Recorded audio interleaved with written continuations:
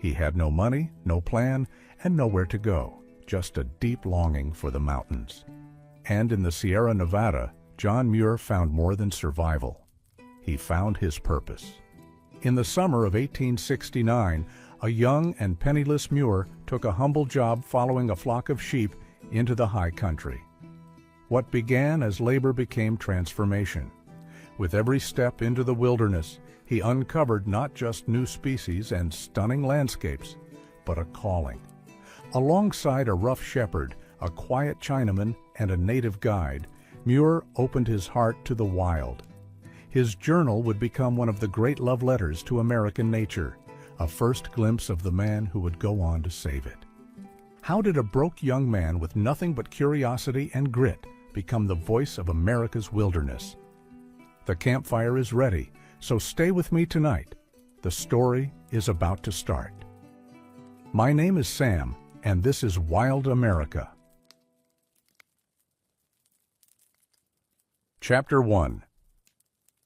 Through the foothills with a flock of sheep. In the great Central Valley of California, there are only two seasons, spring and summer. The spring begins with the first rainstorm, which usually falls in November. In a few months, the wonderful flowery vegetation is in full bloom, and by the end of May, it is dead and dry and crisp, as if every plant had been roasted in an oven. Then the lolling, panting flocks and herds are driven to the high, cool, green pastures of the Sierra. I was longing for the mountains about this time, but money was scarce, and I couldn't see how a bread supply was to be kept up. While I was anxiously brooding on the bread problem, so troublesome to wanderers, and trying to believe that I might learn to live like the wild animals, gleaning nourishment here and there from seeds, berries, etc., sauntering and climbing in joyful independence of money or baggage, Mr. Delaney, a sheep owner, for whom I had worked a few weeks, called on me and offered to engage me to go with his shepherd and flock to the headwaters of the Merced and Tuolumne rivers, the very region I had most in mind. I was in the mood to accept work of any kind that would take me into the mountains, whose treasures I had tasted last summer in the Yosemite region. The flock, he explained, would be moved gradually higher through the successive forest belts as the snow melted, stopping for a few weeks at the best places we came to. These, I thought, would be good centers of observation from which I might be able to make many telling excursions within a radius of 8 or 10 miles of the camps to learn something of the plants, animals, and rocks. For he assured me that I should be left perfectly free to follow my studies. I judged, however, that I was in no way the right man for the place, and freely explained my shortcomings, confessing that I was wholly unacquainted with the topography of the upper mountains, the streams that would have to be crossed, and the wild sheep-eating animals, etc. In short, that, what with bears, coyotes, rivers, canyons, and thorny, bewildering chaparral, I feared that half or more of his flock would be lost. Fortunately, these shortcomings seemed insignificant to Mr. Delaney. The main thing, he said, was to have a man about the camp whom he could trust to see that the shepherd did his duty, and he assured me that the difficulties that seemed so formidable at a distance would vanish as we went on, encouraging me further by saying that the shepherd would do all the herding, that I could study plants and rocks and scenery as much as I liked, and that he would himself accompany us to the first main camp and make occasional visits to our higher ones to replenish our store of provisions and see how we prospered. Therefore I concluded to go, though still fearing, when I saw the silly sheep bouncing one by one through the narrow gate of the home corral, to be counted. That of the 2,050 many would never return. I was fortunate in getting a fine saint, Bernard dog, for a companion. His master, a hunter with whom I was slightly acquainted, came to me as soon as he heard that I was going to spend the summer in the Sierra, and begged me to take his favorite dog, Carlo, with me. For he feared that if he were compelled to stay all summer on the plains, the fierce heat might be the death of him. "I think I can trust you to be kind to him," he said, "and I am sure he will be good to you. He knows all about the mountain animals, will guard the camp, assist in managing the sheep, and in every way be found able and faithful." Carlo knew we were talking about him, watched our faces, and listened so attentively that I fancied he understood us. Calling him by name, I asked him if he was willing to go with me. He looked me in the face with eyes expressing wonderful intelligence, then turned to his master, and after permission was given by a wave of the hand toward me and a farewell patting caress, he quietly followed me as if he perfectly understood all that had been said and had known me always. June 3rd, 1869. This morning, provisions, camp kettles, blankets, plant press, etc. were packed on 2 horses. The flock headed for the tawny foothills, and away we sauntered in a cloud of dust. Mr. Delaney, bony and tall, with sharply hacked profile like Don Quixote, leading the pack horses, Billy, the proud shepherd, a Chinaman and a Digger Indian, to assist in driving for the first few days in the brushy foothills, and myself with notebook tied to my belt. The home ranch from which we set out is on the south side of the Tuolumne River near French Bar, where the foothills of metamorphic gold-bearing slates dip below the stratified deposits of the Central Valley. We hadn't gone more than a mile before some of the old leaders of the flock showed by the eager, inquiring way they ran and looked ahead that they were thinking of the high pastures they had enjoyed last summer. Soon the whole flock seemed to be hopefully excited, the mothers calling their lambs, the lambs replying in tones wonderfully human, their fondly quavering calls interrupted now and then by hastily snatched mouthfuls of withered grass. Amid all this seeming babel of boss as they streamed over the hills, every mother and child recognized each other's voice. In case a tired lamb, half asleep in the smothering dust, should fail to answer, its mother would come running back through the flock toward the spot whence its last response was heard, and refuse to be comforted until she found it, the one of 1,000, though to our eyes and ears all seemed alike. The flock traveled at the rate of about a mile an hour, outspread in the form of an irregular triangle, about 100 yards wide at the base and 150 yards long, with a crooked, ever-changing point made up of the strongest foragers, called the leaders, which, with the most active of those scattered along the ragged sides of the main body, hastily explored nooks in the rocks and bushes for grass and leaves. The lambs and feeble old mothers dawdling in the rear were called the tail end. About noon the heat was hard to bear. The poor sheep panted pitifully and tried to stop in the shade of every tree they came to, while we gazed with eager longing through the dim burning glare toward the snowy mountains and streams, though not one was in sight. The landscape is only wavering foothills roughened here and there with bushes and trees and outcropping masses of slate.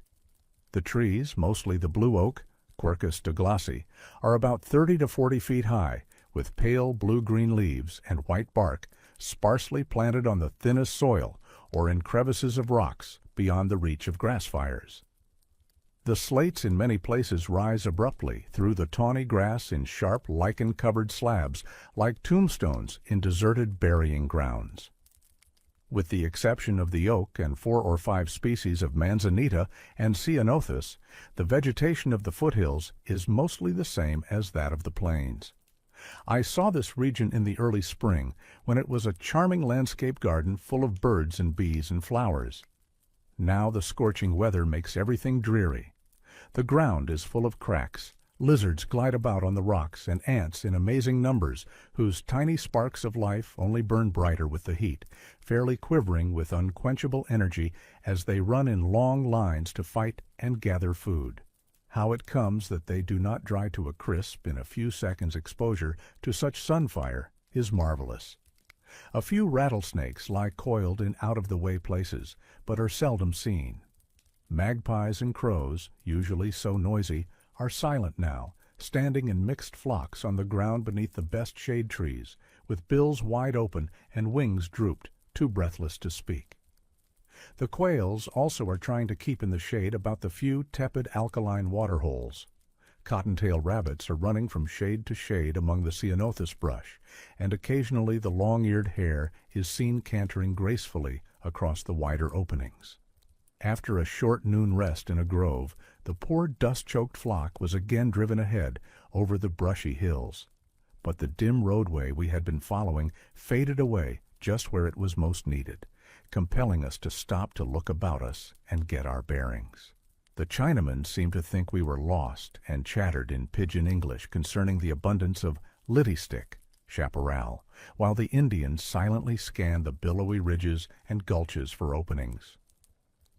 Pushing through the thorny jungle, we at length discovered a road trending toward Coulterville, which we followed until an hour before sunset, when we reached a dry ranch and camped for the night. Camping in the foothills with a flock of sheep is simple and easy, but far from pleasant. The sheep were allowed to pick what they could find in the neighborhood until after sunset, watched by the shepherd, while the others gathered wood, made a fire, cooked, unpacked, and fed the horses, etc. About dusk, the weary sheep were gathered on the highest open spot near camp, where they willingly bunched close together, and after each mother had found her lamb and suckled it, all lay down and required no attention until morning. Supper was announced by the call. Grub! Each with a tin plate helped himself direct from the pots and pans while chatting about such camp studies as sheep feed, mines, coyotes, bears, or adventures during the memorable gold days of pay dirt. The Indian kept in the background, saying never a word, as if he belonged to another species. The meal finished, the dogs were fed, the smokers smoked by the fire, and under the influences of fullness and tobacco, the calm that settled on their faces seemed almost divine, something like the mellow meditative glow portrayed on the countenances of saints. Then suddenly, as if awakening from a dream, each with a sigh or a grunt knocked the ashes out of his pipe, yawned, gazed at the fire a few moments, said, "Well, I believe I'll turn in," and straightway vanished beneath his blankets. The fire smoldered and flickered an hour or two longer. The stars shone brighter. Coons, coyotes, and owls stirred the silence here and there, while crickets and hylas made a cheerful, continuous music, so fitting and full that it seemed a part of the very body of the night. The only discordance came from a snoring sleeper and the coughing sheep with dust in their throats. In the starlight, the flock looked like a big gray blanket. June 4th. The camp was astir at daybreak. Coffee, bacon, and beans formed the breakfast, followed by quick dishwashing and packing. A general bleating began about sunrise. As soon as a mother ewe arose, her lamb came bounding and bunting for its breakfast, and after the 1,000 youngsters had been suckled, the flock began to nibble and spread. The restless wethers with ravenous appetites were the first to move, but dared not go far from the main body. Billy and the Indian and the Chinaman kept them headed along the weary road, and allowed them to pick up what little they could find on a breadth of about 1/4 of a mile. But as several flocks had already gone ahead of us, scarce a leaf, green or dry, was left. Therefore the starving flock had to be hurried over the bare, hot hills to the nearest of the green pastures, about 20 or 30 miles from here. The pack animals were led by Don Quixote, a heavy rifle over his shoulder intended for bears and wolves. This day has been as hot and dusty as the first, leading over gently sloping brown hills with mostly the same vegetation, excepting the strange-looking sabine pine, Pinus sabiniana, which here forms small groves or is scattered among the blue oaks. The trunk divides at a height of 15 or 20 feet into 2 or more stems, outleaning or nearly upright, with many straggling branches and long gray needles casting but little shade. In general appearance, this tree looks more like a palm than a pine. The cones are about 6 or 7 inches long, about 5 in diameter, very heavy, and last long after they fall, so that the ground beneath the trees is covered with them. They make fine resiny, light-giving campfires next to ears of Indian corn, the most beautiful fuel I've ever seen. The nuts, the Don tells me, are gathered in large quantities by the Digger Indians for food. They are about as large and hard-shelled as hazelnuts. Food and fire fit for the gods from the same fruit. June 5th. This morning, a few hours after setting out with the crawling sheep cloud, we reached the summit of the first well-defined bench on the mountain flank at Pino Blanco. The Sabine pines interest me greatly. They are so airy and strangely palm-like, I was eager to sketch them, and was in a fever of excitement without accomplishing much. I managed to halt long enough, however, to make a tolerably fair sketch of Pino Blanco Peak from the southwest side, where there is a small field and vineyard irrigated by a stream that makes a pretty fall on its way down a gorge by the roadside. After gaining the open summit of this first bench, feeling the natural exhilaration due to the slight elevation of 1,000 feet or so, and the hopes excited concerning the outlook to be obtained, a magnificent section of the Merced Valley at what is called Horseshoe Bend came full in sight, a glorious wilderness that seemed to be calling with 1,000 songful voices. Bold, down-sweeping slopes, feathered with pines and clumps of manzanita, with sunny open spaces between them, make up most of the foreground.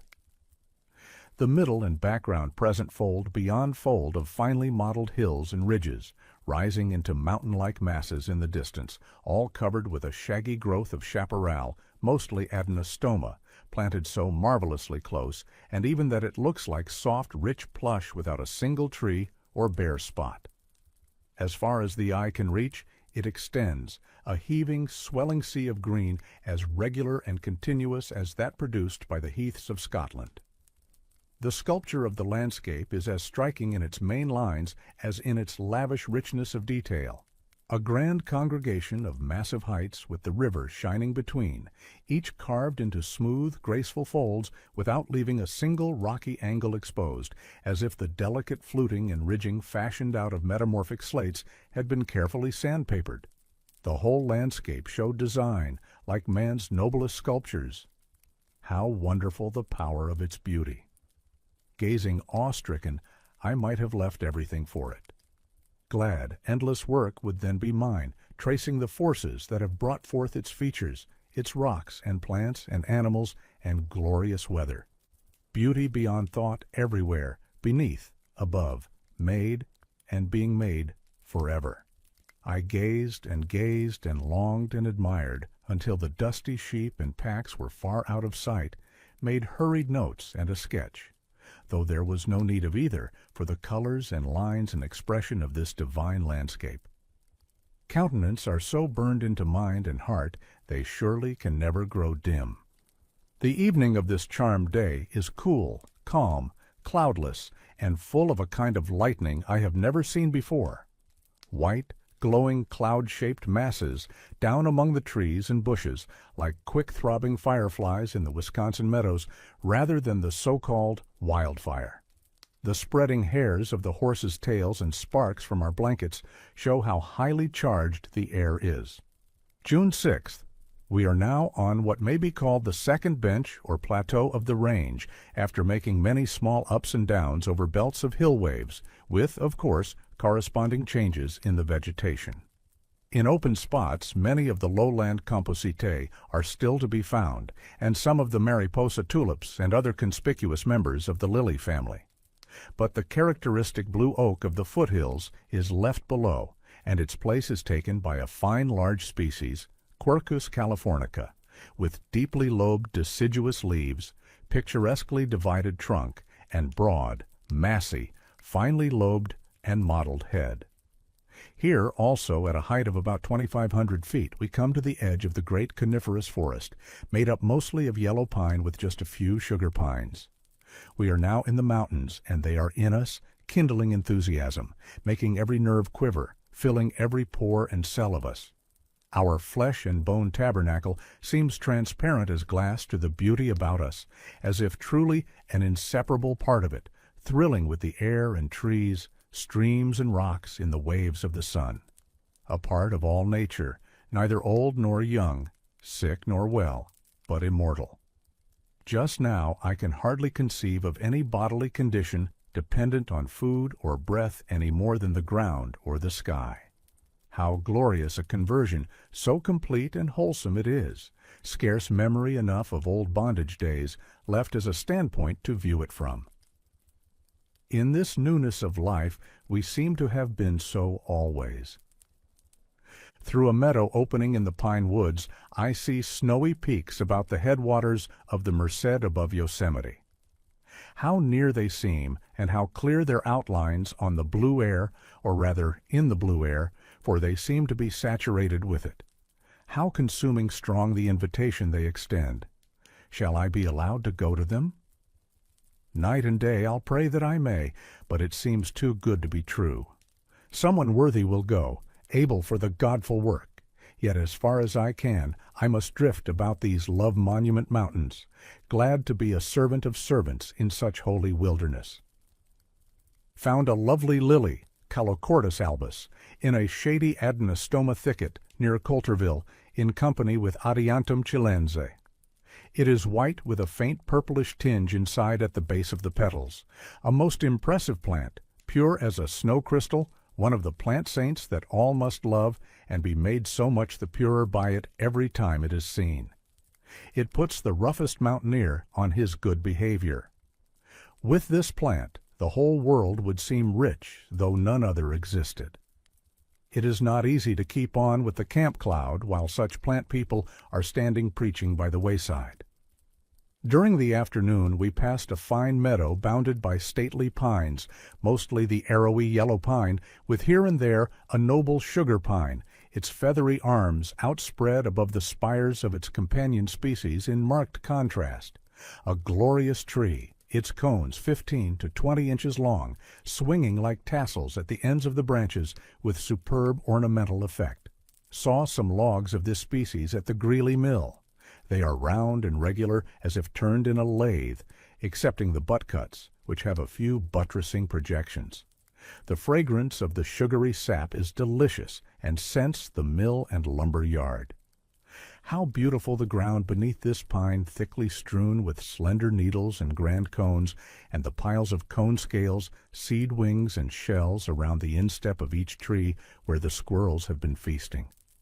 They get the seeds by cutting off the scales at the base in regular order, following their spiral arrangement, and the 2 seeds at the base of each scale, 100 or 2 in a cone, must make a good meal. The yellow pine cones and those of most other species and genera are held upside down on the ground by the Douglas squirrel, and turned around gradually until stripped, while he sits usually with his back to a tree, probably for safety. Strange to say, he never seems to get himself smeared with gum, not even his paws or whiskers, and how cleanly and beautiful in color the cone-litter kitchen middens he makes. We are now approaching the region of clouds and cool streams. Magnificent white cumuli appeared about noon above the Yosemite region, floating fountains refreshing the glorious wilderness, sky mountains in whose pearly hills and dales the streams take their rise, blessing with cooling shadows and rain. No rock landscape is more varied in sculpture, none more delicately modeled than these landscapes of the sky. Domes and peaks rising, swelling, white as finest marble, and firmly outlined, a most impressive manifestation of world building. Every rain cloud, however fleeting, leaves its mark, not only on trees and flowers whose pulses are quickened, and on the replenished streams and lakes, but also on the rocks are its marks engraved, whether we can see them or not. I have been examining the curious and influential shrub Adenostoma fasciculatum, first noticed about Horseshoe Bend. It is very abundant on the lower slopes of the second plateau near Coulterville, forming a dense, almost impenetrable growth that looks dark in the distance. It belongs to the rose family, is about 6 or 8 feet high, has small white flowers in racemes 8 to 12 inches long, round needle-like leaves, and reddish bark that becomes shreddy when old. It grows on sun-beaten slopes, and like grass is often swept away by running fires, but is quickly renewed from the roots. Any trees that may have established themselves in its midst are at length killed by these fires, and this no doubt is the secret of the unbroken character of its broad belts. A few manzanitas, which also rise again from the root after consuming fires, make out to dwell with it, also a few bush compositae, Baccharis and Linocyrus, and some liliaceous plants, mostly Calochortus and Brodiaea, with deepest bulbs safe from fire. A multitude of birds and wee sleekit cowran timorous beasties find good homes in its deepest thickets, and the open bays and lanes that fringe the margins of its main belts offer shelter and food to the deer when winter storms drive them down from their high mountain pastures. A most admirable plant. It is now in bloom, and I like to wear its pretty fragrant racemes in my buttonhole. Azalea occidentalis, another charming shrub, grows beside cool streams hereabouts and much higher in the Yosemite region. We found it this evening in bloom a few miles above Greeley's Mill, where we are camped for the night. It is closely related to the rhododendrons, is very showy and fragrant, and everybody must like it not only for itself, but for the shady alders and willows, ferny meadows, and living water associated with it. Another conifer was met today, incense cedar, Libocedrus decurrens, a large tree with warm yellow-green foliage in flat plumes, like those of arbor vitae, bark cinnamon-colored, and as the boles of the old trees are without limbs, they make striking pillars in the woods where the sun chances to shine on them, a worthy companion of the kingly sugar and yellow pines. I feel strangely attracted to this tree. The brown, close-grained wood, as well as the small, scale-like leaves, is fragrant, and the flat overlapping plumes make fine beds and must shed the rain well. It would be delightful to be storm-bound beneath one of these noble, hospitable, inviting old trees, its broad, sheltering arms bent down like a tent, incense rising from the fire made from its dry, fallen branches, and a hearty wind chanting overhead. But the weather is calm tonight, and our camp is only a sheep camp. We are near the North Fork of the Merced. The night wind is telling of the wonders of the upper mountains, their snow fountains and gardens, forests and groves. Even their topography is in its tones. And the stars, the everlasting sky lilies, how bright they are now that we have climbed above the lowland dust. The horizon is bounded and adorned by a spirit wall of pines, every tree harmoniously related to every other. Definite symbols, divine hieroglyphics written with sunbeams. Would I be able to understand them? The stream flowing past the camp through ferns and lilies and alders makes sweet music to the ear, but the pines marshaled around the edge of the sky make a yet sweeter music to the eye. Divine beauty all. Here I could stay tethered forever with just bread and water, nor would I be lonely. Loved friends and neighbors, as love for everything increased, would seem all the nearer, however many the miles and mountains between us. June 7th. The sheep were sick last night, and many of them are still far from well, hardly able to leave camp, coughing, groaning, looking wretched and pitiful, all from eating the leaves of the blessed azalea. So at least say the shepherd and the Don. Having had but little grass since they left the plains, they are starving, and so eat anything green they can get. Sheep men call azalea sheep poison, and wonder what the Creator was thinking about when he made it. So desperately does sheep business blind and degrade those supposed to have a refining influence in the good old days we read of. The California sheep owner is in haste to get rich, and often does, now that pasturage costs nothing, while the climate is so favorable that no winter food supply, shelter pens, or barns are required. Therefore, large flocks may be kept at slight expense, and large profits realized, the money invested doubling, it is claimed, every other year. This quickly acquired wealth usually creates desire for more. Then indeed the wool is drawn close down over the poor fellow's eyes, dimming or shutting out almost everything worth seeing. As for the shepherd, his case is still worse, especially in winter when he lives alone in a cabin. For, though stimulated at times by hopes of one day owning a flock and getting rich like his boss, he at the same time is likely to be degraded by the life he leads and seldom reaches the dignity or advantage or disadvantage of ownership. The degradation in his case has caused one not far to seek. He is solitary most of the year, and solitude to most people seems hard to bear.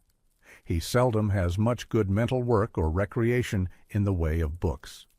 Coming into his dingy hovel cabin at night, stupidly weary, he finds nothing to balance and level his life with the universe. No, after his dull drag all day after the sheep, he must get his supper. He is likely to slight this task and try to satisfy his hunger with whatever comes handy. Perhaps no bread is baked, then he just makes a few grimy flapjacks in his unwashed frying pan, boils a handful of tea, and perhaps fries a few strips of rusty bacon. Usually there are dried peaches or apples in the cabin, but he hates to be bothered with the cooking of them, just swallows the bacon and flapjacks, and depends on the genial stupefaction of tobacco for the rest. Then to bed, often without removing the clothing worn during the day. Of course, his health suffers, reacting on his mind, and seeing nobody for weeks or months, he finally becomes semi-insane, or wholly so. The shepherd in Scotland seldom thinks of being anything but a shepherd. He has probably descended from a race of shepherds and inherited a love and aptitude for the business almost as marked as that of his collie. He has but a small flock to look after, sees his family and neighbors, has time for reading in fine weather, and often carries books to the fields with which he may converse with kings. The Oriental shepherd, we read, called his sheep by name. They knew his voice and followed him. The flocks must have been small and easily managed, allowing piping on the hills and ample leisure for reading and thinking. But whatever the blessings of sheep culture in other times and countries, the California shepherd, as far as I've seen or heard, is never quite sane for any considerable time. Of all nature's voices, Ba is about all he hears. Even the howls and ki-yis of coyotes might be blessings if well heard, but he hears them only through a blur of mutton and wool, and they do him no good. The sick sheep are getting well, and the shepherd is discoursing on the various poisons lurking in these high pastures: azalea, kalmia, and alkali. After crossing the North Fork of the Merced, we turned to the left toward Pilot Peak, and made a considerable ascent on a rocky, brush-covered ridge to Brown's Flat, where for the first time since leaving the plains, the flock is enjoying plenty of green grass. Mr. Delaney intends to seek a permanent camp somewhere in the neighborhood to last several weeks. Before noon, we passed Bower Cave, a delightful marble palace, not dark and dripping, but filled with sunshine, which pours into it through its wide-open mouth, facing the south. It has a fine, deep, clear little lake with mossy banks embowered with broad-leaved maples, all underground, wholly unlike anything I have seen in the cave line, even in Kentucky, where a large part of the state is honeycombed with caves. This curious specimen of subterranean scenery is located on a belt of marble that is said to extend from the north end of the range to the extreme south. Many other caves occur on the belt, but none like this, as far as I have learned, combining sunny outdoor brightness and vegetation with the crystalline beauty of the underworld. It is claimed by a Frenchman who has fenced and locked it, placed a boat on the lakelet, and seats on the mossy bank under the maple trees, and charges $1 admission fee. Being on one of the ways to the Yosemite Valley, a good many tourists visit it during the travel months of summer, regarding it as an interesting addition to their Yosemite wonders. Poison oak, or poison ivy, Rhus diversiloba, both as a bush and a scrambler up trees and rocks, is common throughout the foothill region up to a height of at least 3,000 feet above the sea. It is somewhat troublesome to most travelers, inflaming the skin and eyes, but blends harmoniously with its companion plants, and many a charming flower leans confidingly upon it for protection and shade. I have often found the curious twining lily, Strophalerian californicum, climbing its branches, showing no fear but rather congenial companionship. Sheep eat it without apparent ill effects. So do horses to some extent, though not fond of it, and to many people it is harmless.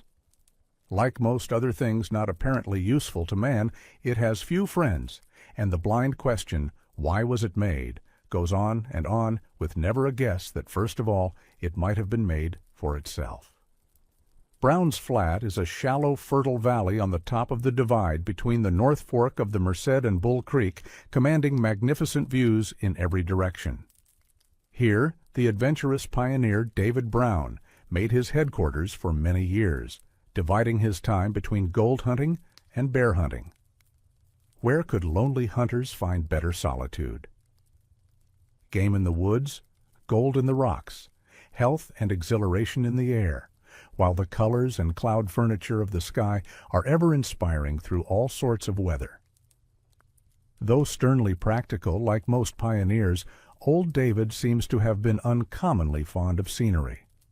Mr. Delaney, who knew him well, tells me that he dearly loved to climb to the summit of a commanding ridge to gaze abroad over the forest to the snow-clad peaks and sources of the rivers, and over the foreground valleys and gulches to note where miners were at work or claims were abandoned, judging by smoke from cabins and campfires, the sounds of axes, etc. And when a rifle shot was heard, to guess who was the hunter, whether Indian or some poacher, on his wide domain. His dog Sandy accompanied him everywhere, and well, the little hairy mountaineer knew and loved his master and his master's aims. In deer hunting he had but little to do, trotting behind his master as he slowly made his way through the wood, careful not to step heavily on dry twigs, scanning open spots in the chaparral where the game loves to feed in the early morning and towards sunset, peering cautiously over ridges as new outlooks were reached and along the meadowy borders of streams. But when bears were hunted, little Sandy became more important, and it was as a bear hunter that Brown became famous. His hunting method, as described by Mr. Delaney, who had passed many a night with him in his lonely cabin and learned his stories, was simply to go slowly and silently through the best bear pastures, with his dog and rifle and a few pounds of flour, until he found a fresh track and then follow it to the death, paying no heed to the time required. Wherever the bear went he followed, led by little Sandy, who had a keen nose and never lost the track, however rocky the ground. When high open points were reached, the likeliest places were carefully scanned. The time of year enabled the hunter to determine approximately where the bear would be found, in the spring and early summer on open spots about the banks of streams and springy places eating grass and clover and lupines, or in dry meadows feasting on strawberries. Toward the end of summer, on dry ridges, feasting on manzanita berries, sitting on his haunches, pulling down the laden branches with his paws, and pressing them together so as to get good compact mouthfuls, however much mixed with twigs and leaves. In the Indian summer beneath the pines, chewing the cones cut off by the squirrels, or occasionally climbing a tree to gnaw and break off the fruitful branches. In late autumn, when acorns are ripe, Bruin's favorite feeding grounds are groves of the California oak in park-like canyon flats. Always the cunning hunter knew where to look, and seldom came upon Bruin unawares. When the hot scent showed the dangerous game was nigh, a long halt was made, and the intricacies of the topography and vegetation leisurely scanned to catch a glimpse of the shaggy wanderer, or to at least determine where he was most likely to be. "Whenever," said the hunter, "I saw a bear before it saw me. I had no trouble killing it. I just studied the lay of the land and got to leeward of it, no matter how far around I had to go, and then worked up to within a few hundred yards or so at the foot of a tree that I could easily climb, but too small for the bear to climb. Then I looked closely at the condition of my rifle, took off my boots so as to climb well if necessary, and waited until the bear turned its side in clear view, when I could make a sure shot, or at least a good shot. In case it showed a fight, I climbed out of reach. But bears are slow and awkward with their eyes, and being too leeward of them, they could not scent me, and I often got in a second shot before they noticed the smoke. Usually, however, they run when wounded and hide in the brush. I let them run a good safe time before I ventured to follow them, and Sandy was pretty sure to find them dead. If not, he barked and drew their attention, and occasionally rushed in for a distracting bite, so that I was able to get to a safe distance for a final shot. Oh yes, bear hunting is safe enough when followed in a safe way, though like every other business, it has its accidents, and little doggy and I have had some close calls.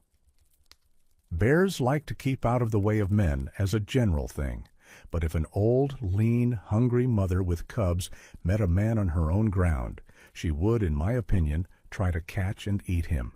This would be only fair play anyhow, for we eat them, but nobody hereabout has been used for bear grub that I know of.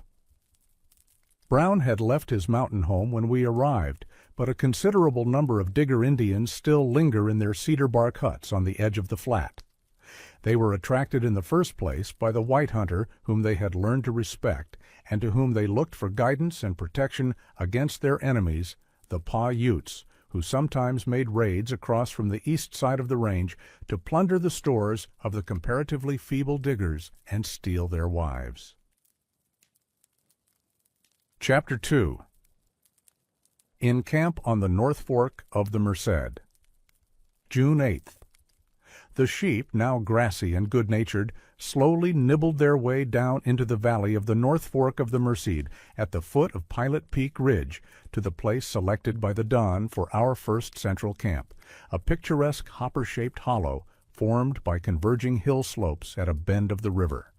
Here, racks for dishes and provisions were made in the shade of the riverbank trees, and beds of fern fronds, cedar plumes, and various flowers, each to the taste of its owner, and a corral back on the open flat for the wool.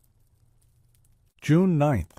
How deep our sleep last night was in the mountain's heart, beneath the trees and stars, hushed by solemn-sounding waterfalls and many small, soothing voices in sweet accord, whispering peace. And our first pure mountain day, warm, calm, cloudless, how immeasurable it seems, how serenely wild. I can scarcely remember its beginning. Along the river, over the hills, in the ground, in the sky, spring work is going on with joyful enthusiasm, new life, new beauty, unfolding, unrolling in glorious exuberant extravagance, new birds in their nests, new winged creatures in the air, and new leaves, new flowers, spreading, shining, rejoicing everywhere. The trees about the camp stand close, giving ample shade for ferns and lilies, while back from the bank most of the sunshine reaches the ground, calling up the grasses and flowers in glorious array, tall bromus waving like bamboos, starry compositae, monardella, mariposa tulips, lupines, gilias, violets, glad children of light.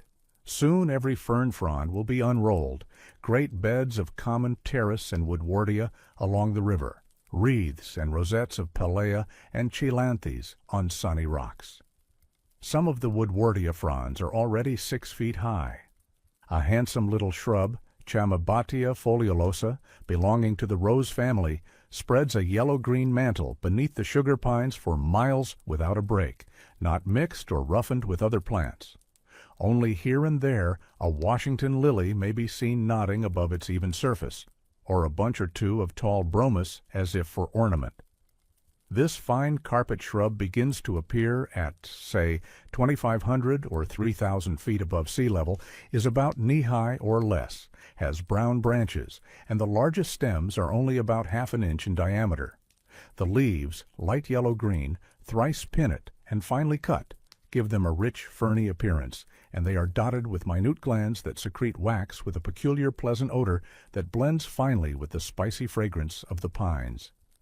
The flowers are white, 5/8 of an inch in diameter, and look like those of the strawberry.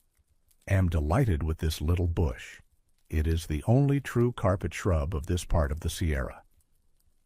The manzanita, rhamnus, and most of the species of ceanothus make shaggy rugs and border fringes rather than carpets or mantles. The sheep do not take kindly to their new pastures, perhaps from being too closely hemmed in by the hills. They are never fully at rest. Last night they were frightened, probably by bears or coyotes prowling and planning for a share of the grand mass of mutton. June 10th. Very warm. We get water for the camp from a rock basin at the foot of a picturesque cascading reach of the river, where it is well stirred and made lively without being beaten into dusty foam.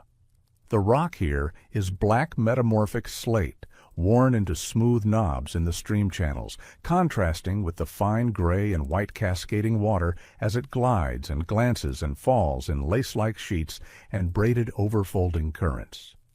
Tufts of sedge growing on the rock knobs that rise above the surface produce a charming effect, the long elastic leaves arching over in every direction, the tips of the longest drooping into the current, which, dividing against the projecting rocks, make still finer lines, uniting with the sedges to see how beautiful the happy stream can be made. Nor is this all, for the giant saxifrage also is growing on some of the knob rock islets, firmly anchored and displaying their broad, round, umbrella-like leaves in showy groups by themselves, or above the sedge tufts. The flowers of this species, Saxifraga peltata, are purple and form tall glandular racemes that are in bloom before the appearance of the leaves.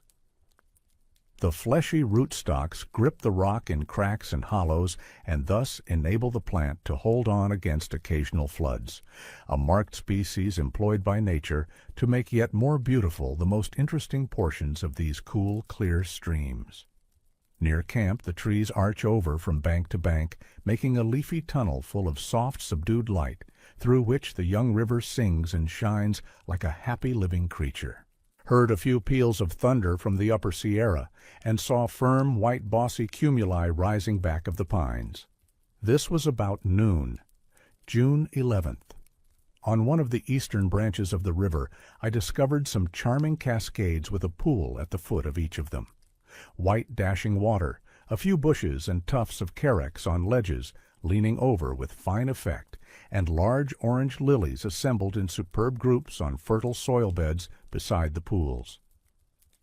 There are no large meadows or grassy plains near camp to supply lasting pasture for our thousands of busy nibblers.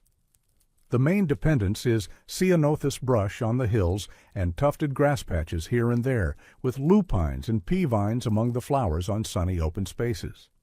Large areas have already been stripped bare, or nearly so, compelling the poor hungry wool bundles to scatter far and wide, keeping the shepherds and dogs at the top of their speed to hold them within bounds.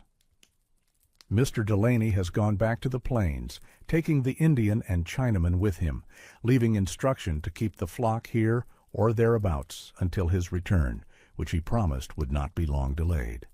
How fine the weather is! Nothing more celestial can I conceive. How gently the winds blow! Scarce can these tranquil air currents be called winds. They seem the very breath of nature, whispering peace to every living thing. Down in the camp dell there is no swaying of treetops. Most of the time not a leaf moves. I don't remember having seen a single lily swinging on its stalk, though they are so tall the least breeze would rock them. What grand bells these lilies have! Some of them are big enough for children's bonnets. I have been sketching them, and would faintly draw every leaf of their wide shining whorls and every curved and spotted petal. More beautiful, better-kept gardens cannot be imagined. The species is Lilium pardalinum, 5 to 6 feet high, leaf whorls a foot wide, flowers about 6 inches wide, bright orange, purple spotted in the throat, segments revolute, a majestic plant. June 12th, a slight sprinkle of rain, large drops far apart, falling with hearty pat and flash on leaves and stones and into the mouths of the flowers. Cumuli rising to the eastward. How beautiful their pearly bosses! How well they harmonize with the upwelling rocks beneath them. Mountains of the sky, solid-looking, finely sculptured, their richly varied topography wonderfully defined. Never before have I seen clouds so substantial looking in form and texture. Nearly every day toward noon they rise with visible swelling motion as if new worlds were being created. And how fondly they brood and hover over the gardens and forests with their cooling shadows and showers, keeping every petal and leaf in glad health and heart. One may fancy the clouds themselves are plants springing up in the sky fields at the call of the sun, growing in beauty until they reach their prime, scattering rain and hail like berries and seeds, then wilting and dying. The mountain live oak, common here and 1,000 feet or so higher, is like the live oak of Florida, not only in general appearance, foliage, bark, and wide branching habit, but in its tough, knotty, unwedgeable wood. Standing alone with plenty of elbow room, the largest trees are about 7 to 8 feet in diameter near the ground, 60 feet high, and as wide or wider across the head. The leaves are small and undivided, mostly without teeth or wavy edging, though on young shoots Some are sharply serrated, both kinds being found on the same tree. The cups of the medium-sized acorns are shallow, thick-walled, and covered with a golden dust of minute hairs. Some of the trees have hardly any main trunk, dividing near the ground into large, wide-spreading limbs, and these, dividing again and again, terminate in long, drooping, cord-like branchlets, many of which reach nearly to the ground, while a dense canopy of short, shining, leafy branchlets forms a round head which looks something like a cumulus cloud when the sunshine is pouring over it. A marked plant is the bush poppy, Dendromacon rigida, found on the hot hillsides near camp, the only woody member of the order I have yet met in all my walks. Its flowers are bright orange-yellow, an inch to 2 inches wide, fruit pods 3 or 4 inches long, slender and curving, height of bushes about 4 feet, made up of many slim, straight branches radiating from the root, a companion of the manzanita and other sun-loving chaparral shrubs. June 13th. Another glorious Sierra day in which one seems to be dissolved and absorbed and sent pulsing onward we know not where. Life seems neither long nor short, and we take no more heed to save time or make haste than do the trees and stars. This is true freedom, a good practical sort of immortality. Yonder rises to another white skyland. How sharply the yellow pine spires and the palm-like crowns of the sugar pines are outlined on its smooth white domes. And hark, the grand thunder billows booming, rolling from ridge to ridge, followed by the faithful shower. A good many herbaceous plants come thus far up the mountains from the plains and are now in flower 2 months later than their lowland relatives. Saw a few columbines today. Most of the ferns are in their prime, rock ferns on the sunny hillsides, Cheilanthes, Pelea, gymnogram, woodwardia, aspidium, woodsia along the stream banks, and the common Pteris aquilina on sandy flats. This last, however common, is here making shows of strong, exuberant, abounding beauty to set the botanist wild with admiration. I measured some scarce full-grown plants that are more than 7 feet high. Though the commonest and most widely distributed of all the ferns, I might almost say that I never saw it before. The broad-shouldered fronds held high on smooth, stout stalks, growing close together, overleaning and overlapping, make a complete ceiling, beneath which one may walk erect over several acres without being seen, as if beneath a roof. And how soft and lovely the light streaming through this living ceiling, revealing the arching, branching ribs and veins of the fronds as the framework of countless panes of pale green and yellow plant glass nicely fitted together, a fairyland created out of the commonest fern stuff. The smaller animals wander about as if in a tropical forest. I saw the entire flock of sheep vanish at one side of a patch and reappear 100 yards farther on at the other, their progress betrayed only by the jerking and trembling of the fronds. And strange to say, very few of the stout woody stalks were broken. I sat a long time beneath the tallest fronds and never enjoyed anything in the way of a bower of wild leaves more strangely impressive. Only spread a fern frond over a man's head, and worldly cares are cast out, and freedom and beauty and peace come in. The waving of a pine tree on the top of a mountain, a magic wand in nature's hand. Every devout mountaineer knows its power. But the marvelous beauty value of what the Scotch call a brecken in a still dell. What poet has sung this? It would seem impossible that anyone, however encrusted with care, could escape the godful influence of these sacred fern forests. Yet this very day I saw a shepherd pass through one of the finest of them without betraying his feelings. "What do you think of these grand ferns?" I asked. "Oh, they're only D big breaks," he replied. "Lizards of every temper, style, and color dwell here, seemingly as happy and companionable as the birds and squirrels. Lowly, gentle fellow mortals, enjoying God's sunshine and doing the best they can in getting a living. I like to watch them at their work and play. They bear acquaintance well, and one likes them the better the longer one looks into their beautiful, innocent eyes. They are easily tamed, and one soon learns to love them as they dart about on the hot rocks, swift as dragonflies. The eye can hardly follow them, but they never make long sustained runs, usually only about 10 or 12 feet, then a sudden stop, and as sudden a start again, going all their journeys by quick jerking impulses. These many stops, I find, are necessary as rests, for they are short-winded, and when pursued steadily are soon out of breath, pant pitifully, and are easily caught. Their bodies are more than half tail, but these tails are well managed, never heavily dragged nor curved up as if hard to carry. On the contrary, they seem to follow the body lightly of their own will. Some are colored like the sky, bright as bluebirds, others gray like the lichened rocks on which they hunt and bask. Even the horned toad of the plains is a mild, harmless creature, and so are the snake-like species which glide in curves with true snake motion, while their small, undeveloped limbs drag as useless appendages.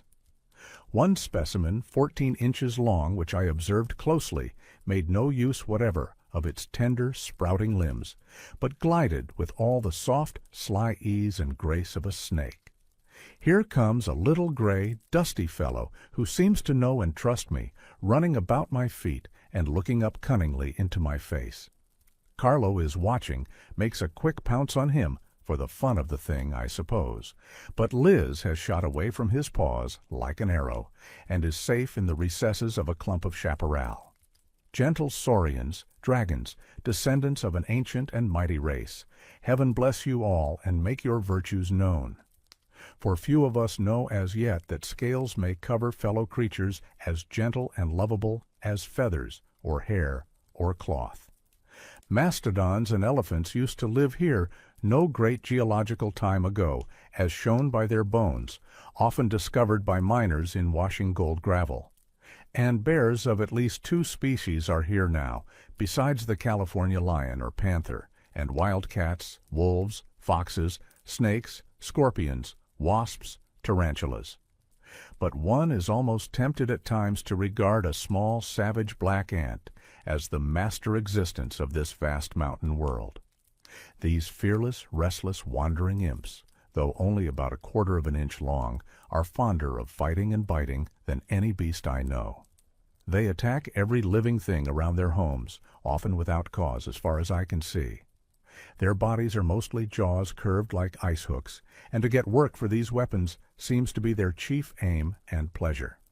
Most of their colonies are established in living oaks, somewhat decayed or hollowed, in which they can conveniently build their cells. These are chosen probably because of their strength as opposed to the attacks of animals and storms.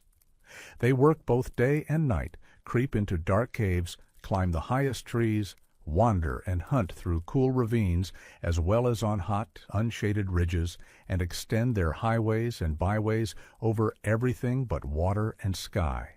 From the foothills to a mile above the level of the sea, nothing can stir without their knowledge, and alarms are spread in an incredibly short time, without any howl or cry that we can hear. I can't understand the need for their ferocious courage.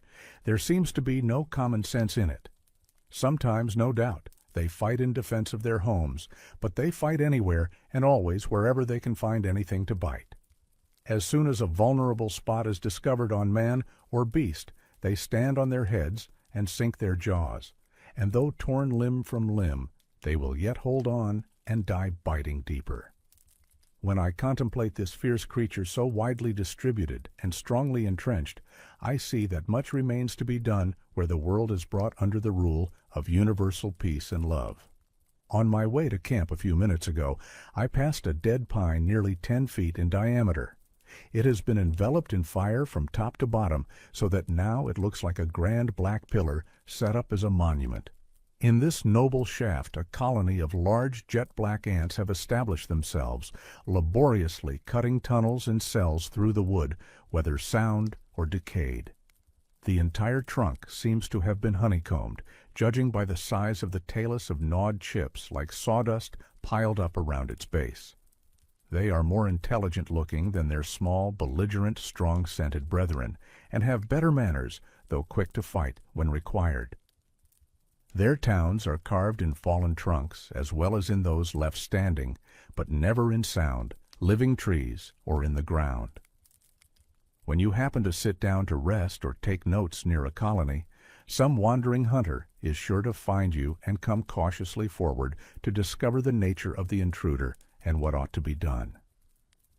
If you are not too near the town and keep perfectly still, he may run across your feet a few times, over your legs and hands and face, up your trousers, as if taking your measure and getting comprehensive views, then go in peace without raising an alarm. If, however, a tempting spot is offered or some suspicious movement excites him, a bite follows, and such a bite.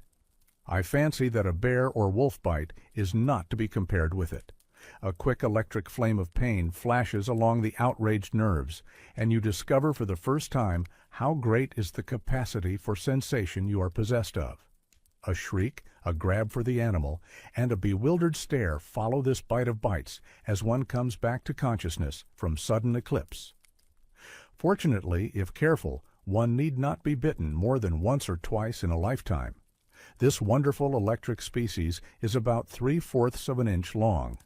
Bears are fond of them and tear and gnaw their home logs to pieces and roughly devour the eggs, larvae, parent ants, and the rotten or sound wood of the cells, all in one spicy acid hash. The Digger Indians also are fond of the larvae and even of the perfect ants, so I have been told by old mountaineers. They bite off and reject the head and eat the tickly acid body with keen relish. Thus are the poor biters bitten, like every other biter, big or little, in the world's great family. There is also a fine, active, intelligent-looking red species, intermediate in size between the above.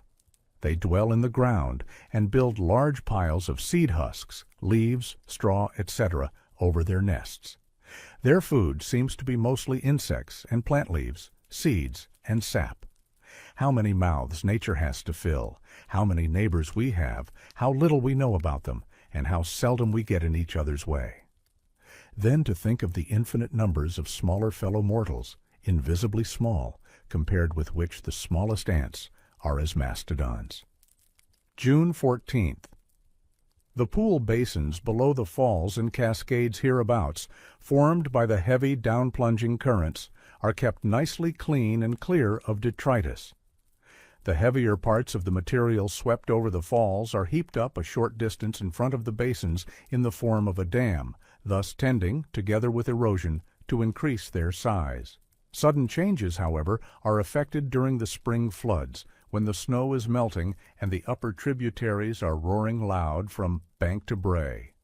Then boulders that have fallen into the channels, and which the ordinary summer and winter currents were unable to move, are suddenly swept forward, as by a mighty besom, hurled over the falls into these pools, and piled up in a new dam together with part of the old one, while some of the smaller boulders are carried further downstream and variously lodged according to size and shape, all seeking rest where the force of the current is less than the resistance they are able to offer. But the greatest changes made in these relations of fall, pool, and dam are caused not by the ordinary spring floods, but by extraordinary ones that occur at irregular intervals. The testimony of trees growing on flood boulder deposits shows that a century or more has passed since the last master flood came to awaken everything movable to go swirling and dancing on wonderful journeys. These floods may occur during the summer when heavy thunder showers, called cloudbursts, fall on wide, steeply inclined stream basins furrowed by converging channels, which suddenly gather the waters together into the main trunk in booming torrents of enormous transporting power, though short-lived. One of these ancient flood boulders stands firm in the middle of the stream channel just below the lower edge of the pool dam at the foot of the fall nearest our camp. It is a nearly cubical mass of granite about 8 feet high, plushed with mosses over the top and down the sides to ordinary high water mark. When I climbed on top of it today and lay down to rest, it seemed the most romantic spot I had yet found, the one big stone with its mossy level top and smooth sides standing square and firm and solitary, like an altar, the fall in front of it, bathing it lightly with the finest of the spray, just enough to keep its moss cover fresh. The clear green pool beneath, with its foam bells and its half-circle of lilies leaning forward like a band of admirers, and flowering dogwood and alder trees leaning over all in sun-sifted arches. How soothingly, restfully cool it is beneath that leafy, translucent ceiling, and how delightful the water music, the deep bass tones of the fall, the clashing, ringing spray, and infinite variety of small, low tones of the current gliding past the side of the boulder island and glinting against 1,000 smaller stones down the ferny channel. All this shut in, every one of these influences acting at short range as if in a quiet room. The place seemed holy, where one might hope to see God. After dark, when the camp was at rest, I groped my way back to the altar boulder and passed the night on it, above the water, beneath the leaves and stars, everything still more impressive than by day, the fall scene dimly white, singing nature's old love song with solemn enthusiasm, while the stars, peering through the leaf roof, seemed to join in the white water's song.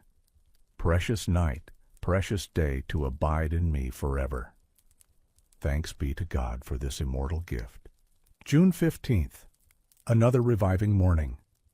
Down the long mountain slopes the sunbeams pour, gilding the awakening pines, cheering every needle, filling every living thing with joy. Robins are singing in the alder and maple groves, the same old song that has cheered and sweetened countless seasons over almost all of our blessed continent. In this mountain hollow they seem as much at home as in farmers' orchards. Bullock's oriole and the Louisiana tanager are here also, with many warblers and other little mountain troubadours, most of them now busy about their nests.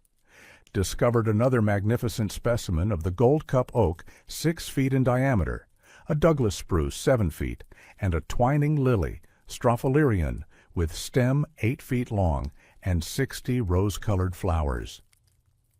Sugar pine cones are cylindrical, slightly tapered at the end and rounded at the base.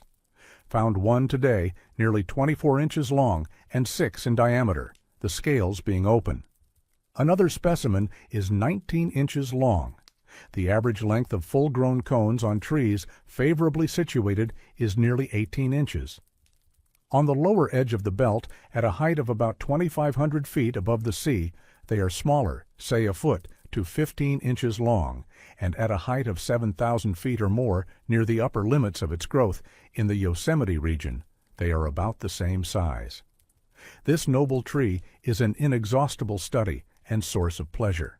I never weary of gazing at its grand tassel cones, its perfectly round hole 100 feet or more, without a limb, the fine purplish color of its bark, and its magnificent, in sweeping, down-curving feathery arms, forming a crown always bold and striking and exhilarating. In habit and general port it looks somewhat like a palm, but no palm that I have yet seen displays such majesty of form and behavior, either when poised silent and thoughtful in sunshine, or wide awake waving in storm winds with every needle quivering. When young it is very straight and regular in form, like most other conifers, but at the age of 50 to 100 years it begins to acquire individuality, so that no two are alike in their prime or old age. Every tree calls for special admiration. I have been making many sketches, and regret that I cannot draw every needle. It is said to reach a height of 300 feet, though the tallest I have measured falls short of this stature, 60 feet or more. The diameter of the largest near the ground is about 10 feet, though I've heard of some 12 feet thick, or even 15. The diameter is held to a great height, the taper being almost imperceptibly gradual. Its companion, the yellow pine, is almost as large. The long silvery foliage of the younger specimens forms magnificent cylindrical brushes on the top shoots and the ends of the upturned branches, and when the wind sways the needles all one way at a certain angle, every tree becomes a tower of white quivering sunfire. Well may this shining species be called the silver pine. The needles are sometimes more than a foot long, almost as long as those of the longleaf pine of Florida. But though in size the yellow pine almost equals the sugar pine, and in rugged enduring strength seems to surpass it, It is far less marked in general habit and expression, with its regular conventional spire and its comparatively small cones clustered stiffly among the needles. Were there no sugar pine, then would this be the king of the world's 80 or 90 species, the brightest of the bright, waving, worshipping multitude? Were they mere mechanical sculptures, what noble objects they would still be. How much more throbbing, thrilling, overflowing, full of life in every fiber and cell, grand glowing silver rods, the very gods of the plant kingdom, living their sublime century lives in sight of heaven, watched and loved and admired from generation to generation. And how many other radiant resiny sun trees are here and higher up, libocedrus, Douglas spruce, silver fir, sequoia. How rich our inheritance in these blessed mountains, the tree pastures into which our eyes are turned. Now comes sundown. The west is all a glory of color transfiguring everything. Far up the Pilot Peak ridge the radiant host of trees stand hushed and thoughtful, receiving the sun's good night, as solemn and impressive a leave-taking as if sun and trees were to meet no more. The daylight fades, the color spell is broken, and the forest breathes free in the night breeze beneath the stars. June 16th. One of the Indians from Brown's Flat got right into the middle of the camp this morning, unobserved. I was seated on a stone, looking over my notes and sketches, and happening to look up, was startled to see him standing grim and silent within a few steps of me, as motionless and weather-stained as an old tree stump that had stood there for centuries. All Indians seem to have learned this wonderful way of walking unseen, making themselves invisible like certain spiders I have been observing here, which, in case of alarm, caused, for example, by a bird alighting on the bush their webs are spread upon, immediately bounce themselves up and down on their elastic threads so rapidly that only a blur is visible.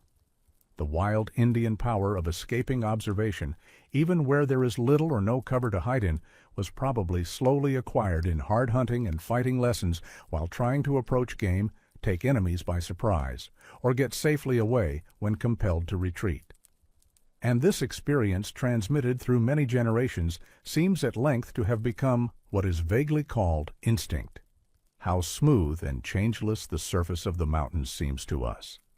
Scarce a track is to be found beyond the range of the sheep except on small open spots on the sides of the streams, or where the forest carpets are thin or wanting. On the smoothest of these open strips and patches, deer tracks may be seen, and the great suggestive footprints of bears, which, with those of the many small animals, are scarce enough to answer as a kind of light ornamental stitching or embroidery. Along the main ridges and larger branches of the river, Indian trails may be traced, but they are not nearly as distinct as one would expect to find them. How many centuries Indians have roamed these woods nobody knows, probably a great many, extending far beyond the time that Columbus touched our shores, and it seems strange that heavier marks have not been made. Indians walk softly and hurt the landscape hardly more than the birds and squirrels, and their brush and bark huts last hardly longer than those of wood rats, while their more enduring monuments, excepting those wrought on the forests by the fires they made to improve their hunting grounds, vanish in a few centuries. How different are most of those of the white man, especially on the lower gold region! Roads blasted in the solid rock, wild streams dammed and tamed and turned out of their channels and led along the sides of canyons and valleys to work in mines like slaves. Crossing from ridge to ridge, high in the air, on long, straddling trestles as if flowing on stilts, or down and up across valleys and hills, imprisoned in iron pipes to strike and wash away hills and miles of the skin of the mountain's face, riddling, stripping every gold gully and flat. These are the white man's marks made in a few feverish years, to say nothing of mills, fields, villages, scattered hundreds of miles along the flank of the range.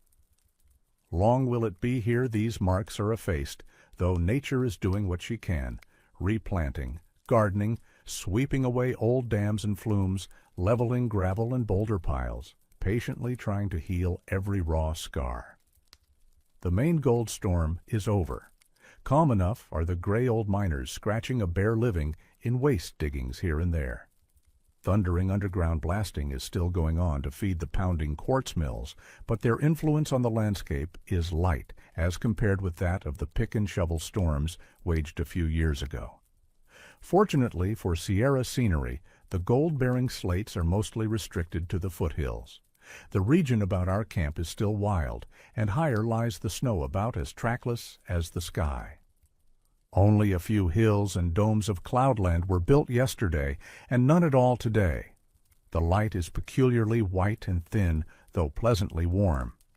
The serenity of this mountain weather in the spring, just when nature's pulses are beating highest, is one of its greatest charms. There is only a moderate breeze from the summits of the range at night, and a slight breathing from the sea and the lowland hills and plains during the day, or stillness so complete no leaf stirs. The trees hereabouts have but little wind history to tell. Sheep, like people, are ungovernable when hungry. Excepting my guarded lily gardens, almost every leaf that these hoofed locusts can reach within a radius of a mile or two from camp has been devoured. Even the bushes are stripped bare, and in spite of dogs and shepherds, the sheep scatter to all points of the compass and vanish in dust. I fear some are lost, for one of the 16 black ones is missing. June 17th. Counted the wool bundles this morning as they bounced through the narrow corral gate. About 300 are missing, and as the shepherd could not go to seek them, I had to go. I tied a crust of bread to my belt, and Carlo set out for the upper slopes of the Pilot Peak Ridge, and had a good day, notwithstanding the care of seeking the silly runaways. I went out for wool and did not come back shorn. A peculiar light circled around the horizon, white and thin like that often seen over the auroral corona, blending into the blue of the upper sky. The only clouds were a few faint flossy pencilings like combed silk. I pushed directly to the boundary of the usual range of the flock, and around it until I found the outgoing trail of the wanderers. It led far up the ridge into an open place surrounded by a hedge-like growth of Ceanothus chaparral. Carlo knew what I was about, and eagerly followed the scent until we came up to them, huddled in a timid, silent bunch. They had evidently been here all night and all the forenoon, afraid to go out to feed. Having escaped restraint, they were, like some people we know of, afraid of their freedom, did not know what to do with it, and seemed glad to get back into the old familiar bondage. June 18th. Another inspiring morning. Nothing better in any world can be conceived. No description of heaven that I have ever heard or read of seems half so fine. At noon the clouds occupied about 0.05 of the sky, white filmy touches drawn delicately on the azure. The high ridges and hilltops beyond the woolly locusts are now gay with monardella, clarkia, coreopsis, and tall tufted grasses, some of them tall enough to wave like pines. The lupines, of which there are many ill-defined species, are now mostly out of flower, and many of the compositae are beginning to fade, their radiant corollas vanishing in fluffy pappus like stars in mist. We had another visitor from Brown's Flat today, an old Indian woman with a basket on her back. Like our first caller from the village, she got fairly into camp and was standing in plain view when discovered. How long she had been quietly looking on, I cannot say. Even the dogs failed to notice her stealthy approach. She was on her way, I suppose, to some wild garden, probably for lupine and starchy saxifrage leaves and rootstocks. Her dress was calico rags, far from clean. In every way she seemed sadly unlike nature's neat, well-dressed animals, though living like them on the bounty of the wilderness. Strange that mankind alone is dirty. Had she been clad in fur, or cloth woven of grass or shreddy bark, like the juniper and libocedrus mats, she might then have seemed a rightful part of the wilderness, like a good wolf at least, or bear. But from no point of view that I have found are such debased fellow beings a whit more natural than the glaring tailored tourists we saw that frightened the birds and squirrels. June 19th. Pure sunshine all day. How beautiful a rock is made of leaf shadows. Those of the live oak are particularly clear and distinct, and beyond all art in grace and delicacy, now still as if painted on stone, now gliding softly as if afraid of noise, now dancing, waltzing in swift merry swirls, or jumping on and off sunny rocks in quick dashes like wave embroidery on seashore cliffs. How true and substantial is this shadow beauty, and with what sublime extravagance is beauty thus multiplied. The big orange lilies are now arrayed in all their glory of leaf and flower, noble plants in perfect health, nature's darlings. June 20th. Some of the silly sheep got caught fast in a tangle of chaparral this morning, like flies in a spider's web, and had to be helped out. Carlo found them and tried to drive them from the trap by the easiest way. How far above sheep are intelligent dogs! No friend and helper can be more affectionate and constant than Carlo. The noble Saint Bernard is an honor to his race. The air is distinctly fragrant with balsam and resin and mint. Every breath of it is a gift we may well thank God for. Who could ever guess that so rough a wilderness should yet be so fine, so full of good things? One seems to be in a majestic domed pavilion in which a grand play is being performed with scenery and music and incense, all the furniture and action so interesting we are in no danger of being called on to endure one dull moment. God himself seems to be always doing his best here, working like a man in a glow of enthusiasm. June 21st. Sauntered along the riverbank to my lily gardens. The perfection of beauty in these lilies of the wilderness is a never-ending source of admiration and wonder. Their rhizomes are set in black mold accumulated in hollows of the metamorphic slates beside the pools, where they are well watered without being subjected to flood action. Every leaf in the level whorls around the tall polished stalks is as finely finished as the petals, and the light and heat required are measured for them and tempered in passing through the branches of overleaning trees. However strong the winds from the noon rainstorms, they are securely sheltered. Beautiful hypnum carpets bordered with ferns are spread beneath them, violets too, and a few daisies. Everything around them is sweet and fresh like themselves. Cloudland today is only a solitary white mountain, but it is so enriched with sunshine and shade, the tones of color on its big domed head and bossy outbulging ridges, and in the hollows and ravines between them, are ineffably fine. June 22nd. Unusually cloudy. Besides the periodical shower-bearing cumuli, there is a thin, diffused, fog-like cloud overhead, about 0.75 in all. June 23rd. Oh, these vast, calm, measureless mountain days, inciting at once to work and rest. Days in whose light everything seems equally divine, opening 1,000 windows to show us God. Nevermore, however weary, should one faint by the way who gains the blessings of one mountain day. Whatever his fate, long life, short life, stormy or calm, he is rich forever. June 24th. Our regular allowance of clouds and thunder.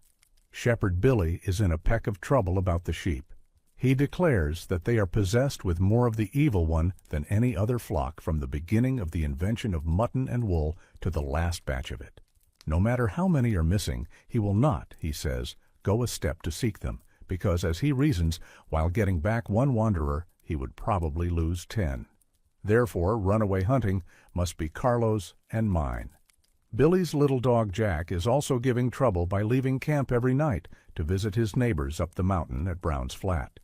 He is a common-looking cut of no particular breed, but tremendously enterprising in love and war. He has cut all the ropes and leather straps he has been tied with until his master in desperation, after climbing the brushy mountain again and again to drag him back, fastened him with a pole attached to his collar under his chin at one end and to a stout sapling at the other.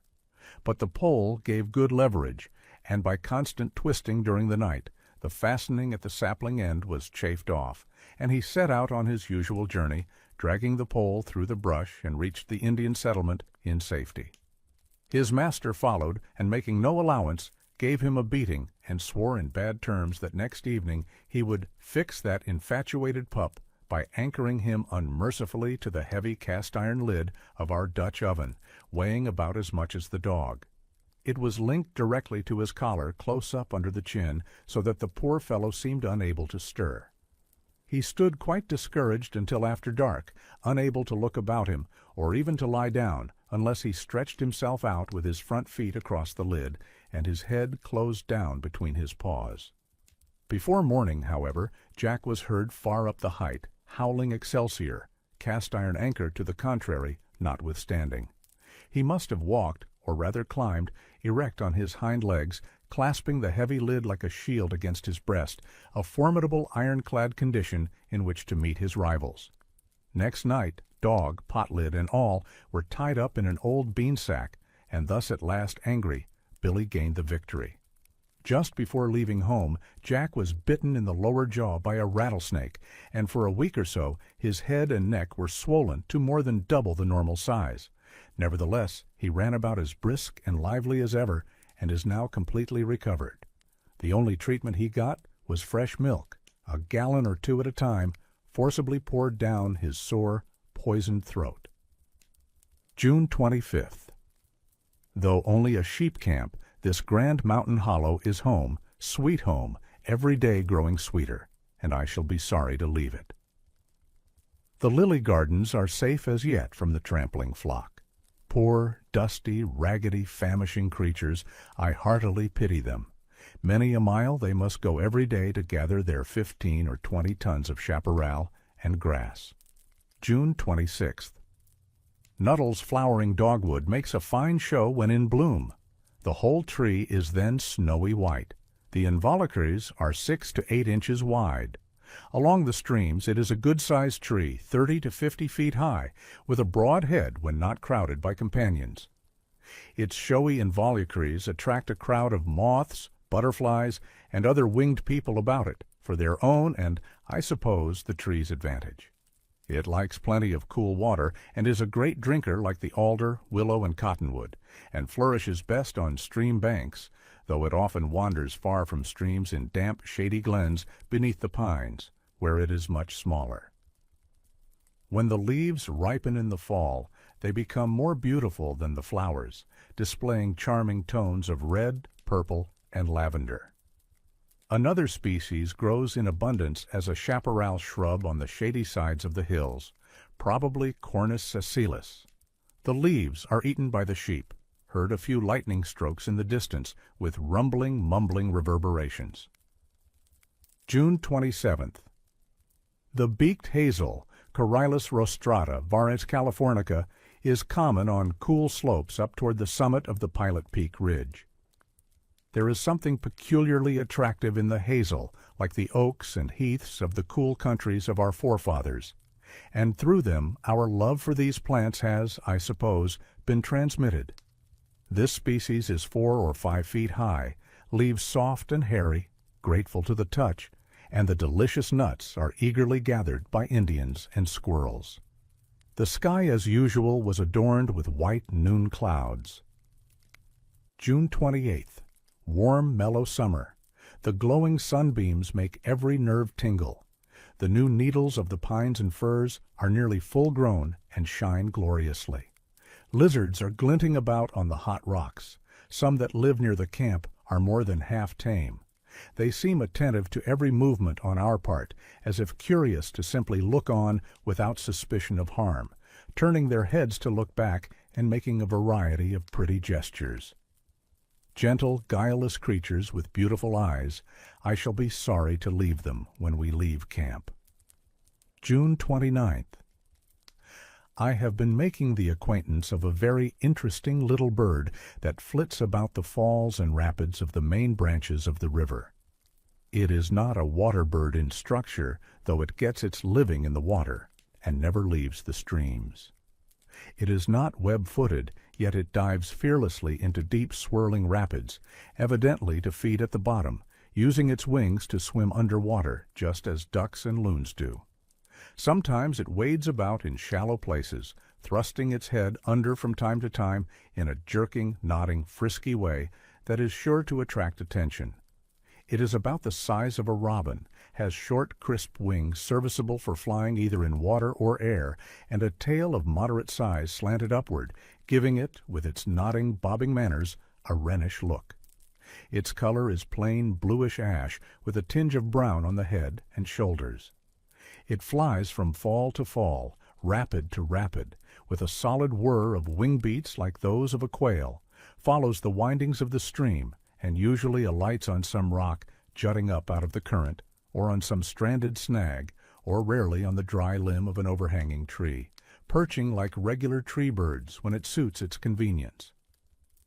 It has the oddest, daintiest mincing manners imaginable, and the little fellow can sing, too, a sweet, thrushy, fluty song, rather low, not the least boisterous, and much less keen and accentuated than from its vigorous briskness one would be led to look for. What a romantic life this little bird leads on the most beautiful portions of the streams, in a genial climate, with shade and cool water and spray to temper the summer heat. No wonder he is a fine singer, considering the stream of songs he hears day and night. Every breath the little poet draws is part of a song, for all the air about the rapids and falls is beaten into music, and its first lessons must begin before it is born by the thrilling and quivering of the eggs in unison with the tones of the falls. I have not yet found its nest, but it must be near the streams, for it never leaves them. June 30th. Half cloudy, half sunny, clouds lustrous white. The tall pines crowded along the top of the Pilot Peak Ridge look like 6-inch miniatures exquisitely outlined on the satiny sky. Average cloudiness for the day is about .25. No rain. And so this memorable month ends, a stream of beauty unmeasured, no more to be sectioned off by almanac arithmetic than sun radiance or the currents of seas and rivers, a peaceful, joyful stream of beauty. Every morning, arising from the death of sleep, the happy plants and all our fellow animal creatures, great and small, and even the rocks, seem to be shouting, "Awake, awake, rejoice, rejoice, come love us, and join in our song. Come, come." Looking back through the stillness and romantic enchanting beauty and peace of the camp grove, this June seems the greatest of all the months of my life, the most truly, divinely free, boundless like eternity, immortal. Everything in it seems equally divine, one smooth, pure, wild glow of heaven's love, never to be blotted or blurred by anything past or to come. July 1st. Summer is ripe. Flocks of seeds are already out of their cups and pods, seeking their predestined places. Some will strike root and grow up beside their parents, others flying on the wings of the wind far from them, among strangers. Most of the young birds are fully feathered and out of their nests, though still looked after by both father and mother, protected and fed, and to some extent educated. How beautiful the home life of birds! No wonder we all love them. I like to watch the squirrels. There are 2 species here, the large California gray and the Douglas. The latter is the brightest of all the squirrels I have ever seen, a hot spark of life, making every tree tingle with his prickly toes, a condensed nugget of fresh mountain vigor and valor, as free from disease as a sunbeam. One cannot think of such an animal ever being weary or sick. He seems to think the mountains belong to him, and at first tries to drive away the whole flock of sheep as well as the shepherd and dogs. How he scolds, and what faces he makes, all eyes, teeth, and whiskers. If not so comically small, he would indeed be a dreadful fellow. I would like to know more about his bringing up, his life in the home knothole, as well as in the treetops, throughout all seasons. Strange that I have not yet found a nest full of young ones. The Douglas is nearly allied to the red squirrel of the Atlantic slope, and may have been distributed to this side of the continent by way of the great unbroken forests of the north. The California gray is one of the most beautiful, and next to the Douglas, the most interesting of our hairy neighbors. Compared with the Douglas, he is twice as large, but far less lively and influential as a worker in the woods, and he manages to make his way through leaves and branches with less stir than his small brother. I have never heard him bark at anything except our dogs. When in search of food, he glides silently from branch to branch, examining last year's cones to see whether some few seeds may not be left between the scales, or gleans fallen ones among the leaves on the ground, since none of the present season's crop is yet available. His tail floats now behind him, now above him, level or gracefully curled like a wisp of cirrus cloud, every hair in its place, clean and shining and radiant as thistledown in spite of rough, gummy work. His whole body seems about as unsubstantial as his tail. The little Douglas is fiery, peppery, full of brag and fight and show, with movements so quick and keen they almost sting the onlooker, and the harlequin gyrating show he makes of himself turns one giddy to see. The gray is shy and oftentimes stealthy in his movements, as if half expecting an enemy in every tree and bush and back of every log, wishing only to be let alone apparently, and manifesting no desire to be seen or admired or feared. The Indians hunt this species for food, a good cause for caution, not to mention other enemies, hawks, snakes, wildcats. In woods where food is abundant, they wear paths through sheltering thickets and over prostrate trees to some favorite pool where in hot and dry weather they drink at nearly the same hour every day. These pools are said to be narrowly watched, especially by the boys who lie in ambush with bow and arrow and kill without noise. But in spite of enemies, squirrels are happy fellows, forest favorites, types of tireless life. Of all nature's wild beasts, they seem to me the wildest. May we come to know each other better. The chaparral-covered hill slope to the south of the camp, besides furnishing nesting places for countless merry birds, is the home and hiding place of the curious wood rat, Neotoma. A handsome, interesting animal, always attracting attention wherever seen. It is more like a squirrel than a rat, is much larger, has delicate, thick, soft fur of a bluish slate color, white on the belly, ears large, thin, and translucent, eyes soft, full, and liquid, claws slender, sharp as needles. And as his limbs are strong, he can climb about as well as a squirrel. No rat or squirrel has so innocent a look, is so easily approached, or expresses such confidence in one's good intentions. He seems too fine for the thorny thickets he inhabits, and his hut also is as unlike himself as may be, though softly furnished inside. No other animal inhabitant of these mountains builds houses so large and striking in appearance. The traveler coming suddenly upon a group of them for the first time will not be likely to forget them. They are built of all kinds of sticks, old rotten pieces picked up anywhere, and green prickly twigs bitten from the nearest bushes, the whole mixed with miscellaneous odds and ends of everything movable, such as bits of cloddy earth, stones, bones, deer horn, etc., piled up in a conical mass as if it were got ready for burning. Some of these curious cabins are 6 feet high and as wide at the base, and a dozen or more of them are occasionally grouped together, less perhaps for the sake of society than for advantages of food and shelter. Coming through the dense shaggy thickets of some lonely hillside, the solitary explorer happening into one of these strange villages is startled at the sight, and may fancy himself in an Indian settlement, and begin to wonder what kind of reception he is likely to get. But no savage face will he see, perhaps not a single inhabitant, or at most 2 or 3 seated on top of their wigwams, looking at the stranger with the mildest of wild eyes, and allowing a near approach.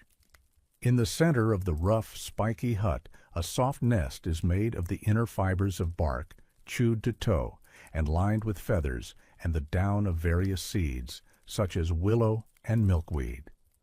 The delicate creature in its prickly, thick-walled home suggests a tender flower in a thorny involucre. Some of the nests are built in trees 30 or 40 feet from the ground, and even in garrets, as if seeking the company and protection of man, like swallows and linnets, though accustomed to the wildest solitude, Among housekeepers, Neotoma has the reputation of a thief because he carries away everything transportable to his queer hut: knives, forks, combs, nails, tin cups, spectacles, etc., merely, however, to strengthen his fortifications, I guess. His food at home, as far as I have learned, is nearly the same as that of the squirrels: nuts, berries, seeds, and sometimes the bark and tender shoots of the various species of Ceanothus. July 2nd. Warm, sunny day, thrilling plants and animals and rocks alike, making sap and blood flow fast, and making every particle of the crystal mountains throb and swirl and dance in glad accord like stardust. No dullness anywhere visible or thinkable, no stagnation, no death. Everything kept in joyful rhythmic motion in the pulses of nature's big heart. Pearl cumuli over the higher mountains, clouds not with a silver lining, but all silver. The brightest, crispest, rockiest-looking clouds, most varied in features and keenest in outline I ever saw at any time of year in any country. The daily building and rebuilding of these snowy cloud ranges, the highest Sierra, is a prime marvel to me, and I gaze at the stupendous white domes miles high with ever-fresh admiration. But in the midst of these sky and mountain affairs, a change of diet is pulling us down. We have been out of bread for a few days, and begin to miss it more than seems reasonable, for we have plenty of meat and sugar and tea. Strangely, we should feel food poor in such a rich wilderness. The Indians put us to shame, so do the squirrels. Starchy roots and seeds and bark in abundance, yet the failure of the meal sack disturbs our bodily balance and threatens our best enjoyment. July 3rd. Warm. Breeze just enough to sift through the woods and waft fragrance from their 1,000 fountains. The pine and fir cones are growing well, resin and balsam dripping from every tree, and seeds are ripening fast, promising a fine harvest. The squirrels will have bread. They eat all kinds of nuts long before they are ripe, and yet never seem to suffer in the stomach. Chapter 3. A Bread Famine. July 4th. The air beyond the Flock Range, full of the essences of the woods, is growing sweeter and more fragrant from day to day, like ripening fruit. Mr. Delaney is expected to arrive soon from the lowlands with a new stock of provisions, and as the flock is to be moved to fresh pastures, we shall all be well fed. In the meantime, our stock of beans as well as flour has failed, everything but mutton, sugar, and tea. The shepherd is somewhat demoralized and seems to care little what becomes of his flock. He says that since the boss has failed to feed him, he is not rightly bound to feed the sheep, and swears that no decent white man can climb these steep mountains on mutton alone. It's not fittin' grub for a white man really white. For dogs and coyotes and Indians, it's different. Good grub, good sheep. That's what I say. Such was Billy's 4th of July oration. July 5th. The clouds of noon on the high Sierra seem yet more marvelously, indescribably beautiful from day to day as one becomes more wakeful to see them.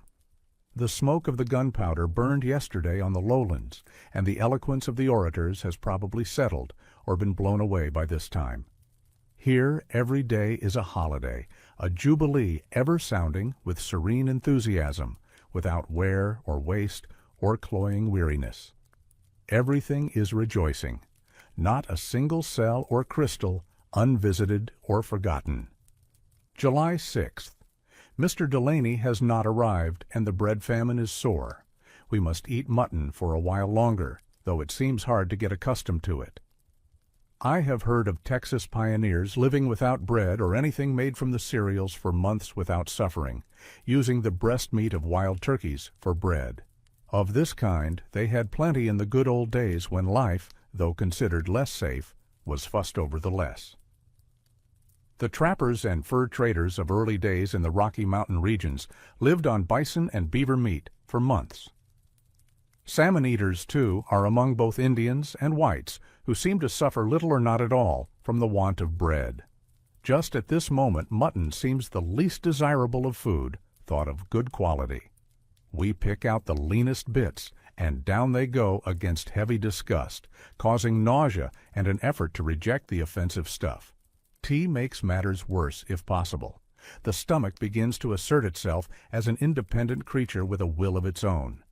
We should boil lupine leaves, clover, starchy petioles, and saxifrage rootstocks like the Indians. We try to ignore our gastric troubles, rise and gaze about us, turn our eyes to the mountains, and climb doggedly up through brush and rocks into the heart of the scenery. A stifled calm comes on, and the day's duties and even enjoyments are languidly got through with.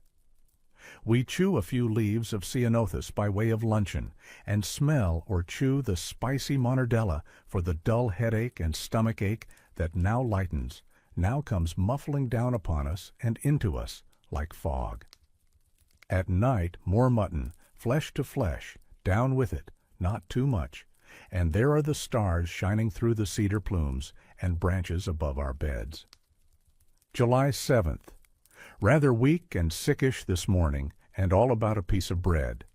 Can scarce command attention to my best studies, as if one couldn't take a few days' saunter in the godful woods without maintaining a base on a wheat field and grist mill.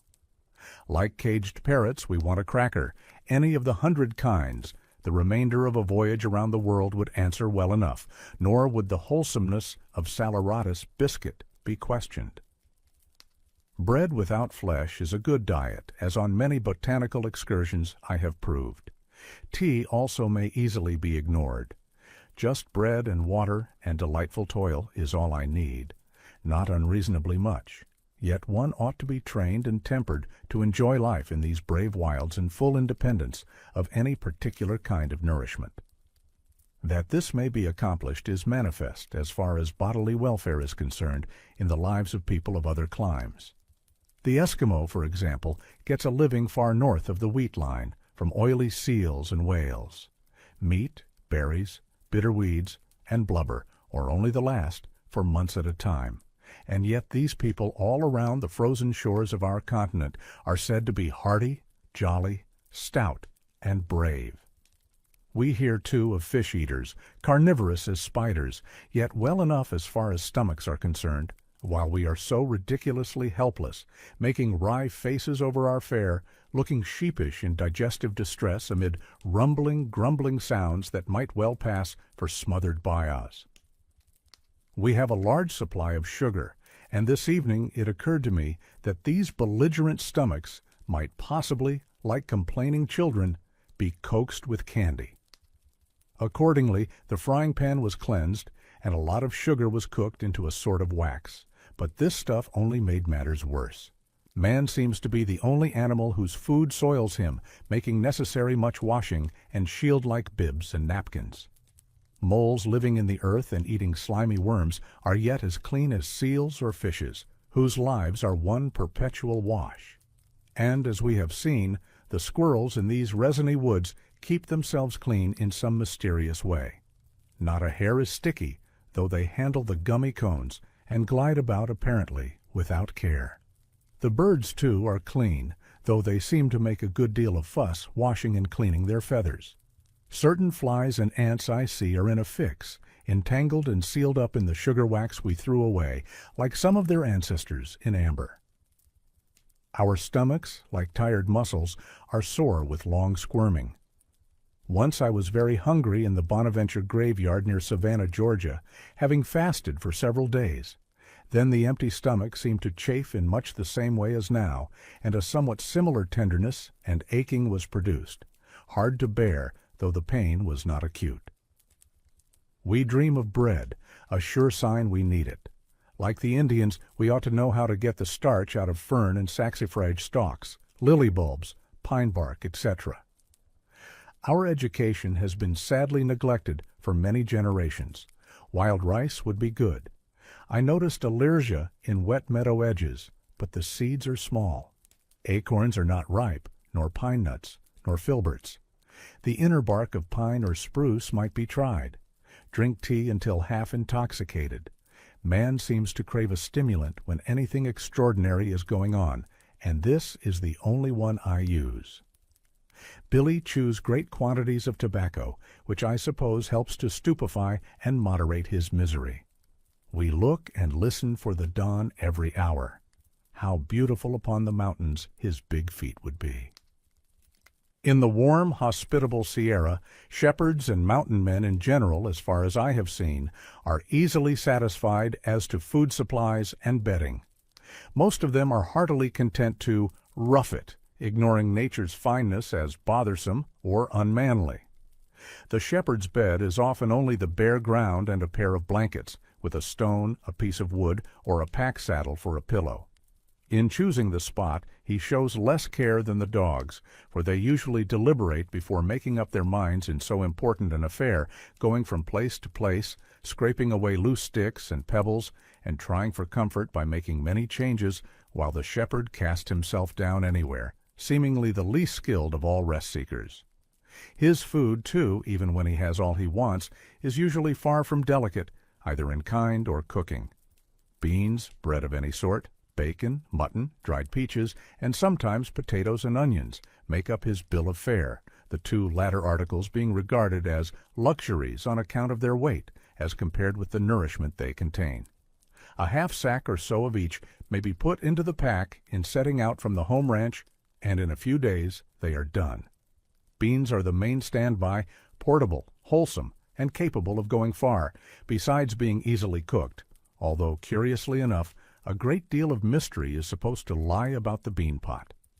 No two cooks quite agree on the methods of making beans do their best, and after petting and coaxing and nursing the savory mess, well oiled and mellowed with bacon boiled into the heart of it, the proud cook will ask, after dishing out a quart or two for trial, "Well, how do you like my beans?"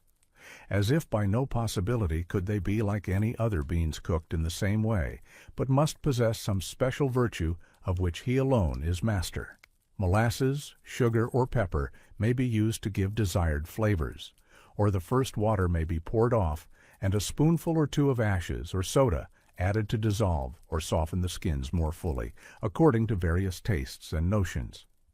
But, like casks of wine, no two potfuls are exactly alike to every palate. Some are supposed to be spoiled by the moon, by some unlucky day, by the beans having been grown on soil not suitable, or the whole year may be to blame as not favorable for beans.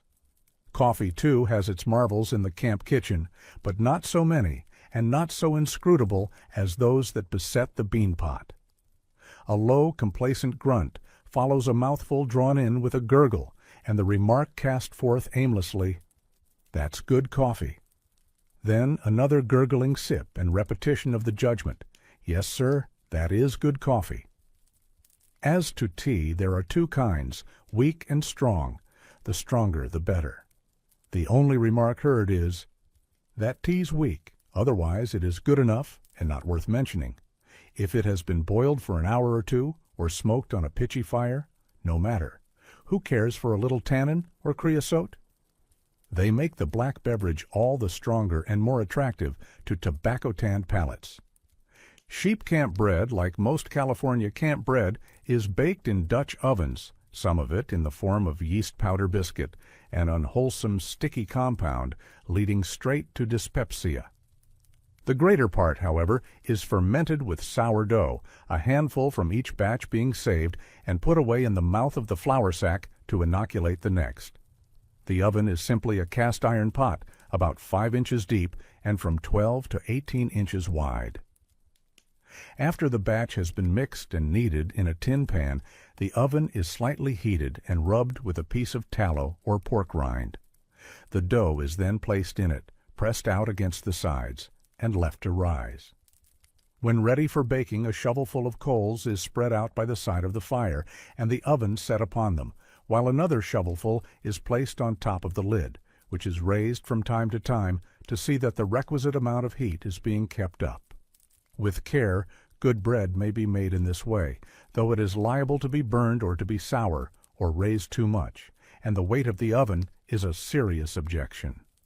At last Don Delaney comes doon the Lang Glen. Hunger vanishes, we turn our eyes to the mountains, and tomorrow we go climbing toward Cloudland. Never while anything is left of me shall this first camp be forgotten.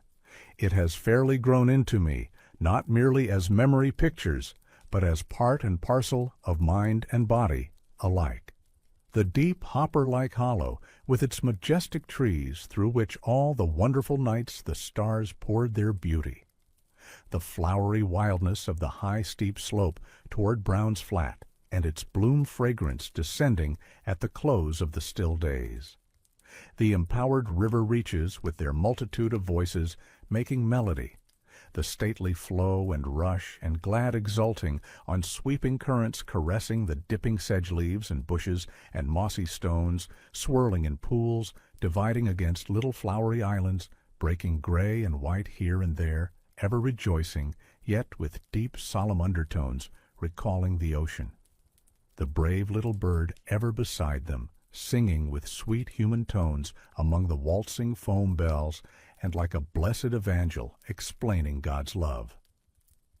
And the Pilot Peak ridge, its long withdrawing slopes gracefully mottled and braided, reaching from climate to climate, feathered with trees that are the kings of their race, their ranks nobly marshaled to view, spire above spire, crown above crown, waving their long, leafy arms, tossing their cones like ringing bells. Blessed sun-fed mountaineers rejoicing in their strength. Every tree tuneful, a harp for the winds and the sun. The hazel and buckthorn pastures of the deer, the sun-beaten browse, purple and yellow with mint and goldenrods, carpeted with chamabatya, humming with bees. And the dawns and sunrises and sundowns of these mountain days, the rose light creeping higher among the stars, changing to daffodil yellow, the level beams bursting forth, streaming across the ridges, touching pine after pine, awakening and warming all the mighty host to do gladly their shining day's work. The great sun-gold noons, the alabaster cloud mountains, the landscape beaming with consciousness like the face of a god. The sunsets, when the trees stood hushed awaiting their good-night blessings. Divine, enduring, unwastable wealth. Chapter 4. To the High Mountains. July 8th. Now away we go toward the topmost mountains. Many still, small voices, as well as the noon thunder, are calling, "Come higher." Farewell, blessed dell, woods, gardens, streams, birds, squirrels, lizards, and 1,000 others. Farewell. Farewell. Up through the woods the hoofed locusts streamed beneath a cloud of brown dust. Scarcely were they driven 100 yards from the old corral, where they seemed to know that at last they were going to new pastures, and rushed wildly ahead, crowding through gaps in the brush, jumping, tumbling like exulting, haranguing floodwaters escaping through a broken dam.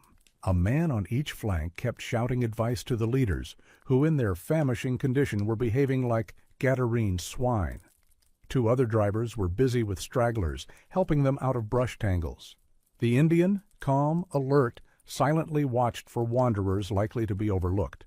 The 2 dogs ran here and there, at a loss to know what was best to be done, while the Don, soon far in the rear, was trying to keep in sight of his troublesome wealth. As soon as the boundary of the old eaten-out range was passed, the hungry horde suddenly became calm, like a mountain stream in a meadow. Thenceforward they were allowed to eat their way as slowly as they wished, care being taken only to keep them headed toward the summit of the Merced and Tuolumne divide. Soon the 2,000 flattened paunches were bulged out with sweet pea vines and grass, and the gaunt, desperate creatures, more like wolves than sheep, became bland and governable, while the howling drivers changed to gentle shepherds and sauntered in peace. Toward sundown we reached Hazel Green, a charming spot on the summit of the dividing ridge between the basins of the Merced and Tuolumne, where there is a small brook flowing through hazel and dogwood thickets beneath magnificent silver firs and pines. Here we are camped for the night. Our big fire, heaped high with rosiny logs and branches, is blazing like a sunrise, gladly giving back the light slowly sifted from the sunbeams of centuries of summers. And in the glow of that old sunlight, how impressively surrounding objects are brought forward in relief against the outer darkness.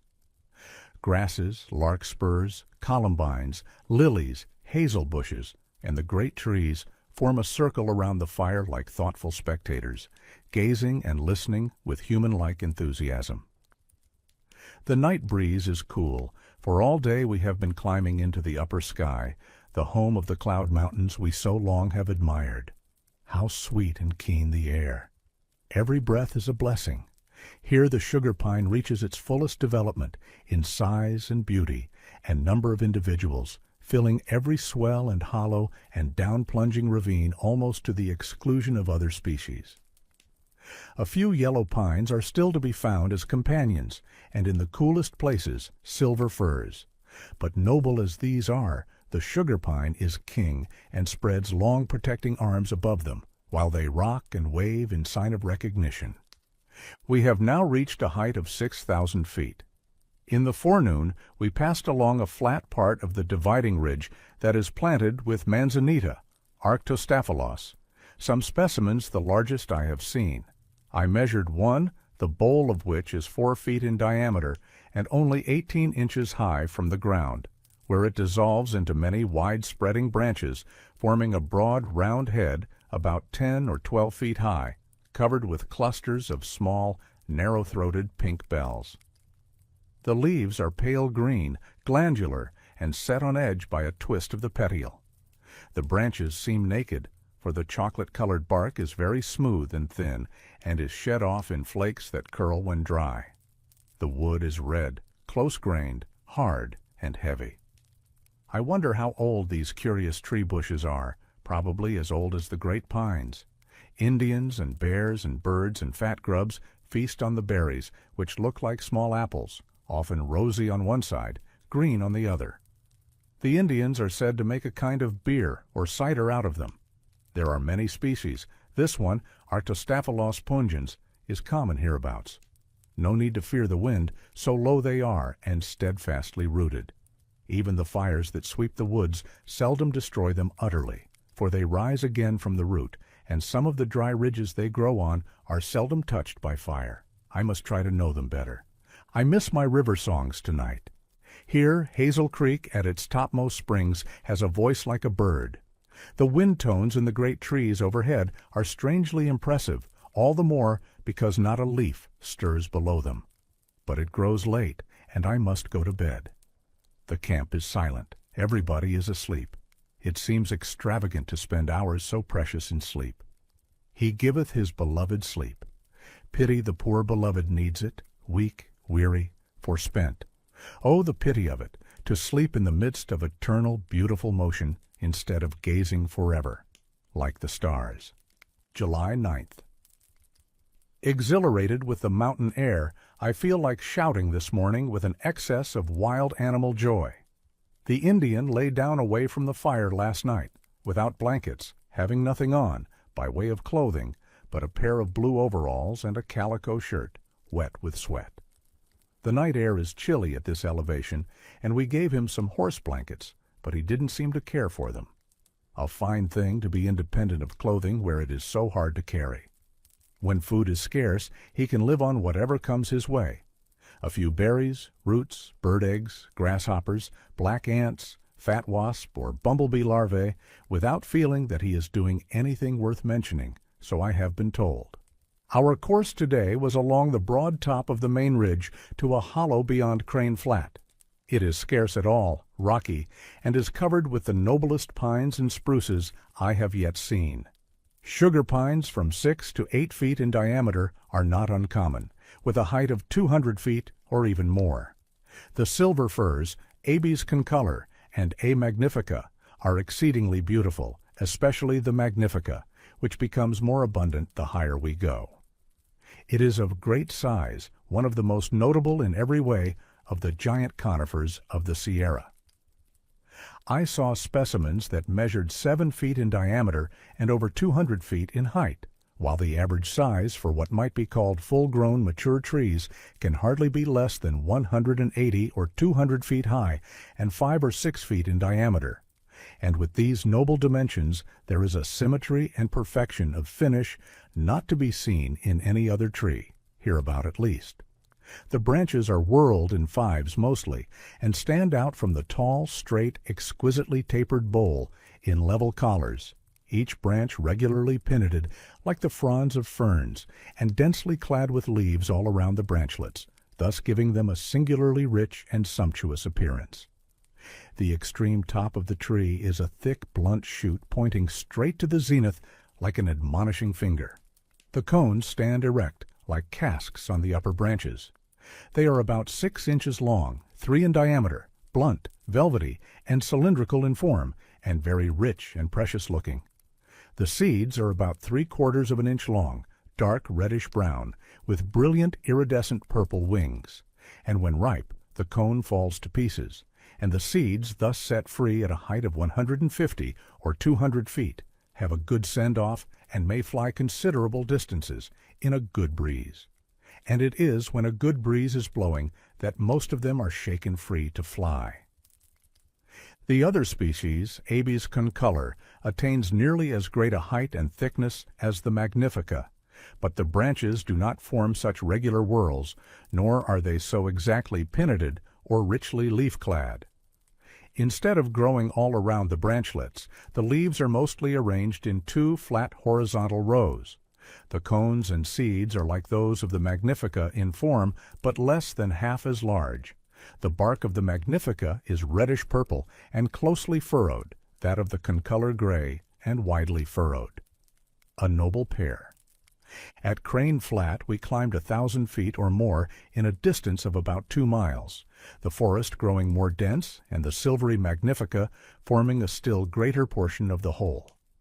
Crane Flat is a meadow with a wide sandy border lying on the top of the divide.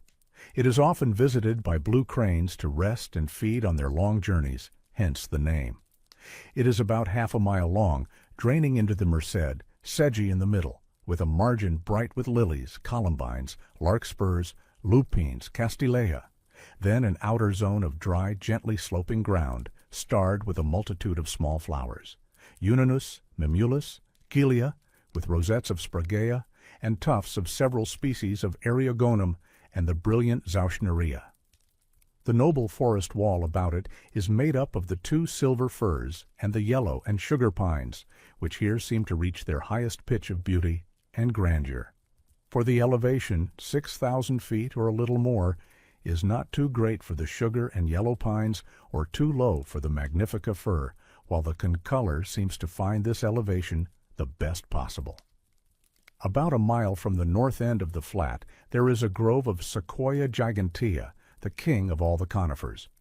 Furthermore, the Douglas spruce, Pseudotsuga douglasi, and Libocedrus decurrens, and a few 2-leaved pines occur here and there, forming a small part of the forest.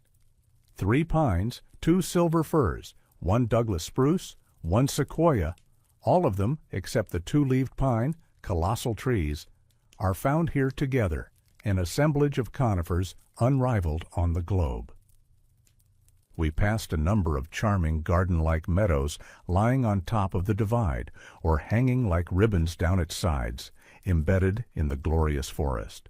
Some are taken up chiefly with the tall, white-flowered Veratrum californicum, with boat-shaped leaves about a foot long, 8 or 10 inches wide, and veined like those of Cypripedium, a robust, hardy, liliaceous plant, fond of water and determined to be seen. Columbine and larkspur grow on the drier edges of the meadows, with a tall, handsome lupine standing waist-deep in long grasses and sedges. Castilleias, too, of several species make a bright show with beds of violets at their feet. But the glory of these forest meadows is a lily, L. parvum. The tallest are from 7 to 8 feet high, with magnificent racemes of 10 to 20 or more small orange-colored flowers. They stand out free in open ground, with just enough grass and other companion plants about them to fringe their feet and show them off to best advantage. This is a grand addition to my lily acquaintances, a true mountaineer, reaching prime vigor and beauty at a height of 7,000 feet or thereabouts. It varies, I find, very much in size, even in the same meadow, not only with the soil, but with age. I saw a specimen that had only one flower, and another within a stone's throw had 25. And to think that the sheep should be allowed in these lily meadows. After how many centuries of nature's care planting and watering them, tucking the bulbs in snugly below winter frost, shading the tender shoots with clouds drawn above them like curtains, pouring refreshing rain, making them perfect in beauty, and keeping them safe by 1,000 miracles. Yet, strange to say, allowing the trampling of devastating sheep. One might reasonably look for a wall of fire to fence such gardens. So extravagant is nature with her choicest treasures, spending plant beauty as she spends sunshine, pouring it forth into land and sea, garden and desert. And so the beauty of lilies falls on angels and men, bears and squirrels, wolves and sheep, birds and bees. But as far as I have seen, man alone and the animals he tames destroy these gardens. Awkward, lumbering bears, the Don tells me, love to wallow in them in hot weather, and deer with their sharp feet cross them again and again, sauntering and feeding, yet never a lily have I seen spoiled by them. Rather, like gardeners, they seem to cultivate them, pressing and dibbling as required.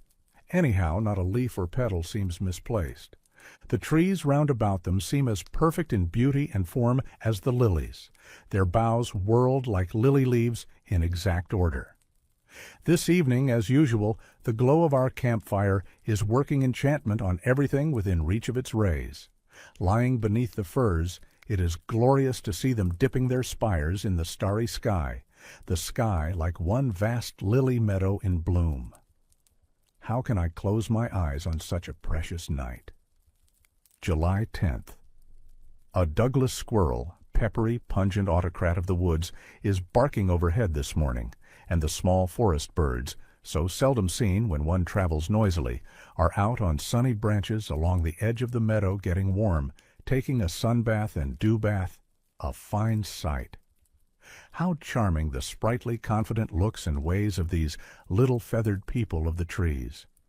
They seem sure of dainty, wholesome breakfasts, and where are so many breakfasts to come from?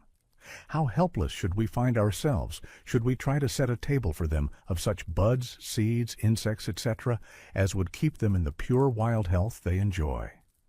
Not a headache or any other ache amongst them, I guess. As for the irrepressible Douglas squirrels, one never thinks of their breakfasts or the possibility of hunger, sickness, or death. Rather, they seem like stars above chance or change, even though we may see them at times busy gathering burrs, working hard for a living. On through the forest ever higher we go, a cloud of dust dimming the way, thousands of feet trampling leaves and flowers. But in this mighty wilderness they seem but a feeble band, and 1,000 gardens will escape their blighting touch. They cannot hurt the trees, though some of the seedlings suffer, and should the woolly locusts be greatly multiplied, as on account of dollar value they are likely to be, then the forests too may in time be destroyed. Only the sky will then be safe, though hidden from view by dust and smoke, incense of a bad sacrifice. Poor, helpless, hungry sheep, in great part misbegotten, without good right to be, semi-manufactured, made less by God than man, born out of time and place, yet their voices are strangely human and call out one's pity. Our way is still along the Merced and Tuolumne divide, the streams on our right going to swell the songful Yosemite River, those on our left to the songful Tuolumne, slipping through sunny carex and lily meadows, and breaking into song down 1,000 ravines almost as soon as they are born.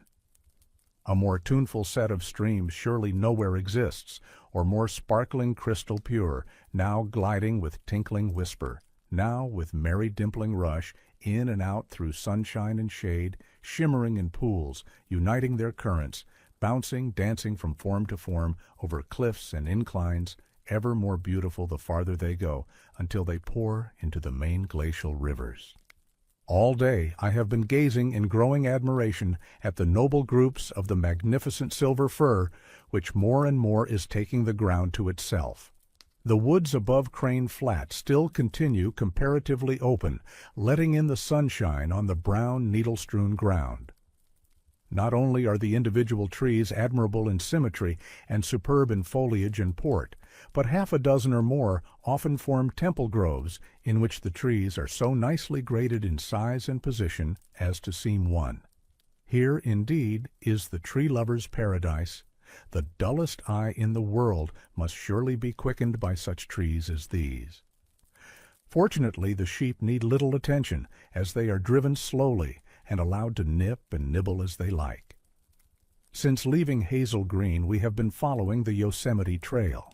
Visitors to the famous valley coming by way of Coulterville and Chinese Camp pass this way, the two trails uniting at Crane Flat, and enter the valley on the north side. Another trail enters on the south side by way of Mariposa. The tourists we saw were in parties of from 3 or 4 to 15 or 20, mounted on mules or small Mustang ponies. A strange show they made, winding single file through the solemn woods in gaudy attire, scaring the wild creatures, and one might fancy that even the great pines would be disturbed and groan aghast. But what may we say of ourselves and the flock? We are now camped at Tamarack Flat, within 4 or 5 miles of the lower end of Yosemite. Here is another fine meadow embosomed in the woods, with a deep, clear stream gliding through it, its banks rounded and beveled with a thatch of dipping sedges. The flat is named after the two-leaved pine, Pinus contorta, var. marmoriana, common here, especially around the cool margin of the meadow. On rocky ground, it is a rough, thick-set tree, about 40 to 60 feet high and 1 to 3 feet in diameter. Bark thin and gummy, branches rather naked, tassels, leaves, and cones small. But in damp, rich soil it grows close and slender, and reaches a height at times of nearly 100 feet. Specimens only 6 inches in diameter at the ground are often 50 or 60 feet in height, as slender and sharp in outline as arrows, like the true tamarack, larch of the eastern states. Hence the name, though it is a pine. July 11th. The dawn has gone ahead on one of the pack animals to spy out the land to the north of Yosemite in search of the best point for a central camp. Much higher than this we cannot now go, for the upper pastures, said to be better than any hereabouts, are still buried in heavy winter snow. Glad I am that camp is to be fixed in the Yosemite region, for many a glorious ramble I'll have along the top of the walls, and then what landscapes I shall find with their new mountains and canyons, forests and gardens, lakes and streams and falls. We are now about 7,000 feet above the sea, and the nights are so cool we have to pile coats and extra clothing on top of our blankets. Tamarack Creek is icy cold, delicious, exhilarating champagne water. It is flowing bank-full in the meadow with silent speed, but only a few hundred yards below our camp, the ground is bare gray granite, strewn with boulders, large spaces being without a single tree or only a small one here and there anchored in narrow seams and cracks. The boulders, many of them very large, are not in piles or scattered like rubbish among loose crumbling debris, as if weathered out of the solid as boulders of disintegration. They mostly occur singly and are lying on a clean pavement on which the sunshine falls in a glare that contrasts with the shimmer of light and shade we have been accustomed to in the leafy woods. And, strange to say, these boulders lying so still and deserted, with no moving force near them, no boulder carrier anywhere in sight, were nevertheless brought from a distance, as difference in color and composition shows, quarried and carried, and laid down here, each in its place. Nor have they stirred, most of them, through calm and storm since first they arrived. They look lonely here, strangers in a strange land. Huge blocks, angular mountain chips, the largest 20 or 30 feet in diameter, the chips that nature has made in modeling her landscapes, fashioning the forms of her mountains and valleys. And with what tool were they quarried and carried? On the pavement we find its marks. The most resisting, unweathered portion of the surface is scored and striated in a rigidly parallel way, indicating that the region has been overswept by a glacier from the northeastward, grinding down the general mass of the mountains, scoring and polishing, producing a strange, raw, wiped appearance, and dropping whatever boulders it chanced to be carrying at the time it was melted at the close of the glacial period. A fine discovery. As for the forests we have been passing through, they are probably growing on deposits of soil, most of which has been laid down by this same ice agent in the form of moraines of different sorts, now in great part disintegrated and outspread by post-glacial weathering. Out of the grassy meadow and down over this ice planet granite runs the glad young Tamarack Creek, rejoicing, exulting, chanting, dancing in white, glowing irised falls and cascades on its way to the Merced Canyon, a few miles below Yosemite, falling more than 3,000 feet in a distance of about 2 miles. All the Merced streams are wonderful singers, and Yosemite is the center where the main tributaries meet. From a point about half a mile from our camp, we can see into the lower end of the famous valley, with its wonderful cliffs and groves, a grand page of mountain manuscript that I would gladly give my life to be able to read.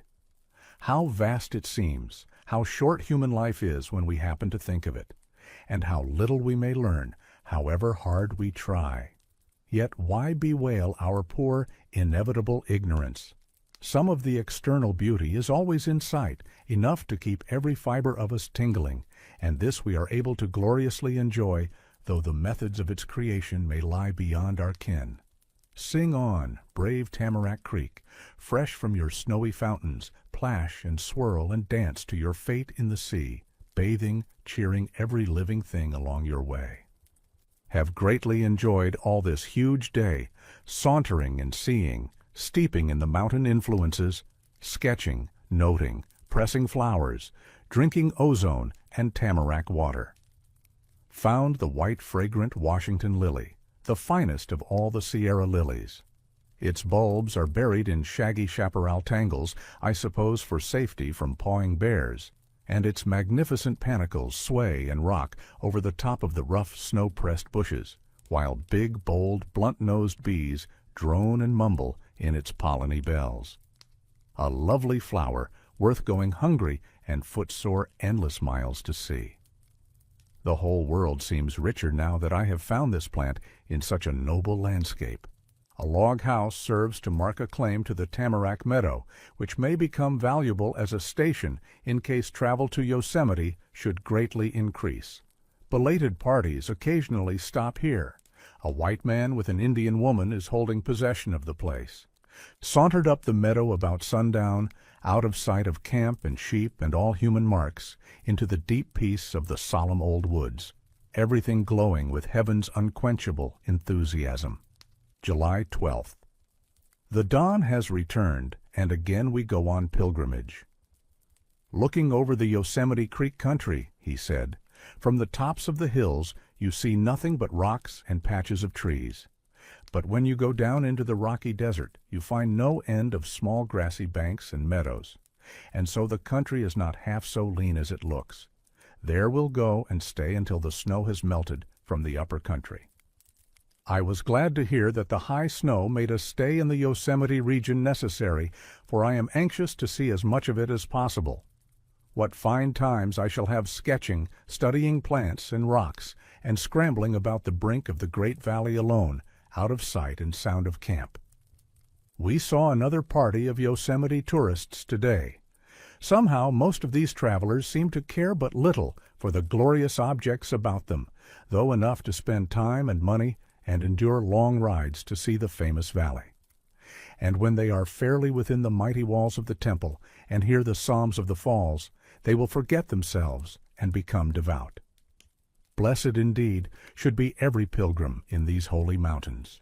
We moved slowly eastward along the Mono Trail, and early in the afternoon unpacked and camped on the bank of Cascade Creek. The Mono Trail crosses the range by the Bloody Canyon Pass to gold mines near the north end of Mono Lake. These mines were reported to be rich when first discovered, and a grand rush took place, making a trail necessary. A few small bridges were built over streams where fording was not practicable on account of the softness of the bottom, sections of fallen trees cut out, and lanes made through thickets wide enough to allow the passage of bulky packs. But over the greater part of the way, scarce a stone or shovelful of earth has been moved. The woods we pass through are composed almost wholly of Abies magnifica, the companion species concolor, being mostly left behind on account of altitude, while the increasing elevation seems grateful to the charming magnifica. No words can do anything like justice to this noble tree. At one place many had fallen during some heavy windstorm, owing to the loose sandy character of the soil, which offered no secure anchorage. The soil is mostly decomposed and disintegrated moraine material. The sheep are lying down on a bare rocky spot such as they like, chewing the cud in grassy peace. Cooking is going on, appetites growing keener every day. No lowlander can appreciate the mountain appetite and the facility with which heavy food called grub is disposed of. Eating, walking, resting seem alike delightful, and one feels inclined to shout lustily on rising in the morning like a crowing cock. Sleep and digestion as clear as the air. Fine spicy plush boughs for bedding we shall have tonight, and a glorious lullaby from this cascading creek. Never was the stream more fittingly named, for as far as I have traced it above and below our camp, it is one continuous bouncing, dancing, white bloom of cascades. And at the very last unwearied, it finishes its wild course in a grand leap of 300 feet or more to the bottom of the main Yosemite Canyon, near the fall of Tamarack Creek, a few miles below the foot of the valley. These falls almost rival some of the far-famed Yosemite Falls. Never shall I forget these glad cascade songs, the low booming, the roaring, the keen, silvery clashing of the cool water rushing exulting from form to form beneath irised spray, or in the deep still night, seen white in the darkness, and its multitude of voices sounding still more impressively sublime. Here I find the little water ouzel as much at home as any linnet in a leafy grove, seeming to take the greater delight the more boisterous the stream. The dizzy precipices, the swift dashing energy displayed, and the thunder tones of the sheer falls are awe-inspiring, but there is nothing awful about this little bird. Its song is sweet and low, and all its gestures, as it flits about amid the loud uproar, bespeak strength and peace and joy. Contemplating these darlings of nature coming forth from spray-sprinkled nests on the brink of savage streams, Samson's riddle comes to mind. Out of the strong cometh forth sweetness. A yet finer bloom is this little bird than the foam bells in eddying pools. Gentle bird, a precious message you bring me. We may miss the meaning of the torrent, but thy sweet voice, only love is in it. July 13th. Our course all day has been eastward over the rim of Yosemite Creek Basin and down about halfway to the bottom, where we have encamped on a sheet of glacier-polished granite, a firm foundation for beds. Saw the tracks of a very large bear on the trail, and the Don talked of bears in general. I said I would like to see the maker of these immense tracks as he marched along, and follow him for days without disturbing him, to learn something of the life of this master beast of the wilderness. Lambs, the Don told me, born in the lowland, that never saw or heard a bear, snort and run in terror when they catch the scent, showing how fully they have inherited a knowledge of their enemy. Hogs, mules, horses, and cattle are afraid of bears, and are seized with ungovernable terror when they approach, particularly hogs and mules. Hogs are frequently driven to pastures in the foothills of the Coast Range and Sierra, where acorns are abundant, and are herded in droves of hundreds like sheep. When a bear comes to the range, they promptly leave it, emigrating in a body, usually in the nighttime, the keepers being powerless to prevent. They thus show more sense than sheep, that simply scatter in the rocks and brush and await their fate. Mules flee like the wind with or without riders when they see a bear, and if picketed, sometimes break their necks in trying to break their ropes, though I have not heard of bears killing mules or horses. Of hogs they are said to be particularly fond, bolting small ones, bones and all, without choice of parts. In particular, Mr. Delaney assured me that all kinds of bears in the Sierra are very shy, and that hunters found far greater difficulty in getting within gunshot of them than of deer, or indeed any other animal in the Sierra, and if I was anxious to see much of them, I should have to wait and watch with endless Indian patience, and pay no attention to anything else. Night is coming on, the gray rock waves are growing dim in the twilight. How raw and young this region appears! Had the ice sheet that swept over it vanished, but yesterday its traces on the more resisting portions about our camp could hardly be more distinct than they now are. The horses and sheep and all of us, indeed, slipped on the smoothest places. July 14th. How deathlike is sleep in this mountain air, and quick awakening into the newness of life. A calm dawn, yellow and purple, then floods of sun gold, making everything tingle and glow. In an hour or two we came to Yosemite Creek, the stream that makes the greatest of all the Yosemite Falls. It is about 40 feet wide at the Mono Trail crossing, and now about 4 feet in average depth, flowing about 3 miles an hour. The distance to the verge of the Yosemite Wall, where it makes its tremendous plunge, is only about 2 miles from here. Calm, beautiful, and nearly silent, it glides with stately gestures, a dense growth of the slender two-leaved pine along its banks, and a fringe of willow purple spirea, sedges, daisies, lilies, and columbines. Some of the sedges and willow boughs dip into the current, and just outside of the close ranks of trees there is a sunny flat of washed, gravelly sand which seems to have been deposited by some ancient flood. It is covered with millions of Eritrea, Eriogonum, and Oxytheca, with more flowers than leaves, forming an even growth, slightly dimpled and ruffled here and there by rosettes of Spragueia umbellata. Behind this flowery strip there is a wavy upsloping plain of solid granite, so smoothly ice-polished in many places that it glistens in the sun like glass. In shallow hollows there are patches of trees, mostly the rough form of the two-leaved pine, rather scrawny-looking where there is little or no soil. Also a few junipers, Juniperus occidentalis, short and stout, with bright cinnamon-colored bark and gray foliage, standing alone mostly on the sun-beaten pavement, safe from fire, clinging by slight joints. A sturdy, storm-enduring mountaineer of a tree, living on sunshine and snow, maintaining tough health on this diet for perhaps more than 1,000 years.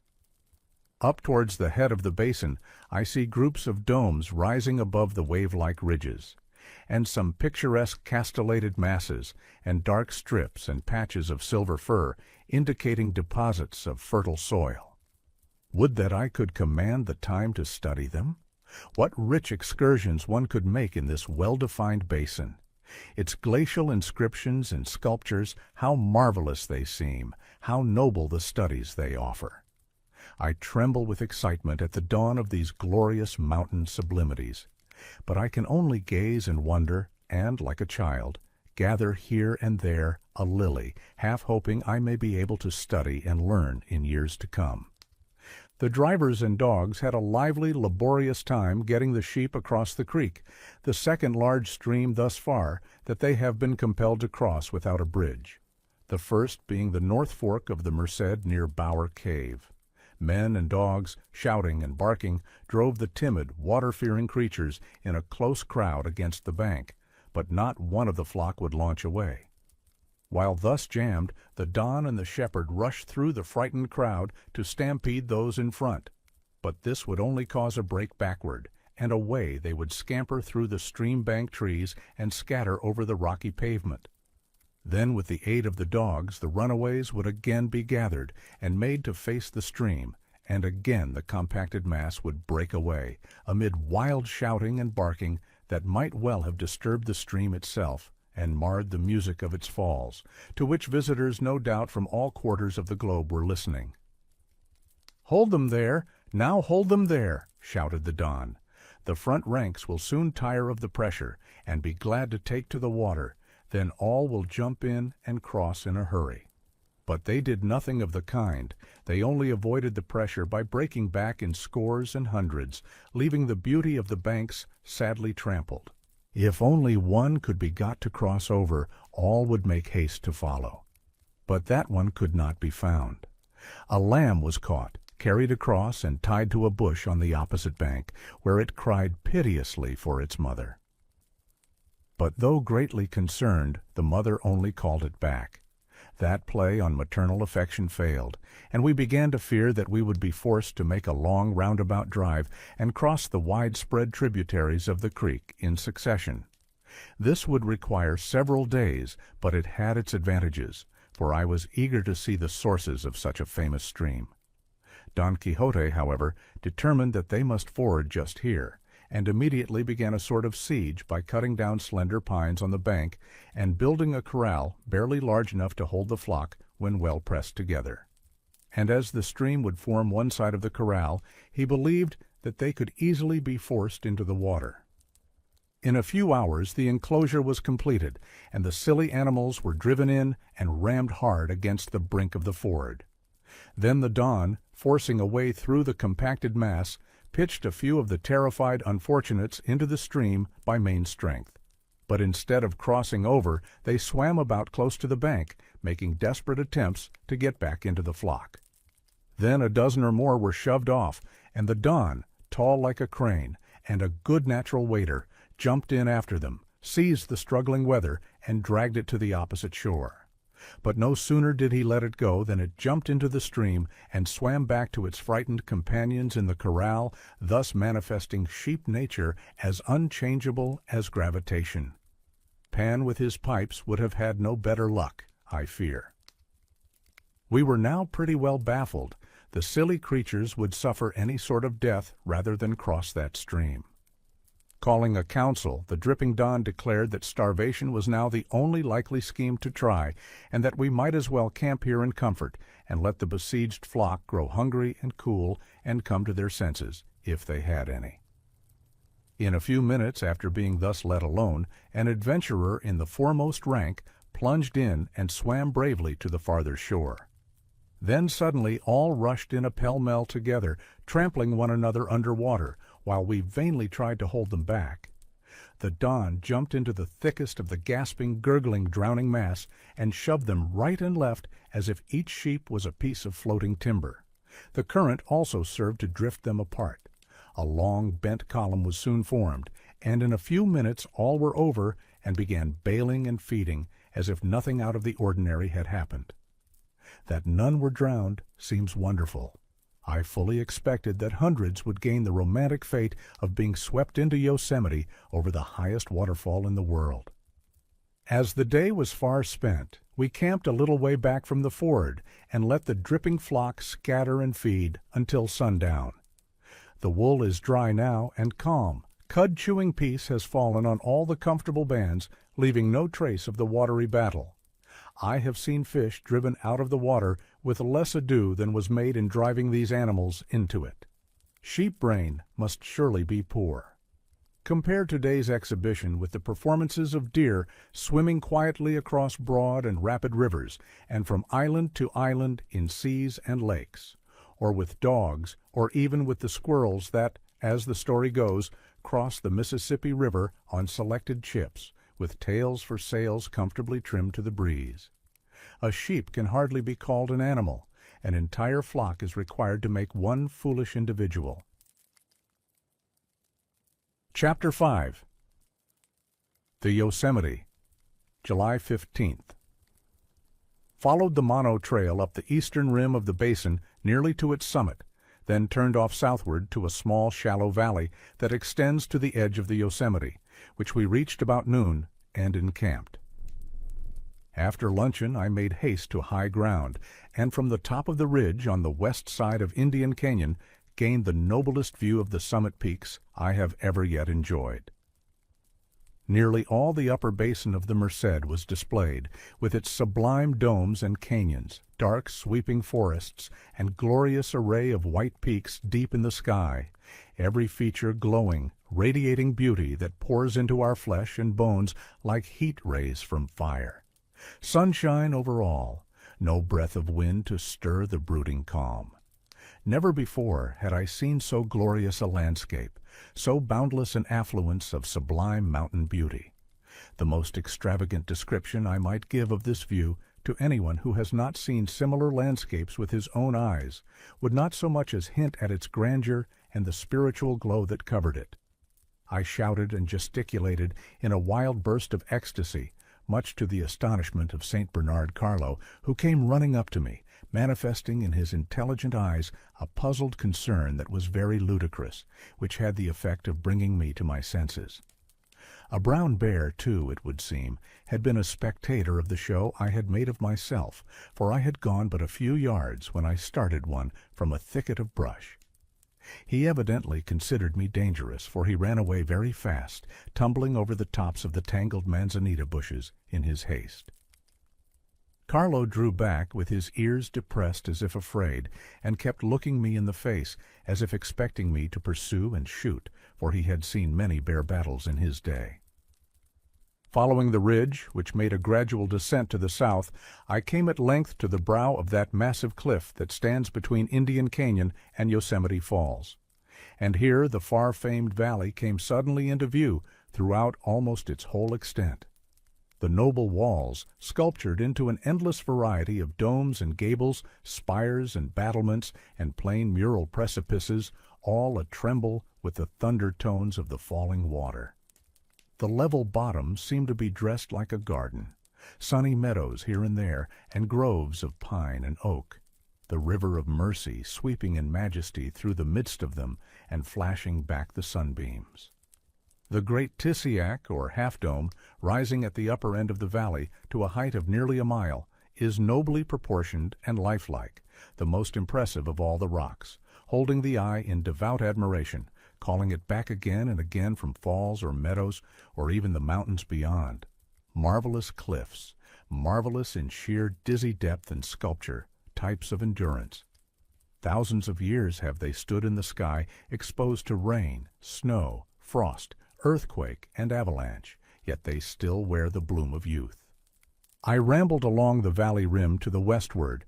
Most of it is rounded off on the very brink, so that it is not easy to find places where one may look clear down the face of the wall to the bottom.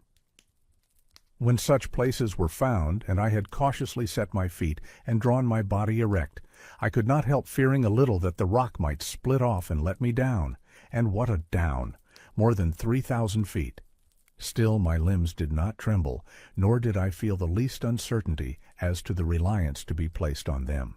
My only fear was that a flake of the granite, which in some places showed joints more or less open and running parallel with the face of the cliff, might give way. After withdrawing from such places, excited with the view I had got, I would say to myself, "Now don't go out on the verge again." But in the face of Yosemite scenery, cautious remonstrance is vain. Under its spell, one's body seems to go where it likes, with a will over which we seem to have scarce any control. After a mile or so of this memorable cliff work, I approached Yosemite Creek, admiring its easy, graceful, confident gestures as it comes bravely forward in its narrow channel, singing the last of its mountain songs on its way to its fate. A few rods more, over the shining granite, then down half a mile in showy foam to another world, to be lost in the Merced, where climate, vegetation, inhabitants, all are different. Emerging from its last gorge, it glides in wide, lace-like rapids down a smooth incline into a pool where it seems to rest and compose its gray, agitated waters before taking the grand plunge, then slowly slipping over the lip of the pool basin. It descends another glossy slope with rapidly accelerated speed to the brink of the tremendous cliff, and with sublime, fateful confidence springs out free in the air. I took off my shoes and stockings and worked my way cautiously down alongside the rushing flood, keeping my feet and hands pressed firmly on the polished rock. The booming, roaring water, rushing past close to my head, was very exciting. I had expected that the sloping apron would terminate with the perpendicular wall of the valley, and that from the foot of it, where it is less steeply inclined, I should be able to lean far enough out to see the forms and behavior of the fall all the way down to the bottom. But I found that there was yet another small brow over which I could not see, and which appeared to be too steep for mortal feet. Scanning it keenly, I discovered a narrow shelf about 3 inches wide on the very brink, just wide enough for a rest for one's heels. But there seemed to be no way of reaching it over such a steep brow. At length, after careful scrutiny of the surface, I found an irregular edge of a flake of the rock some distance back from the margin of the torrent. If I was to get down to the brink at all, that rough edge, which might offer slight fingerholds, was the only way. But the slope beside it looked dangerously smooth and steep, and the swift roaring flood beneath, overhead, and beside me was very nerve-trying. I therefore concluded not to venture farther, but did nevertheless. Tufts of artemisia were growing in clefts of the rock nearby, and I filled my mouth with the bitter leaves, hoping they might help to prevent giddiness. Then, with a caution not known in ordinary circumstances, I crept down safely to the little ledge, got my heels well planted on it, then shuffled in a horizontal direction 20 or 30 feet until close to the out-plunging current, which, by the time it had descended thus far, was already white. Here I obtained a perfectly free view down into the heart of the snowy, chanting throng of comet-like streamers into which the body of the fall soon separates. While perched on that narrow niche, I was not distinctly conscious of danger. The tremendous grandeur of the fall in form and sound and motion, acting at close range, smothered the sense of fear, and in such places one's body takes keen care for safety on its own account. How long I remained down there, or how I returned, I can hardly tell. Anyhow, I had a glorious time and got back to camp in the dark, enjoying triumphant exhilaration, soon followed by dull weariness. Hereafter, I'll try to keep from such extravagant, nerve-straining places. Yet such a day is well worth venturing for. My first view of the High Sierra, first view looking down into Yosemite, the death song of Yosemite Creek, and its flight over the vast cliff, each one of these is of itself enough for a great lifelong landscape fortune, a most memorable day of days, enjoyment enough to kill, if that were possible. July 16th. My enjoyment yesterday afternoon, especially at the start of fall, was too great for a good sleep. Kept starting up last night in a nervous tremor, half awake, fancying that the foundation of the mountain we were camped on had given way and was falling into Yosemite Valley. In vain I roused myself to make a new beginning for sound sleep. The nerve strain had been too great, and again I dreamed I was rushing through the air above a glorious avalanche of water and rocks. One time, springing to my feet, I said, "This time it is real. All must die, and where could mountaineers find a more glorious death?" Left camp soon after sunrise for an all-day ramble eastward. Crossed the head of Indian Basin, forested with Abies magnifica, underbrush mostly Ceanothus cordulatus and manzanita, a mixture not easily trampled over or penetrated, for the Ceanothus is thorny and grows in dense snow-pressed masses, and the manzanita has exceedingly crooked, stubborn branches. From the head of the canyon continued on, past North Dome, into the basin of Dome or Porcupine Creek. Here are many fine meadows embedded in the woods, gay with Lilium parvum and its companions. The elevation, about 8,000 feet, seems to be best suited for it. Saw specimens that were a foot or two higher than my head. Had more magnificent views of the upper mountains and of the great South Dome, said to be the grandest rock in the world. Well, it may be, since it is of such noble dimensions and sculpture. A wonderfully impressive monument, its lines exquisite in fineness, and though sublime in size, is finished like the finest work of art, and seems to be alive. July 17th. A new camp was made today in a magnificent silver fir grove at the head of a small stream that flows into Yosemite by way of Indian Canyon. Here we intend to stay several weeks, a fine location from which to make excursions about the great valley and its fountains. Glorious days I'll have sketching, pressing plants, studying the wonderful topography and the wild animals, our happy fellow mortals and neighbors. But the vast mountains in the distance, shall I ever know them? Shall I be allowed to enter into their midst and dwell with them? We were pelted about noon by a short, heavy rainstorm, sublime thunder reverberating among the mountains and canyons. Some strokes near, crashing, ringing in the tense, crisp air with startling keenness, while the distant peaks loomed gloriously through the cloud fringes and sheets of rain. Now the storm is past, and the fresh-washed air is full of the essences of the flower gardens and groves. Winter storms in Yosemite must be glorious. May I see them? Have got my bed made in our new camp, plushy, sumptuous, and deliciously fragrant, most of it magnifica fire plumes, of course, with a variety of sweet flowers in the pillow. Hope to sleep tonight without tottering nerve dreams. Watched a deer eating ceanothus, leaves and twigs. July 18th. Slept pretty well. The valley walls did not seem to fall, though I still fancied myself at the brink, alongside the white, plunging flood, especially when half asleep. Strangely, the danger of that adventure should be more troublesome now that I am in the bosom of the peaceful woods, a mile or more from the fall, than it was while I was on the brink of it. Bears seem to be common here, judging by their tracks. About noon we had another rainstorm with keen, startling thunder, the metallic, ringing, clashing, clanging notes gradually fading into low bass rolling and muttering in the distance. For a few minutes the rain came in a grand torrent like a waterfall, then hail. Some of the hailstones an inch in diameter, hard, icy, and irregular in form, like those oftentimes seen in Wisconsin. Carlo watched them with intelligent astonishment as they came pelting and thrashing through the quivering branches of the trees. The cloud scenery sublime. Afternoon calm, sunful and clear, with delicious freshness and fragrance from the firs and flowers and steaming ground. July 19th. Watching the daybreak and sunrise. The pale rose and purple sky changing softly to daffodil yellow and white. Sunbeams pouring through the passes between the peaks and over the Yosemite domes, making their edges burn.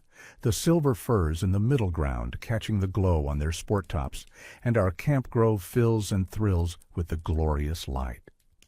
Everything awakens alert and joyful. The birds begin to stir, and innumerable insect people. Deer quietly withdraw into leafy hiding places in the chaparral. The dew vanishes. Flowers spread their petals. Every pulse beats high. Every life cell rejoices. The very rocks seem to thrill with life. The whole landscape glows like a human face in a glory of enthusiasm. And the blue sky, pale around the horizon, bends peacefully down over all like one vast flower.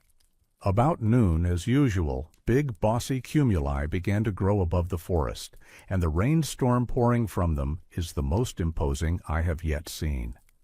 The silvery zigzag lightning lances are longer than usual, and the thunder gloriously impressive. Keen, crashing, intensely concentrated, speaking with such tremendous energy, it would seem that an entire mountain is being shattered at every stroke. But probably only a few trees are being shattered, many of which I have seen on my walks hereabouts, strewing the ground. At last the clear ringing strokes are succeeded by deep low tones that grow gradually fainter as they roll afar into the recesses of the echoing mountains, where they seem to be welcomed home. Then another and another peal, or rather crashing, splintering stroke, follows in quick succession, perchance splitting some giant pine or fir from top to bottom into long rails and slivers, and scattering them to all points of the compass. Now comes the rain with corresponding extravagant grandeur, covering the ground high and low with a sheet of flowing water. A transparent film fitted like a skin upon the rugged anatomy of the landscape, making the rocks glitter and glow, gathering in the ravines, flooding the streams, and making them shout and boom in reply to the thunder. How interesting to trace the history of a single raindrop! It is not long, geologically speaking, as we have seen, since the first raindrops fell on the newborn leafless Sierra landscapes. How different a lot of these are falling now. Happy the showers that fall on so fair a wilderness. Scarce a single drop can fail to find a beautiful spot. On the tops of the peaks, on the shining glacier pavements, on the great smooth domes, on forests and gardens and brushy moraines, plashing, glinting, pattering, laving. Some go to the high snowy fountains to swell their well-saved stores, some into the lakes, washing the mountain windows, patting their smooth glassy levels, making dimples and bubbles and spray. Some into the waterfalls and cascades, as if eager to join in their dance and song and beat their foam yet finer. Good luck and good work for the happy mountain raindrops, each one of them a high waterfall in itself, descending from the cliffs and hollows of the clouds to the cliffs and hollows of the rocks, out of the sky, thunder into the thunder of the falling rivers. Some, falling on meadows and bogs, creep silently out of sight to the grass roots, hiding softly, as in a nest, slipping, oozing hither, thither, seeking and finding their appointed work. Some, descending through the spires of the woods, sift spray through the shining needles, whispering peace and good cheer to each one of them. Some drops with happy aim glint on the sides of crystals, quartz, hornblende, garnet, zircon, tourmaline, feldspar, pattern on grains of gold and heavy way-worn nuggets. Some, with blunt plap-plap and low bass drumming, fall on the broad leaves of veratrum, saxifrage, cypripedium. Some happy drops fall straight into the cups of flowers, kissing the lips of lilies. How far they have to go, how many cups to fill, great and small, cells too small to be seen, cups holding half a drop, as well as lake basins between the hills, each replenished with equal care. Every drop in all the blessed throng, a silvery newborn star with lake and river, garden and grove, valley and mountain, all that the landscape holds reflected in its crystal depths. God's messenger, angel of love, sent on its way with majesty and pomp and display of power that make man's greatest shows ridiculous. Now the storm is over, the sky is clear, the last rolling thunder wave is spent on the peaks. And where are the raindrops now? What has become of all the shining throng? In winged vapor rising, some are already hastening back to the sky. Some have gone into the plants, creeping through invisible doors into the round rooms of cells. Some are locked in crystals of ice, some in rock crystals, some in porous moraines to keep their small springs flowing. Some have gone journeying on in the rivers to join the larger raindrop of the ocean. From form to form, beauty to beauty, ever-changing, never resting, all are speeding on with love's enthusiasm, singing with the stars the eternal song of creation. July 20th. Fine, calm morning, air tense and clear, not the slightest breeze astir, everything shining, the rocks with wet crystals, the plants with dew, each receiving its portion of iris dewdrops and sunshine like living creatures getting their breakfast, their dew manna coming down from the starry sky like swarms of smaller stars. How wondrous are the fine particles in showers of dew, thousands required for a single drop, growing in the dark as silently as the grass. What pains are taken to keep this wilderness in health! Showers of snow, showers of rain, showers of dew, floods of light, floods of invisible vapor, clouds, winds, all sorts of weather, interaction of plant on plant, animal on animal, etc., beyond thought. How fine nature's methods are! How deeply with beauty is beauty overlaid! The ground covered with crystals, the crystals with mosses and lichens and low-spreading grasses and flowers. These with larger plants, leaf over leaf, with ever-changing color and form. The broad palms of the first outspread over these, the azure dome over all like a bellflower, and star above star. Yonder stands the south dome, its crown high above our camp, though its base is 4,000 feet below us. A most noble rock, it seems full of thought, clothed with living light, no sense of dead stone about it, all spiritualized, neither heavy-looking nor light, steadfast in serene strength, like a god. Our shepherd is a queer character and hard to place in this wilderness. His bed is a hollow made in red dry-rot punky dust beside a log which forms a portion of the south wall of the corral. Here he lies with his wonderful everlasting clothing on, wrapped in a red blanket, breathing not only the dust of the decayed wood, but also that of the corral, as if determined to take ammoniacal snuff all night after chewing tobacco all day. Following the sheep, he carries a heavy six-shooter swung from his belt on one side and his luncheon on the other. The ancient cloth in which the meat, fresh from the frying pan, is tied serves as a filter through which the clear fat and gravy juices drip down on his right hip and leg in clustering stalactites. This oleaginous formation is soon broken up, however, and diffused and rubbed evenly into his scanty apparel, by sitting down, rolling over, crossing his legs while resting on logs, etc., making shirt and trousers watertight and shiny. His trousers, in particular, have become so adhesive with the mixed fat and resin that pine needles, thin flakes, and fibers of bark, hair, mica scales, and minute grains of quartz, hornblende, etc., feathers, seed wings, moth and butterfly wings, legs and antennae of innumerable insects, or even whole insects such as the small beetles, moths and mosquitoes, with flower petals, pollen dust, and indeed bits of all plants, animals, and minerals of the region, adhere to them and are safely embedded, so that though far from being a naturalist, he collects fragmentary specimens of everything and becomes richer than he knows. His specimens are kept passably fresh, too, by the purity of the air and the resiny bituminous beds into which they are pressed. Man is a microcosm, at least our shepherd is, or rather his trousers. These precious overalls are never taken off, and nobody knows how old they are, though one may guess by their thickness and concentric structure.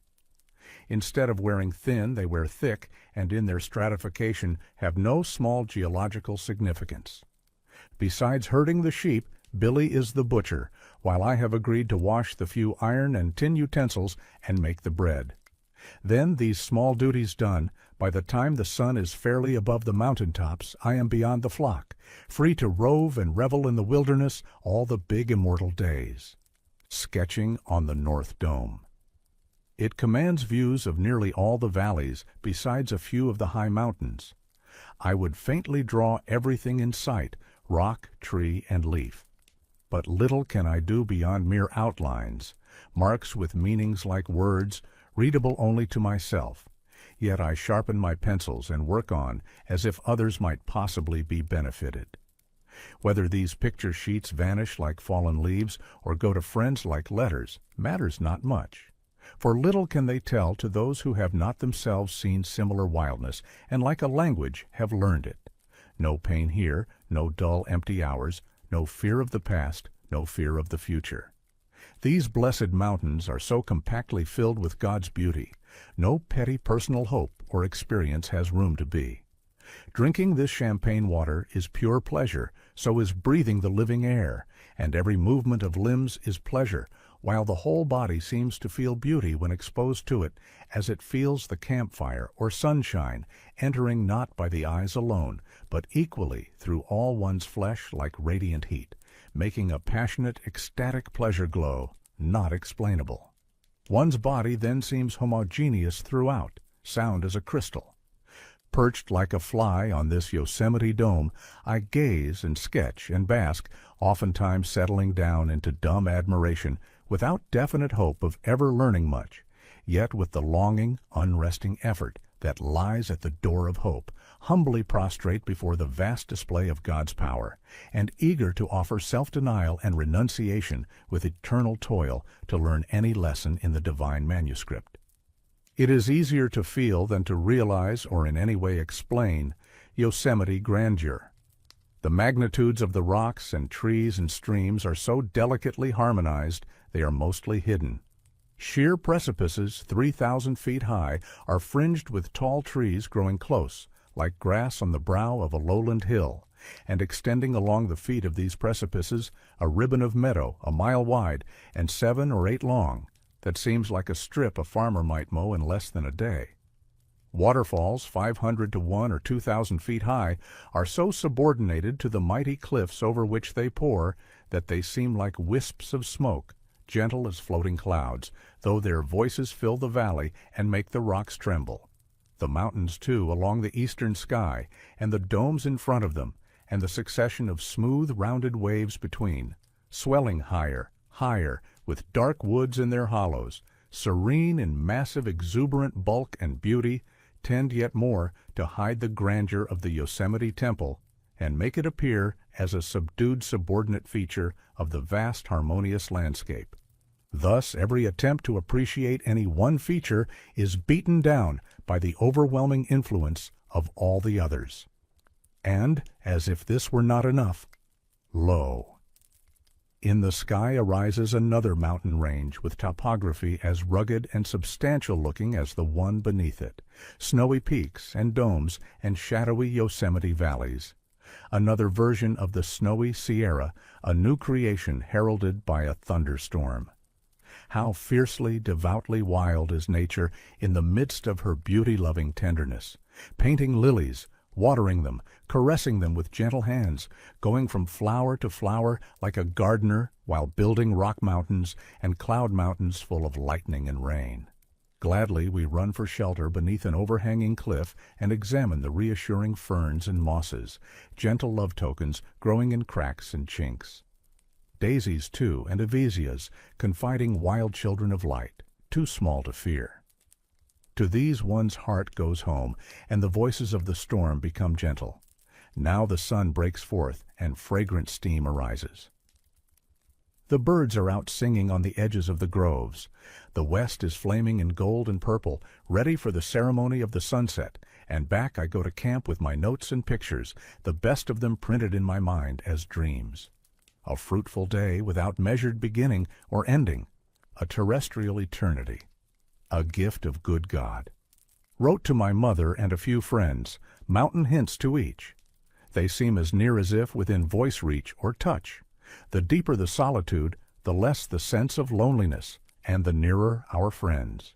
Now bread and tea, fur bed and good night to Carlo, a look at the sky lilies, and death sleep until the dawn of another Sierra tomorrow. July 21st. Sketching on the dome. No rain. Clouds at noon about quarter filled the sky, casting shadows with fine effect on the white mountains at the heads of the streams, and a soothing cover over the gardens during the warm hours. Saw a common housefly and a grasshopper and a brown bear. The fly and grasshopper paid me a merry visit on the top of the dome, and I paid a visit to the bear in the middle of a small garden meadow between the dome and the camp, where he was standing alert among the flowers as if willing to be seen to advantage. I hadn't gone more than half a mile from camp this morning when Carlo, who was trotting a few yards ahead of me, came to a sudden cautious standstill. Down went tail and ears, and forward went his knowing nose, while he seemed to be saying, "Ha! What's this?" A bear, I guess. Then a cautious advance of a few steps, setting his feet down softly like a hunting cat, and questioning the air as to the scent he had caught until all doubt vanished. Then he came back to me, looked me in the face, and with his speaking eyes reported a bear nearby, then led on softly, careful, like an experienced hunter, not to make the slightest noise, and frequently looking back as if whispering, "Yes, it's a bear. Come and I'll show you." Presently we came to where the sunbeams were streaming through between the purple shafts of the first, which showed that we were nearing an open spot, and here Carlo came behind me, evidently sure that the bear was very near. So I crept to a low ridge of moraine boulders on the edge of a narrow garden meadow, and in this meadow I felt pretty sure the bear must be. I was anxious to get a good look at the sturdy mountaineer without alarming him, so drawing myself up noiselessly back of one of the largest of the trees, I peered past its bulging buttresses, exposing only a part of my head, and there stood neighbor Bruin within a stone's throw, his hips covered by tall grass and flowers, and his front feet on the trunk of a fir that had fallen out into the meadow, which raised his head so high that he seemed to be standing erect. He had not yet seen me, but was looking and listening attentively, showing that in some way he was aware of our approach. I watched his gestures and tried to make the most of my opportunity to learn what I could about him, fearing he would catch sight of me and run away. For I had been told that this sort of bear, the cinnamon, always ran from his bad brother man, never showing fight unless wounded or in defense of young. He made a telling picture standing alert in the sunny forest garden. How well he played his part, harmonizing in bulk and color and shaggy hair with the trunks of the trees and lush vegetation, as natural a feature as any other in the landscape. After examining at leisure, noting the sharp muzzle thrust inquiringly forward, the long, shaggy hair on his broad chest, the stiff, erect ears nearly buried in hair, and the slow, heavy way he moved his head, I thought I should like to see his gait in running, so I made a sudden rush at him, shouting and swinging my hat to frighten him, expecting to see him make haste to get away. But to my dismay he did not run or show any sign of running. On the contrary, he stood his ground, ready to fight and defend himself, lowered his head, thrust it forward, and looked sharply and fiercely at me. Then I suddenly began to fear that upon me would fall off the work of running. But I was afraid to run, and therefore, like the bear, held my ground. We stood staring at each other in solemn silence within a dozen yards or thereabouts, while I fervently hoped that the power of the human eye over wild beasts would prove as great as it is said to be. How long our awfully strenuous interview lasted, I don't know, but at length, in the slow fullness of time, he pulled his huge paws down off the log, and with magnificent deliberation turned and walked leisurely up the meadow, stopping frequently to look back over his shoulder to see whether I was pursuing him, then moving on again, evidently neither fearing me very much nor trusting me.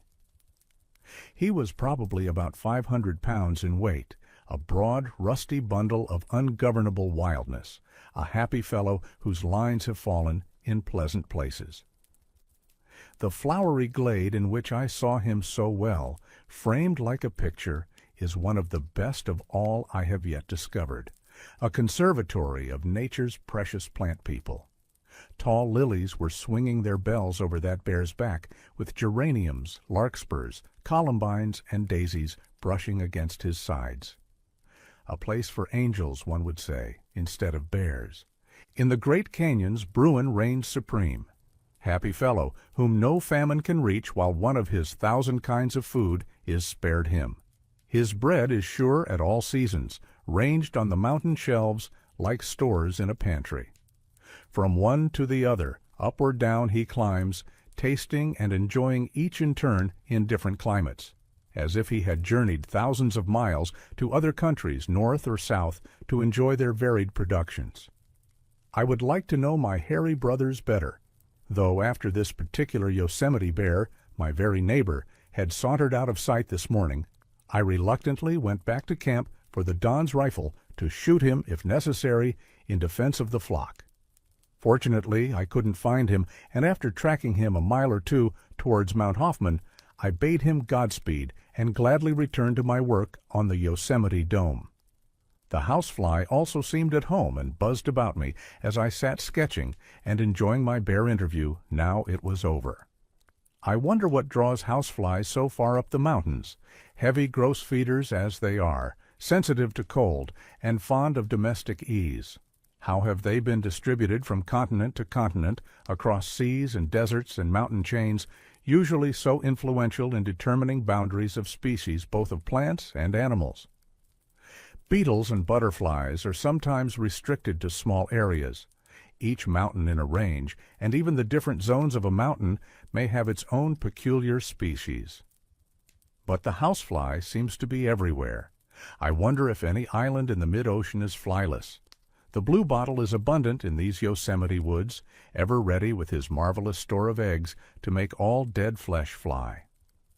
Bumblebees are here and are well fed on boundless stores of nectar and pollen. The honeybee, though abundant in the foothills, has not yet got so high. It is only a few years since the first swarm was brought to California. A queer fellow and a jolly fellow is the grasshopper. Up the mountains he comes on excursions, how high I don't know, but at least as far and high as Yosemite tourists. I was very interested in the hearty enjoyment of the one that danced and sang for me on the dome this afternoon.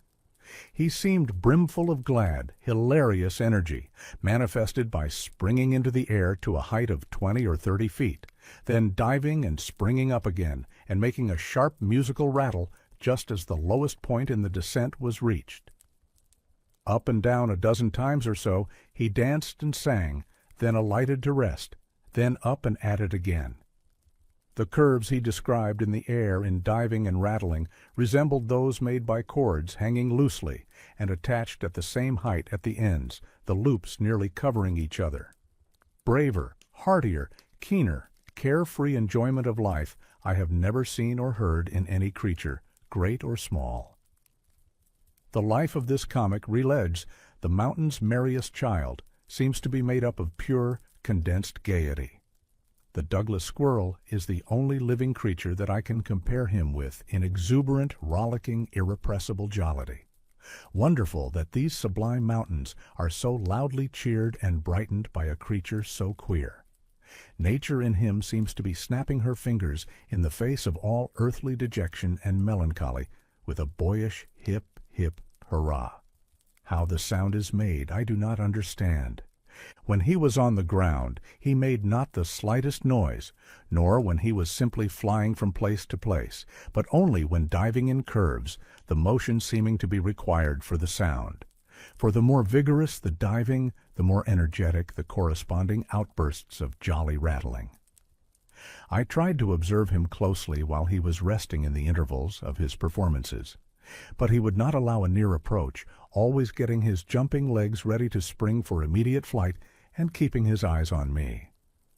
A fine sermon the little fellow danced for me on the dome, a likely place to look for sermons in stones, but not for grasshopper sermons. A large and imposing pulpit for such a small preacher. No danger of weakness in the knees of the world, while nature can spring such a rattle as this. Even the bear did not express for me the mountain's wild health and strength and happiness so tellingly as did this comical little hopper.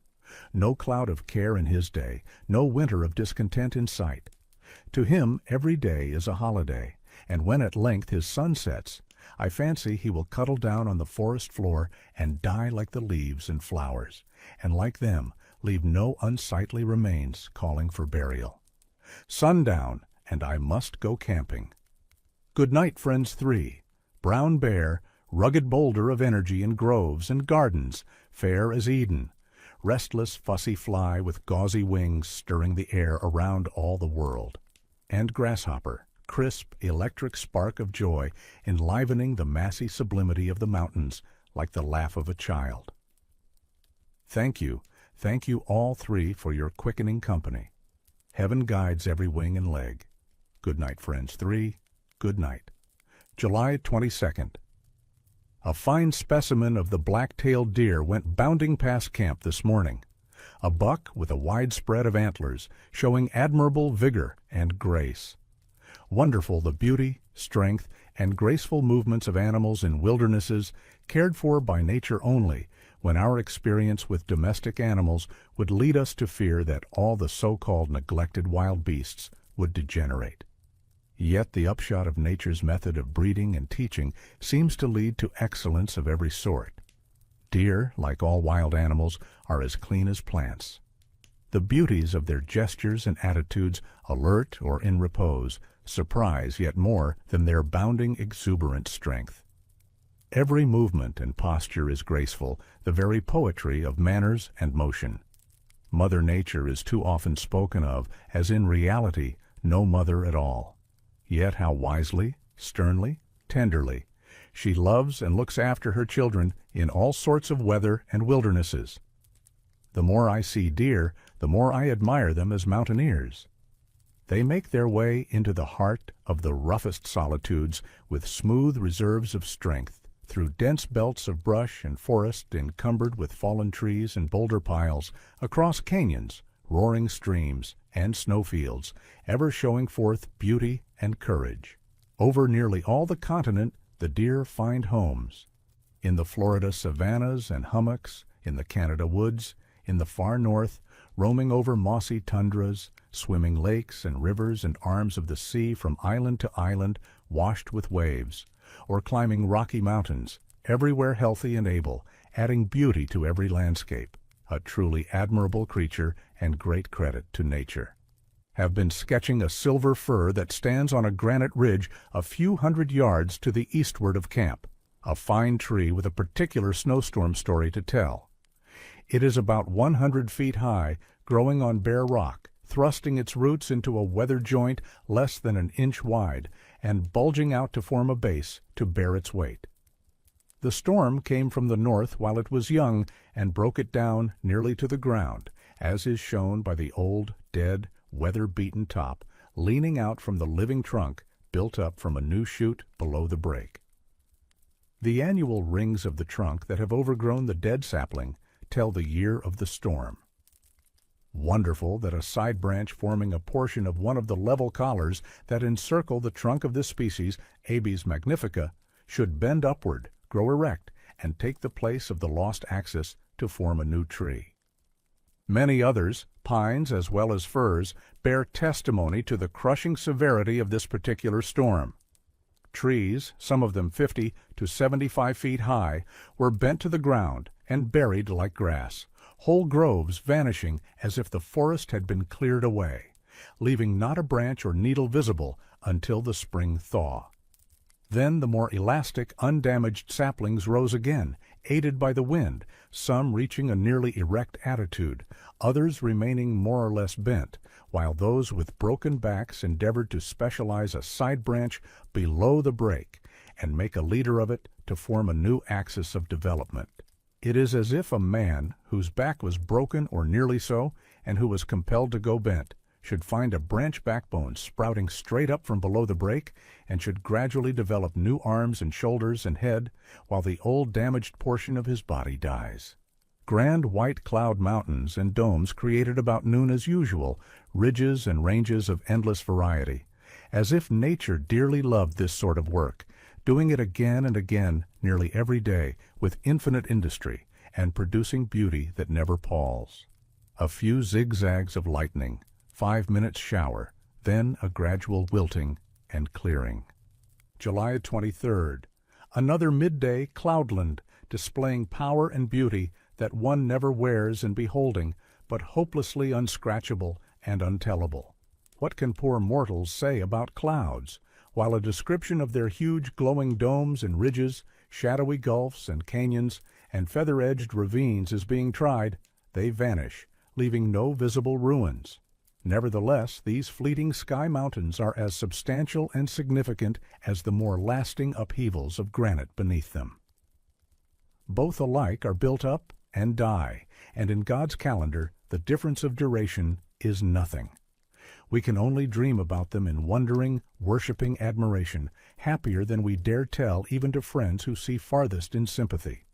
Glad to know that not a crystal or vapor particle of them, hard or soft, is lost, that they sink and vanish only to rise again and again in higher and higher beauty. As to our own work, duty, influence, etc., concerning which so much fussy pother is made, it will not fail of its due effect, though, like a lichen on a stone, we keep silent. July 24th.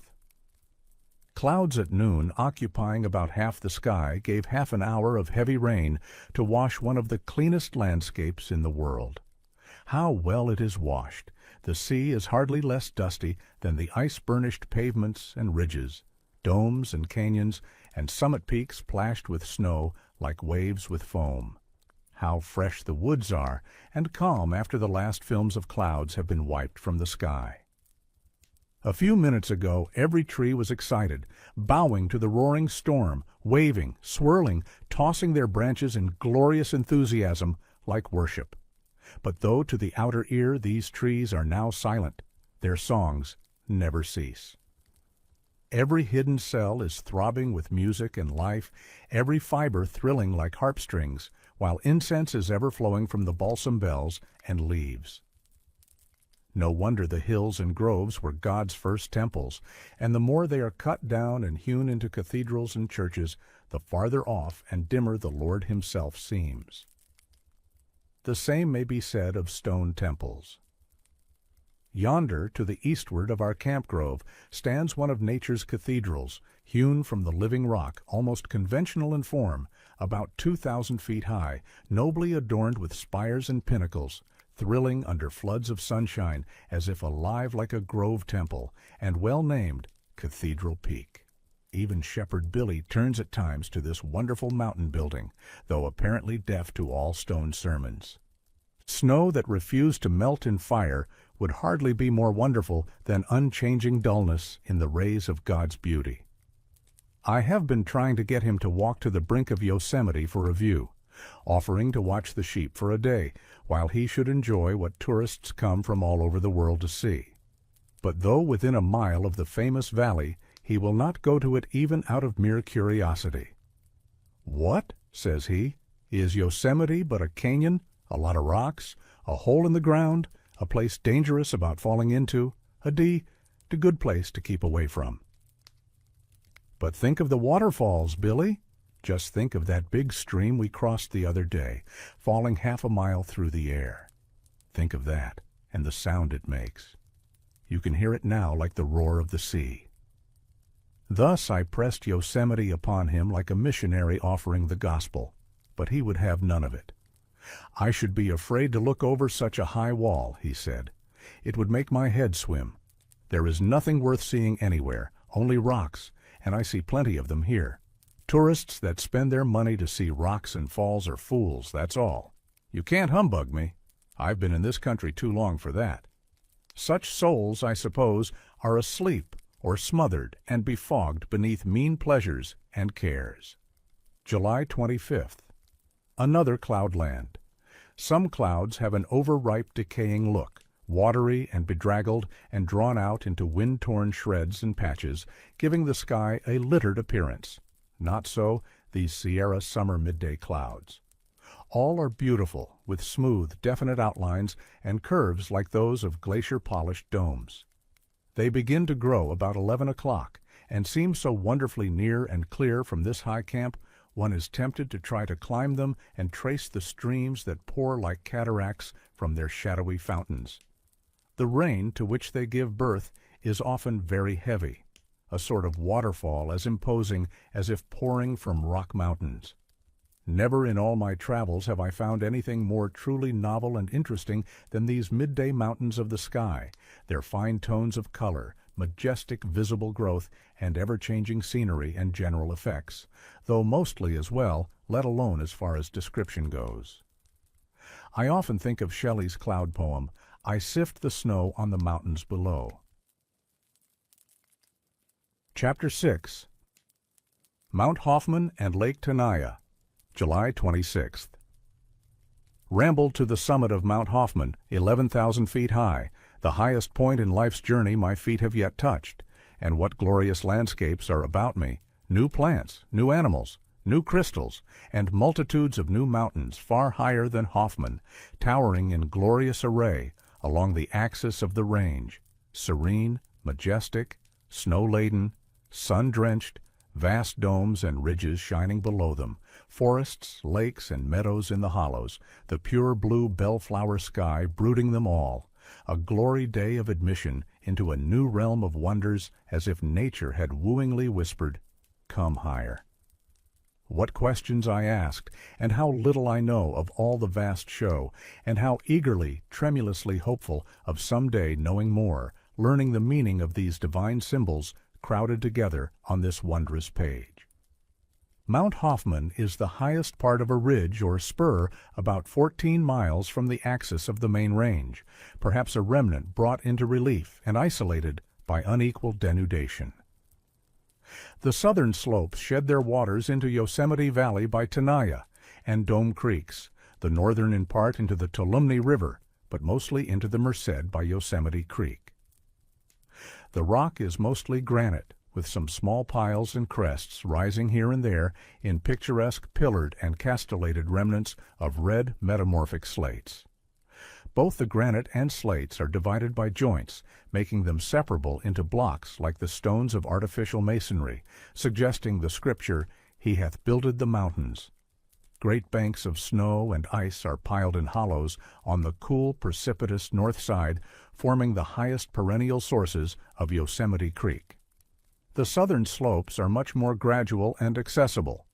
Narrow, slot-like gorges extend across the summit at right angles, which look like lanes formed evidently by the erosion of less resisting beds. They are usually called Devil's Slides, though they lie far above the region usually haunted by the devil. For though we read that he once climbed an exceeding high mountain, he cannot be much of a mountaineer, for his tracks are seldom seen above the timber line. The broad gray summit is barren and desolate-looking in general views, wasted by ages of gnawing storms. But looking at the surface in detail, one finds it covered by thousands and millions of charming plants with leaves and flowers so small they form no mass of color visible at a distance of a few hundred yards. Beds of azure daisies smile confidingly in moist hollows, and along the banks of small rolls with several species of eriogonum, silky-leaved evesia, penstemon, orthocarpus, and patches of Primula safruticosa, a beautiful shrubby species. Here also I found bryanthus, a charming heathwort covered with purple flowers and dark green foliage like heather, and 3 trees new to me, a hemlock and 2 pines. The hemlock, Tsuga mertensiana, is the most beautiful conifer I have ever seen. The branches and also the main axis droop in a singularly graceful way, and the dense foliage covers the delicate, sensitive, swaying branchlets all around. It is now in full bloom, and the flowers, together with thousands of last season's cones still clinging to the drooping sprays, display wonderful wealth of color, brown and purple and blue. Gladly I climbed the first tree I found to revel in the midst of it. How the touch of the flowers makes one's flesh tingle. The distillates are dark, rich purple, and almost translucent, the staminate blue, a vivid, pure tone of blue like the mountain sky. The most uncommonly beautiful of all the Sierra tree flowers I have seen. How wonderful that, with all its delicate feminine grace and beauty of form and dress and behavior, this lovely tree up here, exposed to the wildest blasts, has already endured the storms of centuries of winters. The 2 pines also are brave storm-enduring trees, the mountain pine, Pinus monticola, and the dwarf pine, Pinus albicaulis. The mountain pine is closely related to the sugar pine, though the cones are only about 4 to 6 inches long. The largest trees are from 5 to 6 feet in diameter at 4 feet above the ground, the bark rich brown. Only a few storm-beaten adventurers approach the summit of the mountain. The dwarf or whitebark pine is the species that forms the timberline, where it is so completely dwarfed that one may walk over the top of a bed of it as over snow-pressed chaparral. How boundless the day seems as we revel in these storm-beaten sky gardens amid so vast a congregation of onlooking mountains. Strange and admirable it is that the more savage and chilly and storm-chafed the mountains, the finer the glow on their faces and the finer the plants they bear. The myriads of flowers tinging the mountaintop do not seem to have grown out of the dry, rough gravel of disintegration, but rather they appear as visitors, a cloud of witnesses to nature's love in what we, in our timid ignorance and unbelief, call howling desert. The surface of the ground, so dull and forbidding at first sight, besides being rich in plants, shines and sparkles with crystals: mica, hornblende, feldspar, quartz, tourmaline.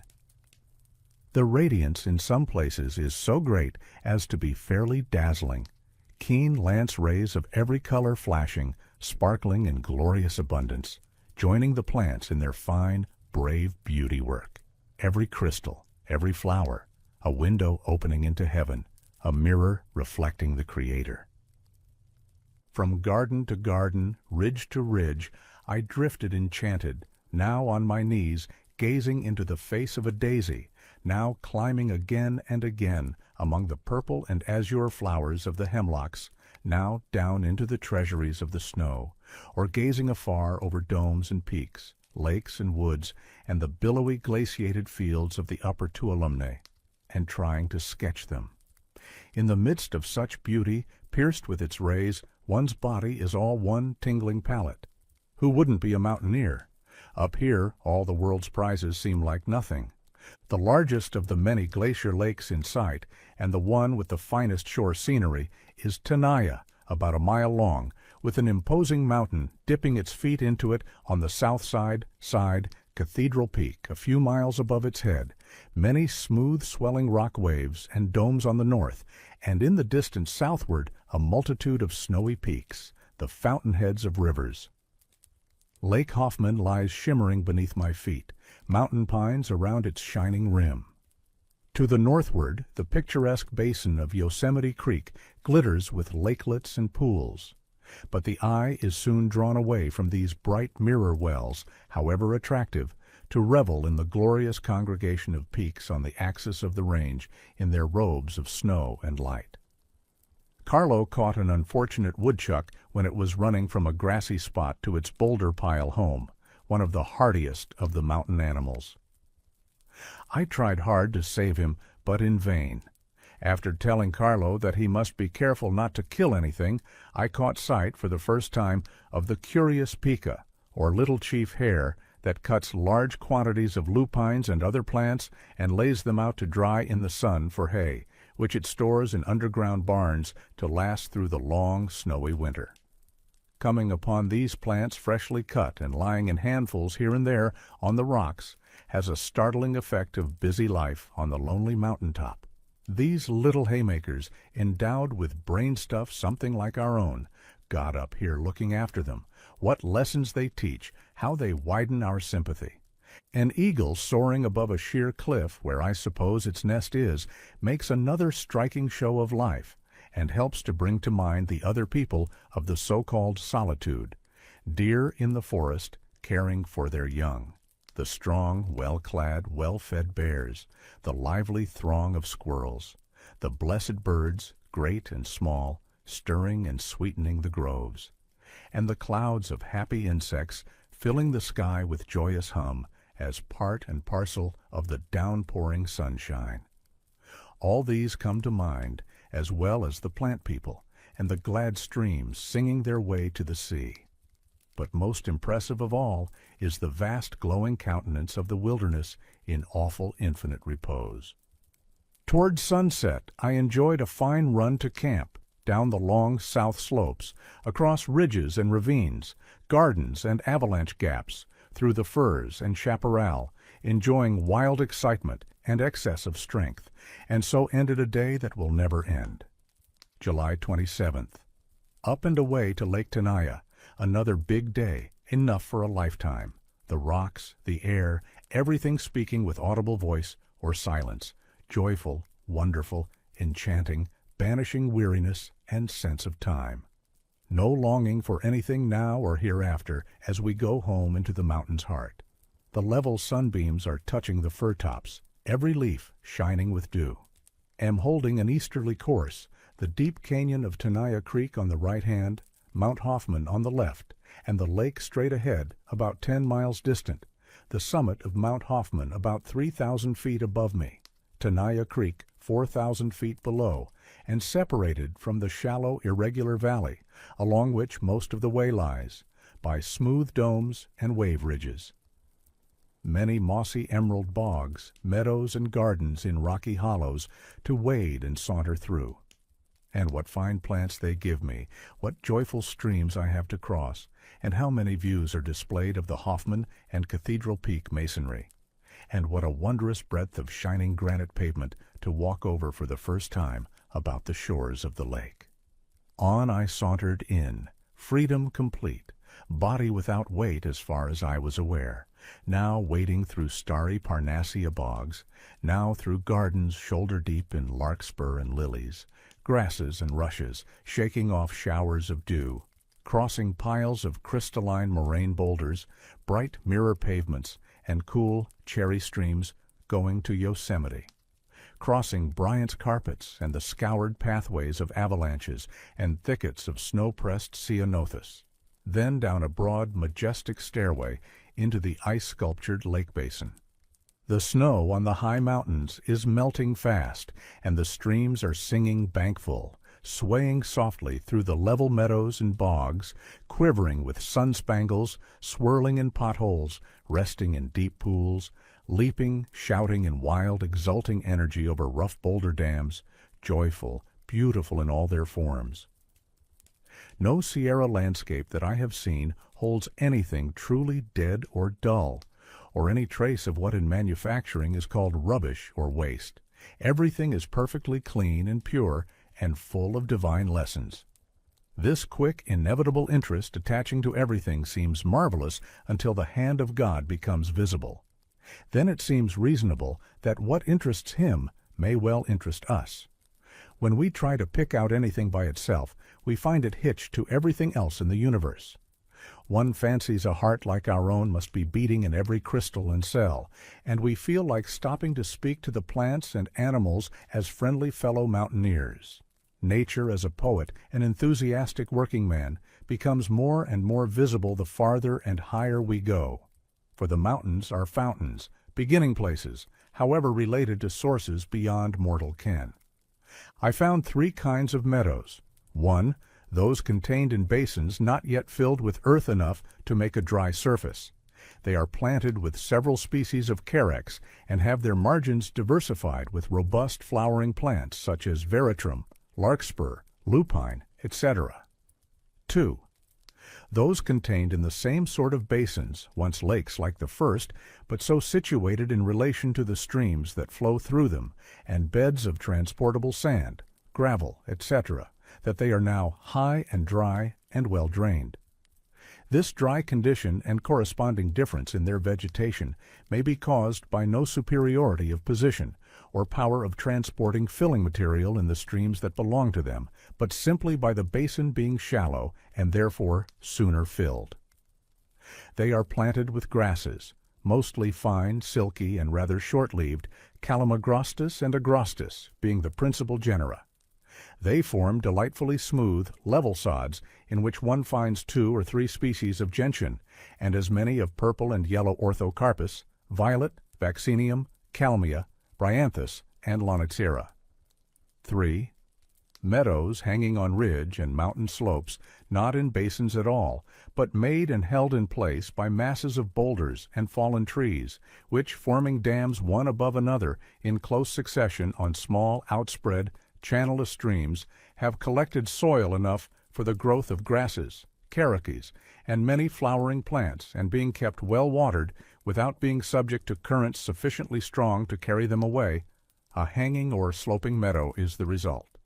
Their surfaces are seldom so smooth as the others, being roughened more or less by the projecting tops of the dam rocks or logs. But at a little distance this roughness is not noticed, and the effect is very striking. Bright green, fluent, down-sweeping flowery ribbons on gray slopes. The broad, shallow streams these meadows belong to are mostly derived from banks of snow, and because the soil is well drained in some places, while in others the dam rocks are packed close and caulked with bits of wood and leaves, making boggy patches. The vegetation, of course, is correspondingly varied. I saw patches of willow, bryanthus, and a fine show of lilies on some of them, not forming a margin, but scattered about among the carex and grass. Most of these meadows are now in their prime. How wonderful must be the temper of the elastic leaves of grasses and sedges to make curves so perfect and fine. Tempered a little harder, they would stand erect, stiff and bristly, like strips of metal. A little softer, and every leaf would lie flat. And what fine painting and tinting there is on the glooms and pales, stamens, and feathery pistiles. Butterflies colored like the flowers waver above them in wonderful profusion, and many other beautiful winged people, numbered and known and loved only by the Lord, are waltzing together high overhead, seemingly in pure play and hilarious enjoyment of their little sparks of life. How wonderful they are! How do they get a living and endure the weather? How are their little bodies with muscles, nerves, organs kept warm and jolly in such admirable, exuberant health? Regarded only as mechanical inventions, how wonderful they are! Compared with these, godlike man's greatest machines are nothing. Most of the sandy gardens on moraines are in prime beauty like the meadows, though some on the north sides of rocks and beneath groves of sapling pines have not yet bloomed. On sunny sheets of crystal soil along the slopes of the Hoffman Mountains, I saw extensive patches of Evesia and purple Gilia with scarce green leaves, making fine clouds of color. Ribes bushes, vaccinium, and kalmia, now in flower, make beautiful rugs and borders along the banks of the streams. Shaggy beds of dwarf oak, Quercus chrysolepis, Varbar vaccinifolia, over which one may walk, are common on rocky moraines, yet this is the same species as the large live oak seen near Brown's Flat. The most beautiful of the shrubs is the purple-flowered bryanthus, here making glorious carpets at an elevation of 9,000 feet. The principal tree for the first mile or two from camp is the magnificent silver fir, which reaches perfection here both in size and form of individual trees, and in the mode of grouping in groves with open spaces between. So trim and tasteful are these silvery, spiry groves, one would fancy they must have been placed in position by some master landscape gardener, their regularity seeming almost conventional. But nature is the only gardener able to do work so fine. A few noble specimens 200 feet high occupy central positions in the groups with younger trees around them, and outside of these another circle of yet smaller ones, the whole arranged like tastefully symmetrical bouquets, every tree fitting nicely the place assigned to it as if made especially for it. Small roses and eriogonum are usually found blooming on the open spaces about the groves, forming charming pleasure grounds. Higher, the firs gradually become smaller and less perfect, many showing double summits, indicating storm stress. Still, where good moraine soil is found, even on the rim of the lake basin, specimens 150 feet in height and 5 feet in diameter occur nearly 9,000 feet above the sea. The saplings I find are mostly bent with the crushing weight of the winter snow, which at this elevation must be at least 8 or 10 feet deep, judging by marks on the trees. And this depth of compacted snow is heavy enough to bend and bury young trees 20 or 30 feet in height and hold them down for 4 or 5 months. Some are broken, the others spring up when the snow melts, and at length attain a size that enables them to withstand the snow pressure. Yet even in trees 5 feet thick, the traces of this early discipline are still plainly to be seen in their curved insteps, and frequently in old dried saplings protruding from the trunk, partially overgrown by the new axis developed from a branch below the break. Yet through all this stress, the forest is maintained in marvelous beauty. Beyond the silver firs, I find the two-leaved pine, Pinus contorta varenmuriana, forms the bulk of the forest up to an elevation of 10,000 feet or more, the highest timber belt of the Sierra. I saw a specimen nearly 5 feet in diameter growing on deep, well-watered soil at an elevation of about 9,000 feet. The form of this species varies very much with position, exposure, soil, etc. On stream banks, where it is closely planted, it is very slender. Some specimens 75 feet high do not exceed 5 inches in diameter at the ground, but the ordinary form, as far as I have seen, is well proportioned. The average diameter when full grown at this elevation is about 12 or 14 inches, height 40 or 50 feet, the straggling branches bent up at the end, the bark thin and bedraggled with amber-colored resin. The pistillate flowers from little crimson rosettes 1/4 of an inch in diameter on the ends of the branchlets, mostly hidden in the leaf tassels.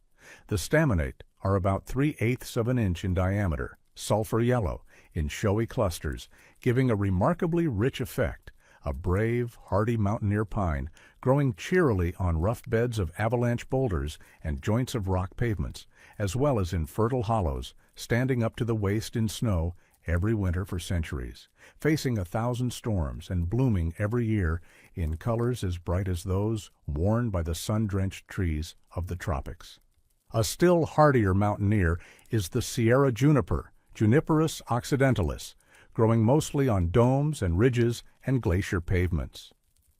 A thick-set, sturdy, picturesque Highlander, seemingly content to live for more than a score of centuries on sunshine and snow. A truly wonderful fellow, dogged endurance expressed in every feature, lasting about as long as the granite he stands on. Some are nearly as broad as high.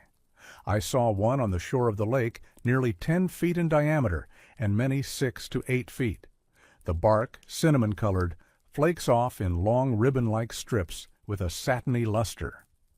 Surely the most enduring of all tree mountaineers, it never seems to die a natural death or even to fall after it has been killed.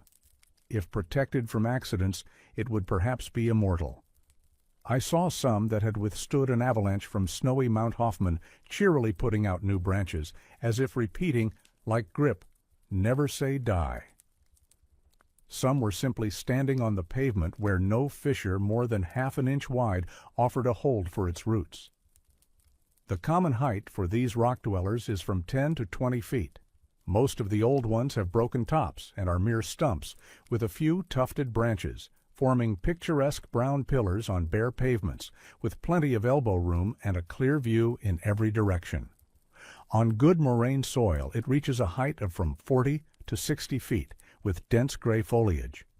The rings of the trunk are very thin, 80 to an inch of diameter in some specimens I examined. Those 10 feet in diameter must be very old, thousands of years. Wish I could live, like these junipers, in sunshine and snow, and stand beside them on the shore of Lake Tenaya for 1,000 years. How much I should see, and how delightful it would be. Everything in the mountains would find me and come to me, and everything from the heavens like light. The lake was named for one of the chiefs of the Yosemite tribe. Old Tenaya is said to have been a good Indian to his tribe. When a company of soldiers followed his band into Yosemite to punish them for cattle stealing and other crimes, they fled to this lake by a trail that leads out of the upper end of the valley early in the spring, while the snow was still deep, but being pursued, they lost heart and surrendered. A fine monument the old man has in this bright lake, and likely to last a long time, though lakes die as well as Indians, being gradually filled with detritus carried in by the feeding streams, and to some extent also by snow avalanches and rain and wind. A considerable portion of the Tenaya Basin is already changed into a forested flat and meadow at the upper end, where the main tributary enters from Cathedral Peak. 2 other tributaries come from the Hoffman Range. The outlet flows westward through Tenaya Canyon to join the Merced River in Yosemite. Scarcely a handful of loose soil is to be seen on the north shore. All is bare, shining granite, suggesting the Indian name of the lake, Piwiak, meaning shining rock. The basin seems to have been slowly excavated by the ancient glaciers, a marvelous work requiring countless thousands of years. On the south side, an imposing mountain rises from the water's edge to a height of 3,000 feet or more, feathered with hemlock and pine, and huge shining domes on the east, over the tops of which the grinding, wasting, molding glacier must have swept as the wind does today. July 28th. No cloud mountains, only curly cirrus wisps, scarce perceptible, and the want of thunder to strike the noon hours seems strange, as if the Sierra clock had stopped. Have been studying the Magnifica fir, measured one near 240 feet high, the tallest I have yet seen. This species is the most symmetrical of all conifers, but though gigantic in size, it seldom lives more than 400 or 500 years. Most of the trees die from the attacks of a fungus at the age of 2 or 3 centuries. This dry rot fungus perhaps enters the trunk by way of the stumps of limbs, broken off by the snow that loads the broad palmate branches. The younger specimens are marvels of symmetry, straight and erect as a plumb line, their branches in regular level whorls of 5 mostly, Each branch is exact in its divisions as a fern frond, and thickly covered by the leaves, making a rich plush over all the tree, excepting only the trunk and a small portion of the main limbs. The leaves turn upward, especially on the branchlets, and are stiff and sharp, pointed on all the upper portion of the tree. They remain on the tree about 8 or 10 years, and as the growth is rapid, it is not rare to find the leaves still in place on the upper part of the axis, where it is 3 to 4 inches in diameter, wide apart of course, and their spiral arrangement beautifully displayed. The leaf scars are conspicuous for 20 years or more, but there is a good deal of variation in different trees as to the thickness and sharpness of the leaves. After the excursion to Mount Hoffman, I had seen a complete cross-section of the Sierra forest, and I find that Abies magnifica is the most symmetrical tree of all the noble coniferous company.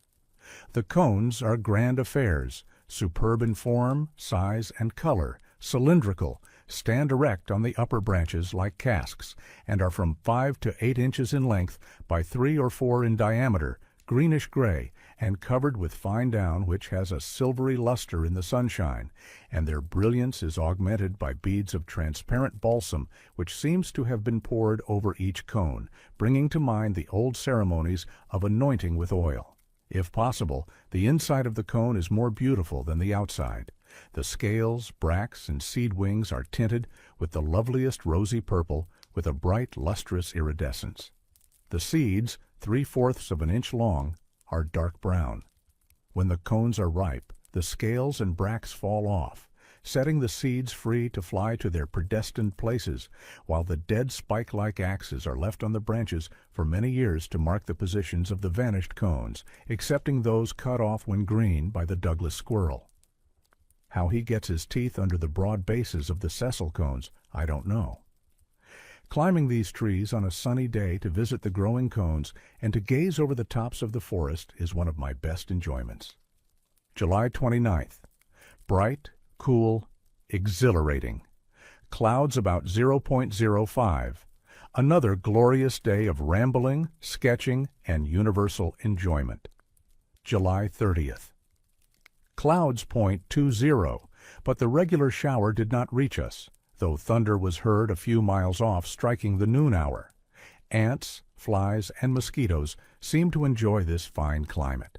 A few houseflies have discovered our camp. The Sierra mosquitoes are courageous and of good size, some of them measuring nearly an inch from tip of sting to tip of folded wings. Though less abundant than in most wildernesses, they occasionally make quite a hum and stir, and pay little attention to time or place. They sting anywhere, any time of day, wherever they can find anything worthwhile, until they are themselves stung by frost. The large, jet-black ants are only ticklish and troublesome when one is lying down under the trees. Noticed a borer drilling a silver fir.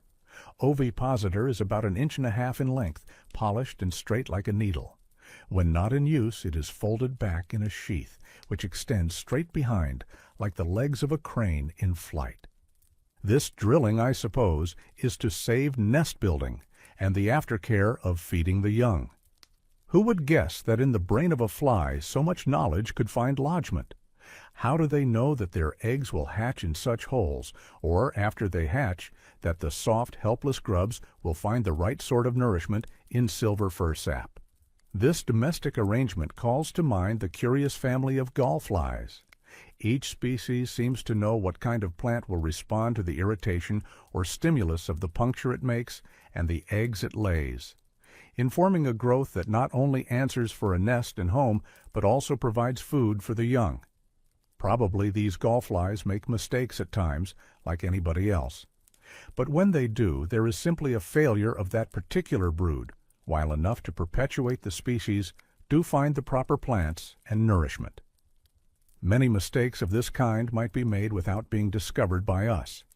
Once a pair of wrens made the mistake of building a nest in the sleeve of a workman's coat, which was called for at sundown, much to the consternation and discomfiture of the birds. Still, the marvel remains that any of the children of such small people as gnats and mosquitoes should escape their own and their parents' mistakes, as well as the vicissitudes of the weather and hosts of enemies. and come forth in full vigor and perfection to enjoy the sunny world. When we think of the small creatures that are visible, we are led to think of many that are smaller still, and lead us on and on into infinite mystery. July 31st. Another glorious day, the air as delicious to the lungs as nectar to the tongue. Indeed, the body seems one palate and tingles equally throughout. Cloudiness about 0.05, but our ordinary shower has not yet reached us, though I hear thunder in the distance. The cheery little chipmunk, so common about Brown's Flat, is common here also, and perhaps other species. In their light, airy habits, they recall the familiar species of the eastern states, which we admired in the oak openings of Wisconsin as they skimmed along the zigzag rail fences. These Sierra chipmunks are more arboreal and squirrel-like. I first noticed them on the lower edge of the coniferous belt, where the sabine and yellow pines meet, exceedingly interesting little fellows, full of odd, funny ways, and without being true squirrels, have most of their accomplishments without their aggressive quarrelsomeness. I never weary watching them as they frisk about in the bushes gathering seeds and berries, like song sparrows poisoning daintily on slender twigs, and making even less stir than most birds of the same size. Few of the Sierra animals interest me more. They are so able, gentle, confiding, and beautiful. They take one's heart and get themselves adopted as darlings. Though weighing hardly more than field mice, they are laborious collectors of seeds, nuts, and cones, and are therefore well fed, but never in the least swollen with fat or lazily full. On the contrary, of their frisky, bird-like liveliness there is no end. They have a great variety of notes corresponding with their movements, some sweet and liquid, like water dripping with tinkling sounds into pools. They seem to love teasing a dog, coming frequently almost within reach, then frisking away with lively chipping, like sparrows, beating time to their music with their tails, which at each chip describe half-circles from side to side. Not even the Douglas squirrel is sure-footed or more fearless. I have seen them running about on sheer precipices of the Yosemite walls, seemingly holding on with as little effort as flies, and as unconscious of danger, where, if the slightest slip were made, they would have fallen 2,000 or 3,000 feet. How fine it would be could we mountaineers climb these tremendous cliffs with the same sure grip. The venture I made the other day for a view of the Yosemite Fall, and which tried my nerves so sorely, this little Tamias would have made for an ear of grass. The woodchuck, Arctomys monax of the bleak mountain tops, is a very different sort of mountaineer. The most bovine of rodents, a heavy eater, fat, aldermanic in bulk, and fairly bloated in his high pastures, like a cow in a clover field. One woodchuck would outweigh 100 chipmunks, and yet he is by no means a dull animal. In the midst of what we regard as storm-beaten desolation, he pipes and whistles right cheerily, and enjoys long life in his skyland homes. His burrow is made in disintegrated rocks, or beneath large boulders. Coming out of his den in the cold hoar-frost mornings, he takes a sunbath on some favorite flat-topped rock, then goes to breakfast in garden hollows, eats grass and flowers until comfortably swollen, then goes a-visiting to fight and play. How long a woodchuck lives in this bracing air I don't know, but some of them are rusty and gray, like lichen-covered boulders. August 1st, a grand cloudland and 5-minute shower, refreshing the blessed wilderness already so fragrant and fresh, steeping the black meadow mold and dead leaves like tea.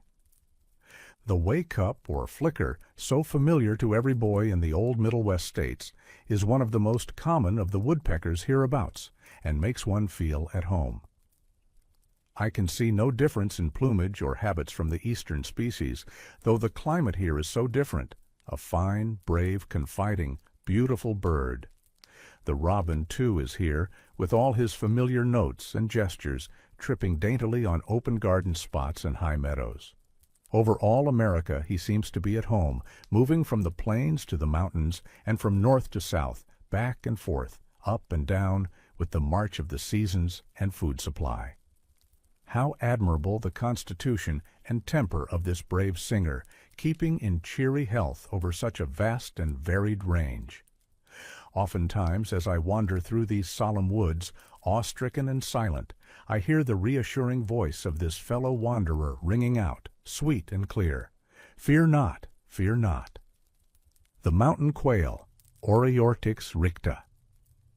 I often meet in my walks a small brown partridge with a very long, slender, ornamental crest, worn jauntily like a feather in a boy's cap, giving it a very marked appearance.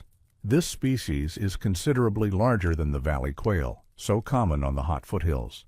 They seldom alight in trees, but love to wander in flocks of from 5 or 6 to 20 through the ceanothus and manzanita thickets and over open dry meadows and rocks of the ridges where the forest is less dense or wanting, uttering a low clucking sound to enable them to keep together.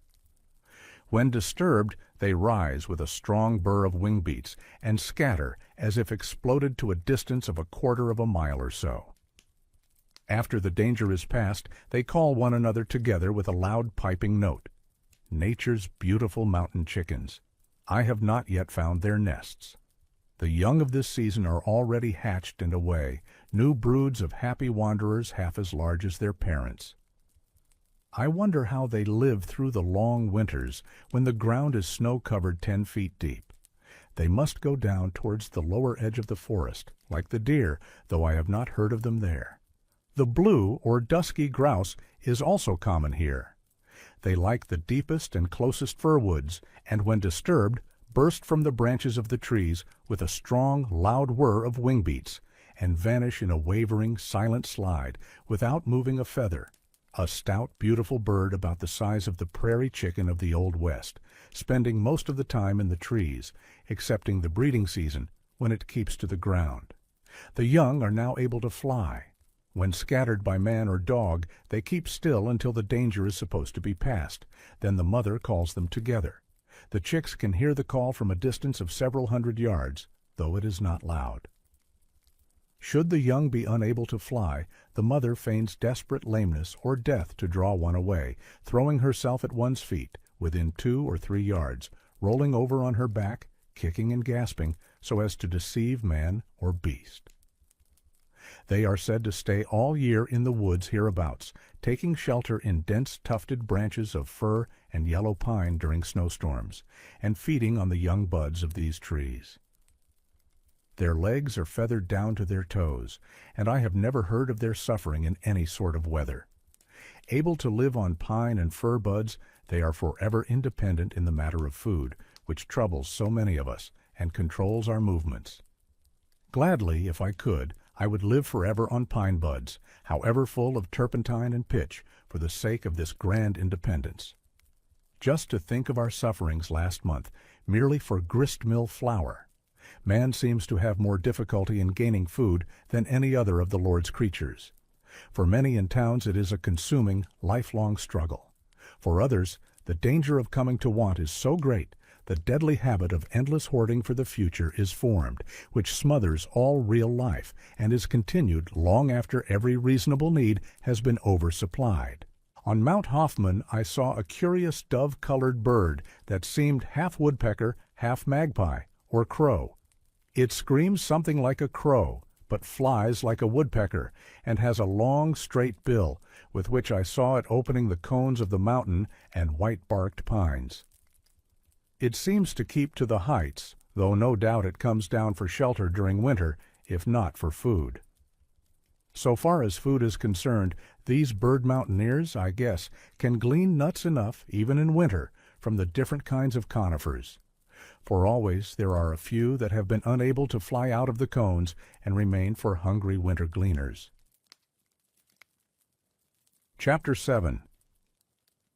A Strange Experience. August 2nd. Clouds and showers, about the same as yesterday. Sketching all day on the North Dome until 4 or 5 o'clock in the afternoon, when, as I was busily employed, thinking only of the glorious Yosemite landscape, trying to draw every tree and every line and feature of the rocks, I was suddenly, and without warning, possessed with the notion that my friend, Professor J. D. Butler, of the State University of Wisconsin, was below me in the valley, and I jumped up full of the idea of meeting him, with almost as much startling excitement as if he had suddenly touched me to make me look up. Leaving my work without the slightest deliberation, I ran down the western slope of the dome and along the brink of the valley wall, looking for a way to the bottom, until I came to a side canyon which, judging by its apparently continuous growth of trees and bushes, I thought might afford a practical way into the valley, and immediately began to make the descent, late as it was, as if drawn irresistibly. But after a little, common sense stopped me and explained that it would be long after dark where I could possibly reach the hotel, that the visitors would be asleep, that nobody would know me, that I had no money in my pockets, and moreover was without a coat. I therefore compelled myself to stop, and finally succeeded in reasoning myself out of the notion of seeking my friend in the dark, whose presence I only felt in a strange, telepathic way. I succeeded in dragging myself back through the woods to camp, never for a moment wavering, however, in my determination to go down to him the next morning. This, I think, is the most unexplainable notion that ever struck me. Had someone whispered in my ear while I sat on the dome, where I had spent so many days, that Professor Butler was in the valley, I could not have been more surprised and startled. When I was leaving the university, he said, "Now, John, I want to hold you in sight and watch your career. Promise to write to me at least once a year." I received a letter from him in July, at our first camp in the Hollow, written in May, in which he said that he might possibly visit California sometime this summer, and therefore hoped to meet me. But inasmuch as he named no meeting place, and gave no directions as to the course he would probably follow, and as I should be in the wilderness all summer, I had not the slightest hope of seeing him, and all thought of the matter had vanished from my mind until this afternoon, when he seemed to be wafted bodily almost against my face. Well, tomorrow I shall see, for reasonable or unreasonable, I feel I must go. August 3rd. Had a wonderful day. Found Professor Butler as the compass needle finds the pole. So last evening's telepathy, transcendental revelation, or whatever else it may be called, was true, for strange to say, he had just entered the valley by way of the Coulterville Trail, and was coming up the valley past El Capitan when his presence struck me. Had he then looked toward the North Dome with a good glass when it first came into sight, he might have seen me jump up from my work and run toward him. This seems the one well-defined marvel of my life, of the kind called supernatural. For, absorbed in glad nature, spirit rappings, second sight, ghost stories, etc., have never interested me since boyhood, seeming comparatively useless and infinitely less wonderful than nature's open, harmonious, songful, sunny, everyday beauty. This morning, when I thought of having to appear among tourists at a hotel, I was troubled because I had no suitable clothes, and at best I was desperately bashful and shy. I was determined to go, however, to see my old friend after 2 years among strangers. Got on a clean pair of overalls, a cashmere shirt, and a sort of jacket, the best my camp wardrobe afforded, tied my notebook on my belt, and strode away on my strange journey, followed by Carlo. I made my way through the gap discovered last evening, which proved to be Indian Canyon. There was no trail in it, and the rocks and brush were so rough that Carlo frequently called me back to help him down precipitous places. Emerging from the canyon shadows, I found a man making hay on one of the meadows, and asked him whether Professor Butler was in the valley. "I don't know," he replied, "but you can easily find out at the hotel. There are but few visitors in the valley just now. A small party came yesterday afternoon, and I heard someone called Professor Butler, or Butterfield, or some name like that." In front of the gloomy hotel, I found a tourist party adjusting their fishing tackle. They all stared at me in silent wonderment, as if I had been seen dropping down through the trees from the clouds, mostly, I suppose, on account of my strange garb.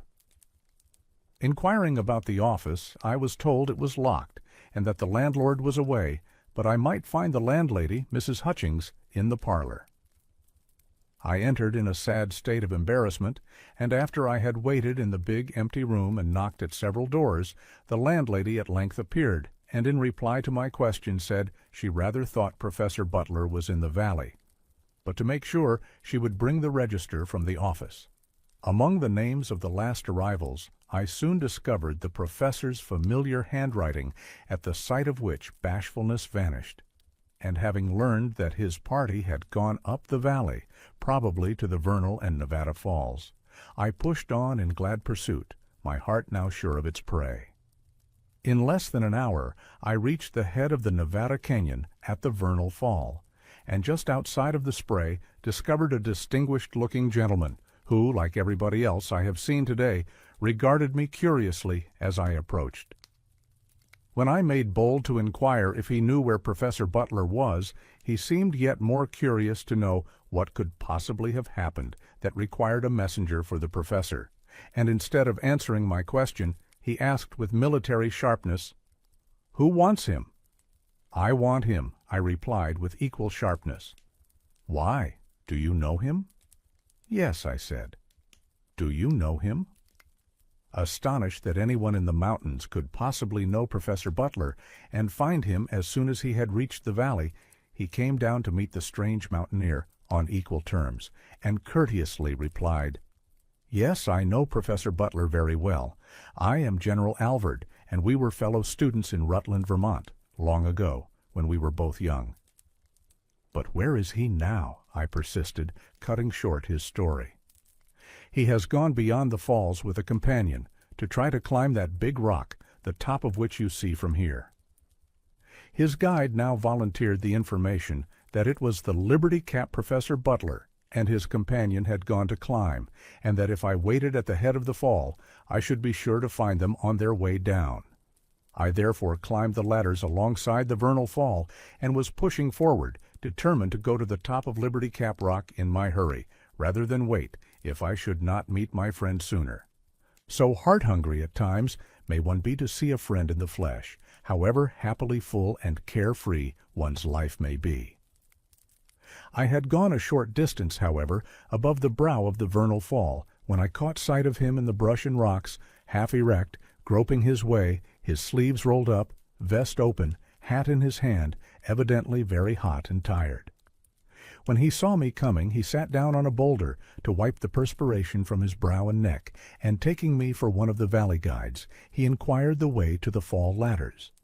I pointed out the path marked with little piles of stones, on seeing which he called his companion, saying that the way was found, but he did not yet recognize me. Then I stood directly in front of him, looked him in the face, and held out my hand. He thought I was offering to assist him in rising. "Never mind," he said. Then I said, "Professor Butler, don't you know me?" "I think not," he replied. But catching my eye, sudden recognition followed, and astonishment that I should have found him just when he was lost in the brush, and did not know that I was within hundreds of miles of him. John Muir, where have you come from?" Then I told him the story of my feeling his presence when he entered the valley last evening, when he was 4 or 5 miles distant, as I sat sketching on the North Dome.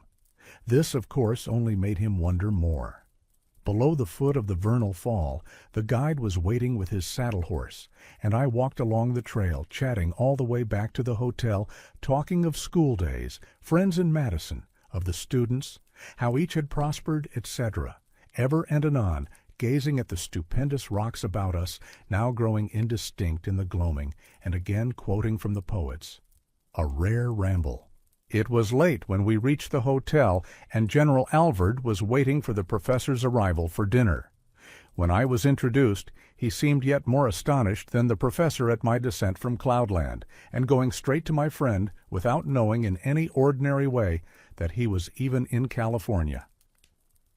They had come directly from the East, had not yet visited any of their friends in the state, and considered themselves undiscoverable. As we sat at dinner, the general leaned back in his chair, and looking down the table, thus introduced me to the dozen guests or so, including the staring fisherman mentioned above. "This man, you know, came down out of these huge, trackless mountains, you know, to find his friend Professor Butler here, the very day he arrived. And how did he know he was here? He just felt him, he says. This is the queerest case of Scotch far-sightedness I ever heard of, etc., etc. While my friend quoted Shakespeare, more things in heaven and earth, Horatio, than are dreamt of in your philosophy. As the sun, ere he has risen, sometimes paints his image in the firmament, e'en so the shadows of events precede the events, and in today already walks tomorrow.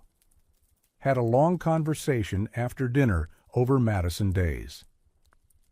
The professor wants me to promise to go with him sometime on a camping trip in the Hawaiian Islands, while I tried to get him to go back with me to camp in the High Sierra. But he says, not now. He must not leave the general, and I was surprised to learn they are to leave the valley tomorrow or next day. I'm glad I'm not great enough to be missed in the busy world. August 4th. It seemed strange to sleep in a paltry hotel chamber after the spacious magnificence and luxury of the starry sky and silver fir grove. Bade farewell to my friend and the general. The old soldier was very kind and an interesting talker. He told me long stories of the Florida Seminole War in which he took part and invited me to visit him in Omaha. Calling Carlo, I scrambled home through the India Canyon Gate, rejoicing, pitying the poor professor and general bound by clocks, almanacs, orders, duties, etc., and compelled to dwell with lowland care and dust and din where nature is covered and her voice smothered, while the poor, insignificant wanderer enjoys the freedom and glory of God's wilderness. Apart from the human interest of my visit today, I greatly enjoyed Yosemite, which I had visited only once before, having spent 8 days last spring rambling amid its rocks and waters. Wherever we go in the mountains, or indeed in any of God's wild fields, we find more than we seek. Descending 4,000 feet in a few hours, we enter a new world, climate, plants, sounds, inhabitants, and scenery all new or changed. Near camp, the Gold Cup Oak forms sheets of chaparral, on top of which we may make our beds. Going down the Indian Canyon, we observe this little bush changing by regular gradations to a large bush, to a small tree, and then larger, until on the rocky taluses near the bottom of the valley we find it developed into a broad, wide-spreading, gnarled, picturesque tree from 4 to 8 feet in diameter and 40 or 50 feet high. Innumerable are the forms of water displayed. Every gliding reach, cascade, and fall has characters of its own.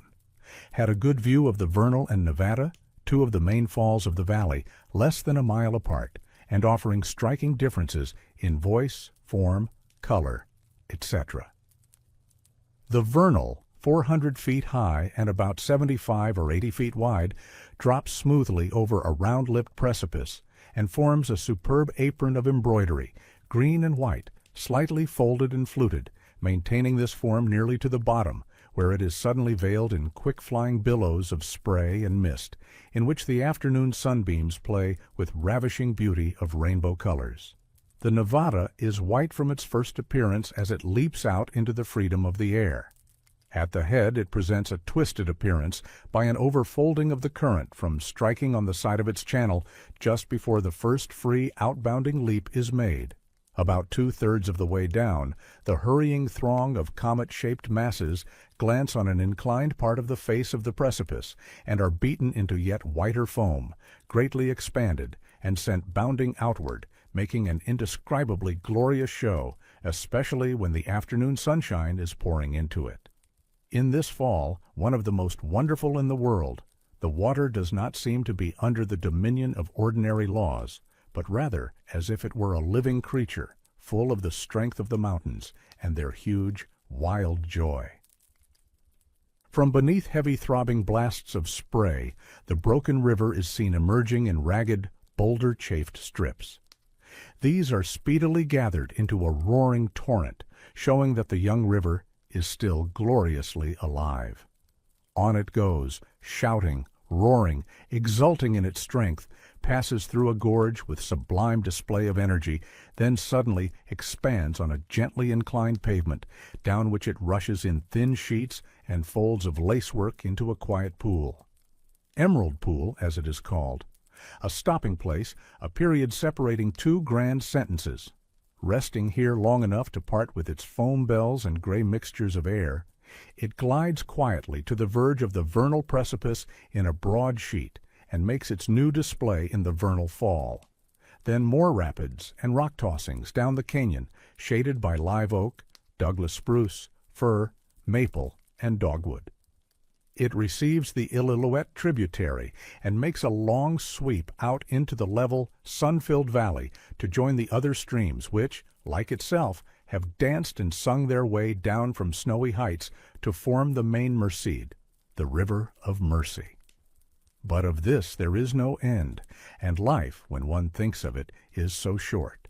Never mind, one day in the midst of these divine glories is well worth living and toiling and starving for. Before parting with Professor Butler, he gave me a book, and I gave him one of my pencil sketches for his little son Henry, who is a favorite of mine. He used to make many visits to my room when I was a student. Never shall I forget his patriotic speeches for the Union, mounted on a tall stool when he was only 6 years old. It seems strange that visitors to Yosemite should be so little influenced by its novel grandeur, as if their eyes were bandaged and their ears stopped. Most of those I saw yesterday were looking down as if wholly unconscious of anything going on about them, while the sublime rocks were trembling with the tones of the mighty chanting congregation of waters gathered from all the mountains round about, making music that might draw angels out of heaven. Yet respectable-looking, even wise-looking people were fixing bits of worms on bent pieces of wire to catch trout. Sport, they called it. Should churchgoers try to pass the time fishing in baptismal fonts while dull sermons were being preached, the so-called sport might not be so bad. But to play in the Yosemite Temple, seeking pleasure in the pain of fishes struggling for their lives, while God himself is preaching his sublimest water and stone sermons. Now I'm back at the campfire and cannot help thinking about my recognition of my friend's presence in the valley, while he was 4 or 5 miles away, and while I had no means of knowing that he was not thousands of miles away. It seems supernatural, but only because it is not understood. Anyhow, it seems silly to make so much of it, while the natural and common is more truly marvelous and mysterious than the so-called supernatural. Indeed, most of the miracles we hear of are infinitely less wonderful than the commonest of natural phenomena, when fairly seen. Perhaps the invisible rays that struck me while I sat at work on the dome are something like those which attract and repel people at first sight, concerning which so much nonsense has been written. The worst apparent effect of these mysterious odd things is blindness to all that is divinely common. Hawthorne, I fancy, could weave one of his weird romances out of this little telepathic episode, the one strange marvel of my life, probably replacing my good old professor by an attractive woman. August 5th. We were awakened this morning before daybreak by the furious barking of Carlo and Jack and the sound of stampeding sheep. Billy fled from his punk bed to the fire and refused to stir into the darkness to try to gather the scattered flock or ascertain the nature of the disturbance. It was a bear attack, as we afterward learned, and I suppose little was gained by attempting to do anything before daylight. Nevertheless, being anxious to know what was up, Carlo and I groped our way through the woods, guided by the rustling sound made by fragments of the flock, not fearing the bear. For I knew that the runaways would go from their enemy as far as possible, and Carlo's nose was also to be depended upon. About half a mile east of the corral, we overtook 20 or 30 of the flock, and succeeded in driving them back. Then, turning to the westward, we traced another band of fugitives and got them back to the flock. After daybreak, I discovered the remains of a sheep carcass, still warm, showing that Bruin must have been enjoying his early mutton breakfast while I was seeking the runaways. He had eaten about half of it. 6 dead sheep lay in the corral, evidently smothered by the crowding and piling up of the flock against the side of the coral wall when the bear entered. Making a wide circuit of the camp, Carlo and I discovered a third band of fugitives and drove them back to camp. We also discovered another dead sheep half-eaten, showing there had been 2 of the shaggy freebooters at this early breakfast. They were easily traced. They had each caught a sheep, jumped over the corral fence with them, carrying them as a cat carries a mouse, laid them at the foot of fir trees 100 yards or so back from the corral, and eaten their fill. After breakfast, I set out to seek more of the lost, and found 75 at a considerable distance from camp. In the afternoon, I succeeded, with Carlo's help, in getting them back to the flock. I don't know whether all are together again or not. I shall make a big fire this evening and keep watch. When I asked Billy why he made his bed against the corral in rotten wood when so many better places were offered, he replied that he wished to be as near the sheep as possible in case bears should attack them. Now that the bears have come, he has moved his bed to the far side of the camp and seems afraid that he may be mistaken for a sheep. This has been mostly a sheep day, and of course studies have been interrupted. Nevertheless, the walk through the gloom of the woods before dawn was worthwhile, and I have learned something about these noble bears. Their tracks are very telling, and so are their breakfasts. Scarce a trace of clouds today, and of course our ordinary midday thunder is wanting. August 6th.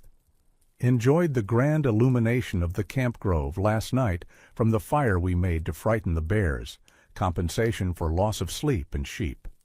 The noble pillars of verdure, vividly aglow, seemed to shoot into the sky like the flames that lighted them. Nevertheless, one of the bears paid us another visit, as if more attracted than repelled by the fire, climbed into the corral, killed a sheep, and made off with it without being seen, while still another was lost by trampling and suffocation against the side of the corral. Now that our mutton has been tasted, I suppose it will be difficult to put a stop to the ravages of these freebooters. The Don arrived today from the lowlands with provisions and a letter. On learning the losses he had sustained, he determined to move the flock at once to the upper Tuolumne region, saying that the bears would be sure to visit the camp every night as long as we stayed, and that no fire or noise we might make would avail to frighten them. No clouds save a few thin, lustrous touches on the eastern horizon. Thunder heard in the distance. Chapter 8. The Mono Trail, August 7th. Early this morning bade goodbye to the bears and blessed Silver Fir Camp, and moved slowly eastward along the Mono Trail. At sundown I camped for the night on one of the many small flowery meadows, so greatly enjoyed my excursion to Lake Tenaya. The dusty, noisy flock seems outrageously foreign and out of place in these nature gardens, more so than bears among sheep. The harm they do goes to the heart, but glorious hope lifts above all the dust and din and bids me look forward to a good time coming, when money enough will be earned to enable me to go walking where I like in pure wildness, with what I can carry on my back, and when the bread sack is empty, run down to the nearest point on the bread line for more. Nor will these rundowns be blanks, for whether up or down, every step and jump on these blessed mountains is full of fine lessons. August 8th. Camp at the west end of Lake Tenaya. Arriving early, I took a walk on the glacier-polished pavements along the north shore and climbed the magnificent mountain rock at the east end of the lake, now shining in the late afternoon light. Almost every yard of its surface shows the scoring and polishing action of a great glacier that enveloped it and swept heavily over its summit, though it is about 2,000 feet high above the lake and 10,000 above sea level. This majestic ancient ice flood came from the eastward, as the scoring and crushing of the surface shows. Even below the waters of the lake, the rock in some places is still grooved and polished.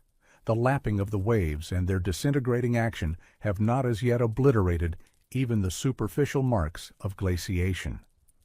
In climbing the steepest polished places, I had to take off shoes and stockings. A fine region for the study of glacial action in mountain making.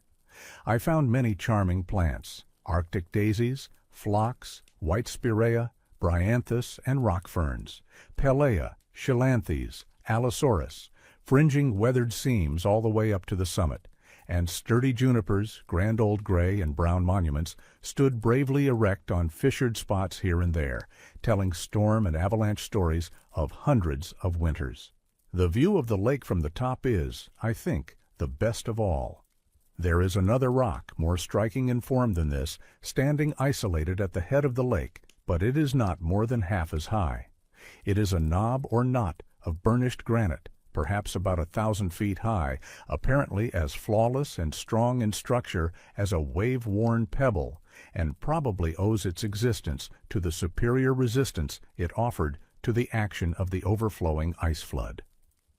Made sketch of the lake, and sauntered back to camp, my iron-shod shoes clanking on the pavements, disturbing the chipmunks and birds. After dark, went out to the shore, not a breath of air astir, the lake a perfect mirror reflecting the sky and mountains, with their stars and trees and wonderful sculpture, all their grandeur refined and doubled, a marvelously impressive picture that seemed to belong more to heaven than earth. August 9th. I went ahead of the flock and crossed over the divide between the Merced and Tuolumne basins. The gap between the east end of the Hoffman Spur and the mass of mountain rocks about Cathedral Peak, though roughened by ridges and waving folds, seems to be one of the channels of a broad ancient glacier that came from the mountains on the summit of the range. In crossing this divide, the ice river made an ascent of about 500 feet from the Tuolumne meadows. This entire region must have been overswept by ice. From the top of the divide, and also from the big Tuolumne meadows, the wonderful mountain called Cathedral Peak is in sight. From every point of view, it shows marked individuality.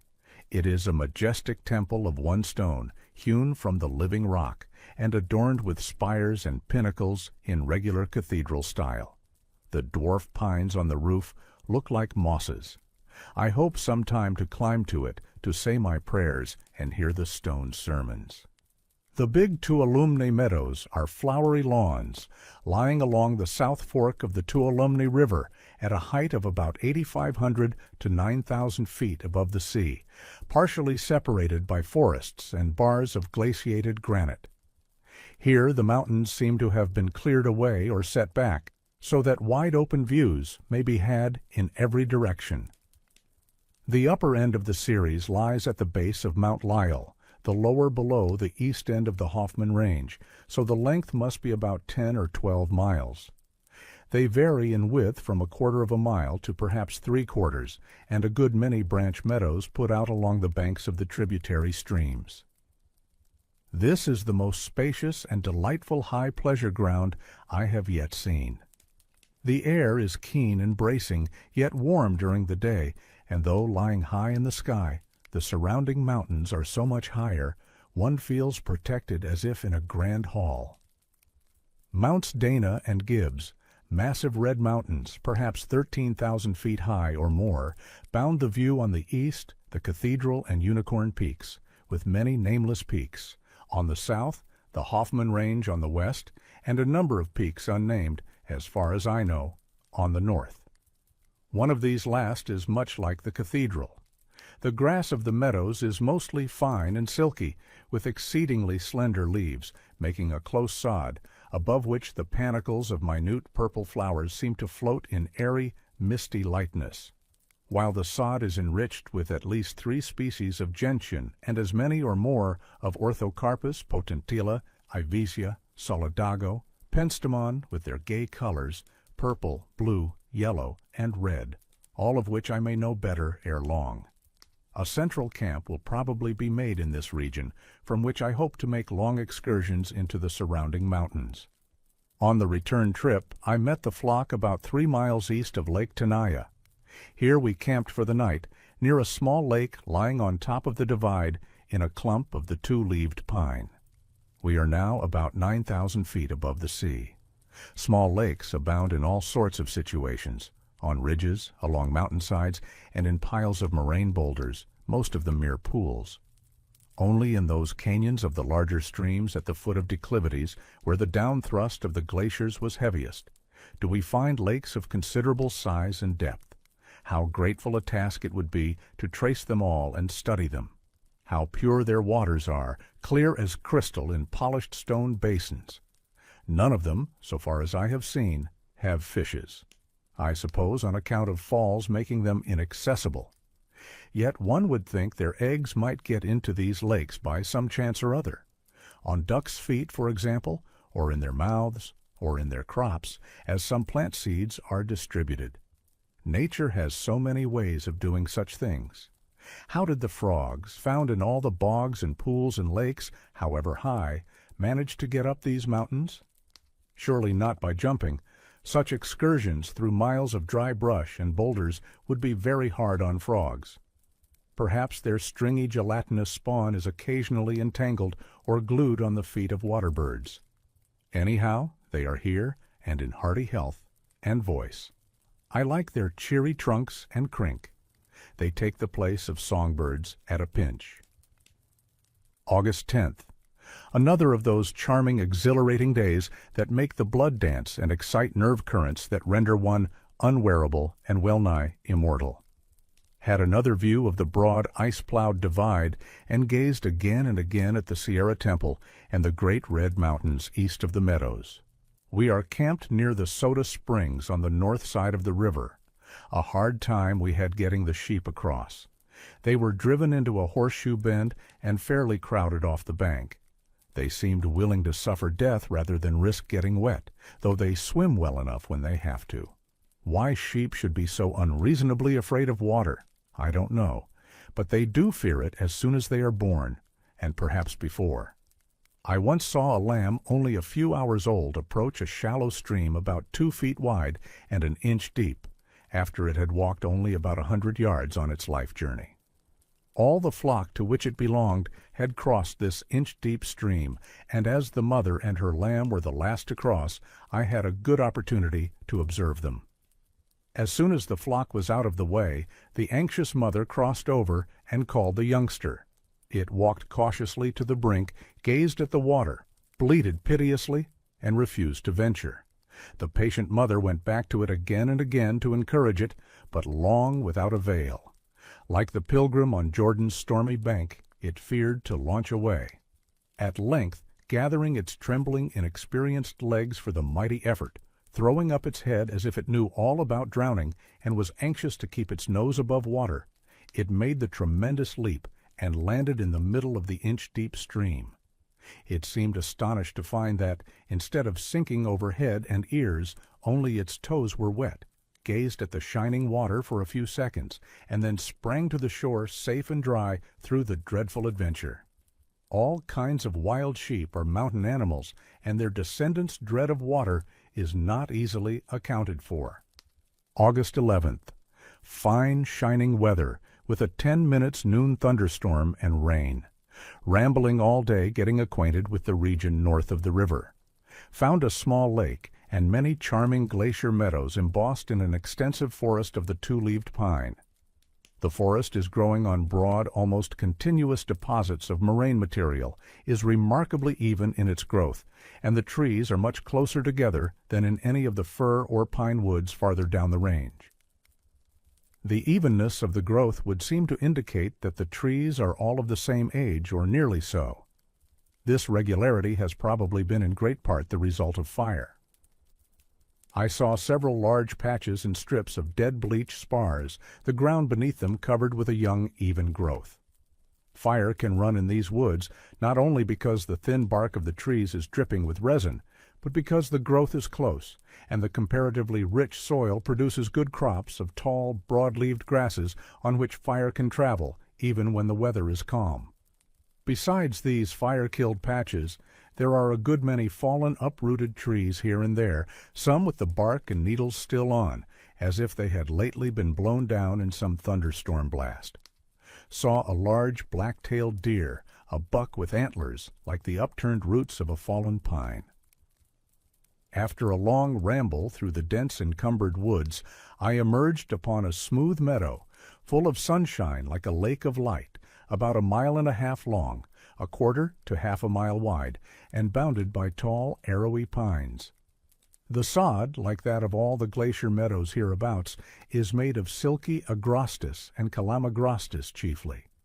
Their panicles of purple flowers and purple stems, exceedingly light and airy, seem to float above the green plush of leaves like a thin, misty cloud, while the sod is brightened by several species of gentian, potentilla, ivesia, orthocarpus, and their corresponding bees and butterflies. All the glacier meadows are beautiful, but few are so perfect as this one. Compared with it, the most carefully leveled, licked, snipped artificial lawns of pleasure grounds are coarse things. I should always like to live here. It is so calm and withdrawn, while open to the universe in full communion with everything good. To the north of this glorious meadow, I discovered the camp of some Indian hunters. Their fire was still burning, but they had not yet returned from the chase. From meadow to meadow, every one beautiful beyond telling, and from lake to lake through groves and belts of arrowy trees, I held my way northward toward Mount Conness, finding telling beauty everywhere, while the encompassing mountains were calling, "Come." Hope I can climb them all. August 12th. The sky scenery has changed but little so far with the change in elevation. Clouds about 0.05. Glorious pearly cumuli tinted with purple of ineffable fineness of tone. Moved camp to the side of the glacier meadow mentioned above. To let sheep trample so divinely fine a place seems barbarous.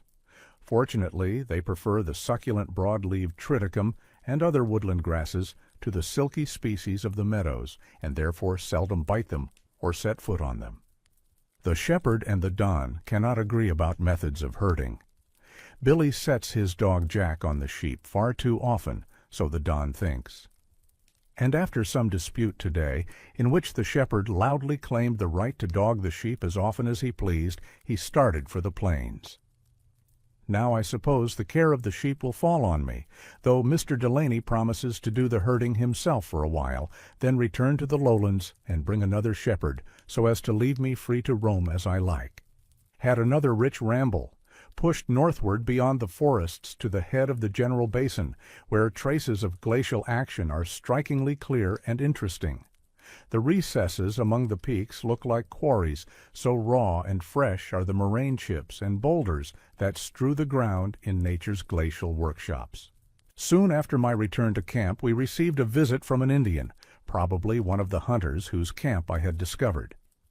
He came from Mono, he said, with others of his tribe, to hunt deer. One that he had killed a short distance from here he was carrying on his back, its legs tied together in an ornamental bunch on his forehead. Throwing down his burden, he gazed stolidly for a few minutes in silent Indian fashion, then cut off 8 or 10 pounds of venison for us, and begged a little of everything he saw or could think of: flour, bread, sugar, tobacco, whiskey, needles, etc. We gave a fair price for the meat and flour and sugar, and added a few needles. A strangely dirty and irregular life these dark-eyed, dark-haired, half-happy savages lead in this clean wilderness: starvation and abundance, death-like calm, indolence, and admirable, indefatigable action, succeeding each other in stormy rhythm like winter and summer. Two things they have that civilized toilers might well envy them: pure air and pure water. These go far to cover and cure the grossness of their lives. Their food is mostly good berries, pine nuts, clover, lily bulbs, wild sheep, antelope, deer, grouse, sage hens, and the larvae of ants, wasps, bees, and other insects. August 13th. Day all sunshine, dawn and evening purple, noon gold, no clouds, air motionless. Mr. Delaney arrived with 2 shepherds, one of them an Indian. On his way up from the plains he left some provisions at the Portuguese camp on Porcupine Creek, near our old Yosemite camp, and I set out this morning with one of the pack animals to fetch them. Arrived at the Porcupine camp at noon, and might have returned to the Tuolumne late in the evening, but concluded to stay overnight with the Portuguese shepherds at their pressing invitation. They had sad stories to tell of losses from the Yosemite bears, and were so discouraged they seemed on the point of leaving the mountains, for the bears came every night and helped themselves to one or several of the flock in spite of all their efforts to keep them off. I spent the afternoon in a grand ramble along the Yosemite walls.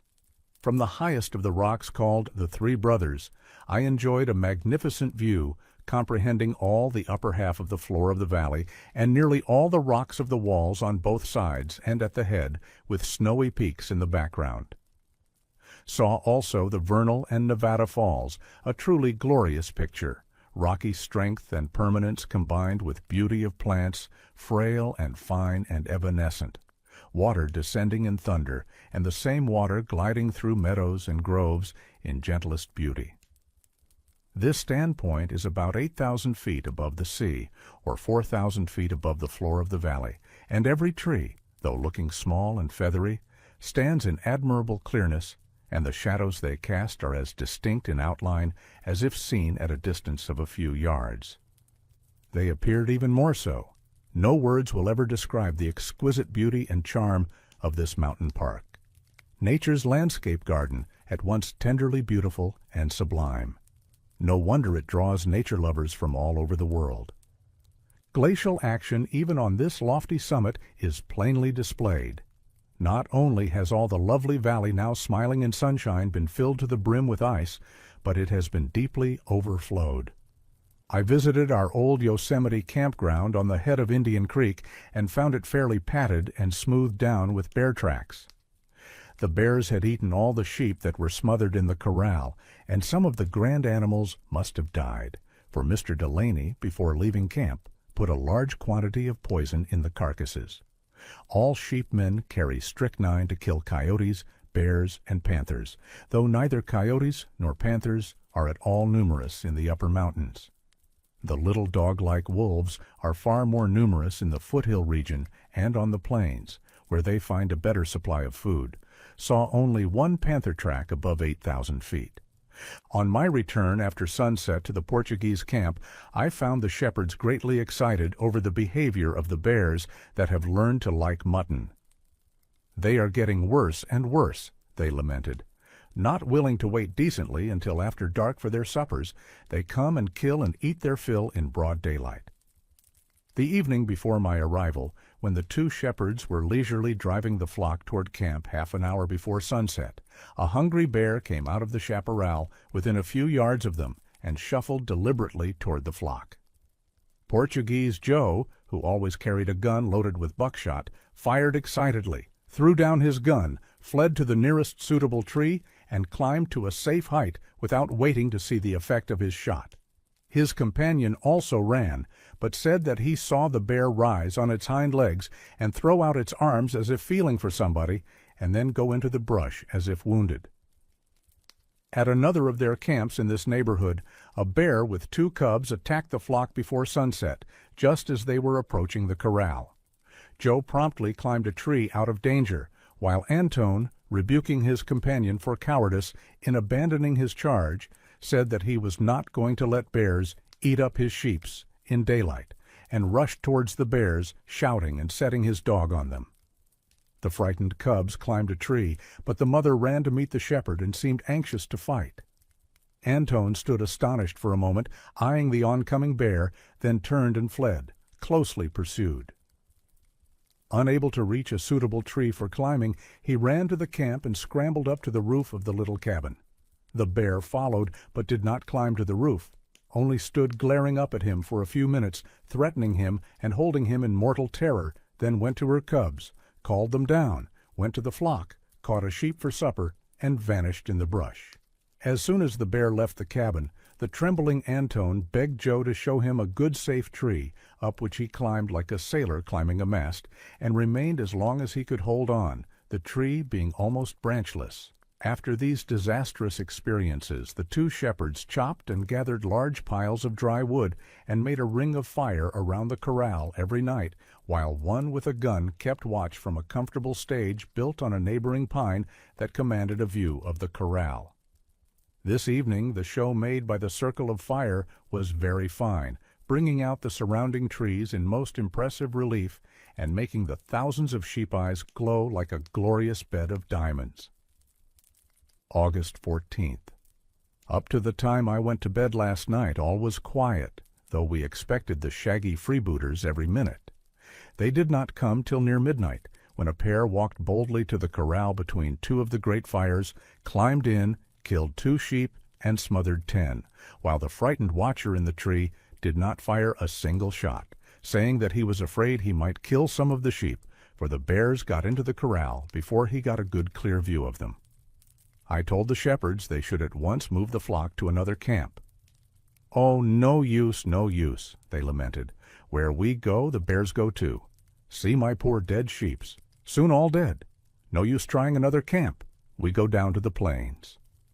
And as I afterwards learned, they were driven out of the mountains a month before the usual time. Were bears much more numerous and destructive, the sheep would be kept away altogether.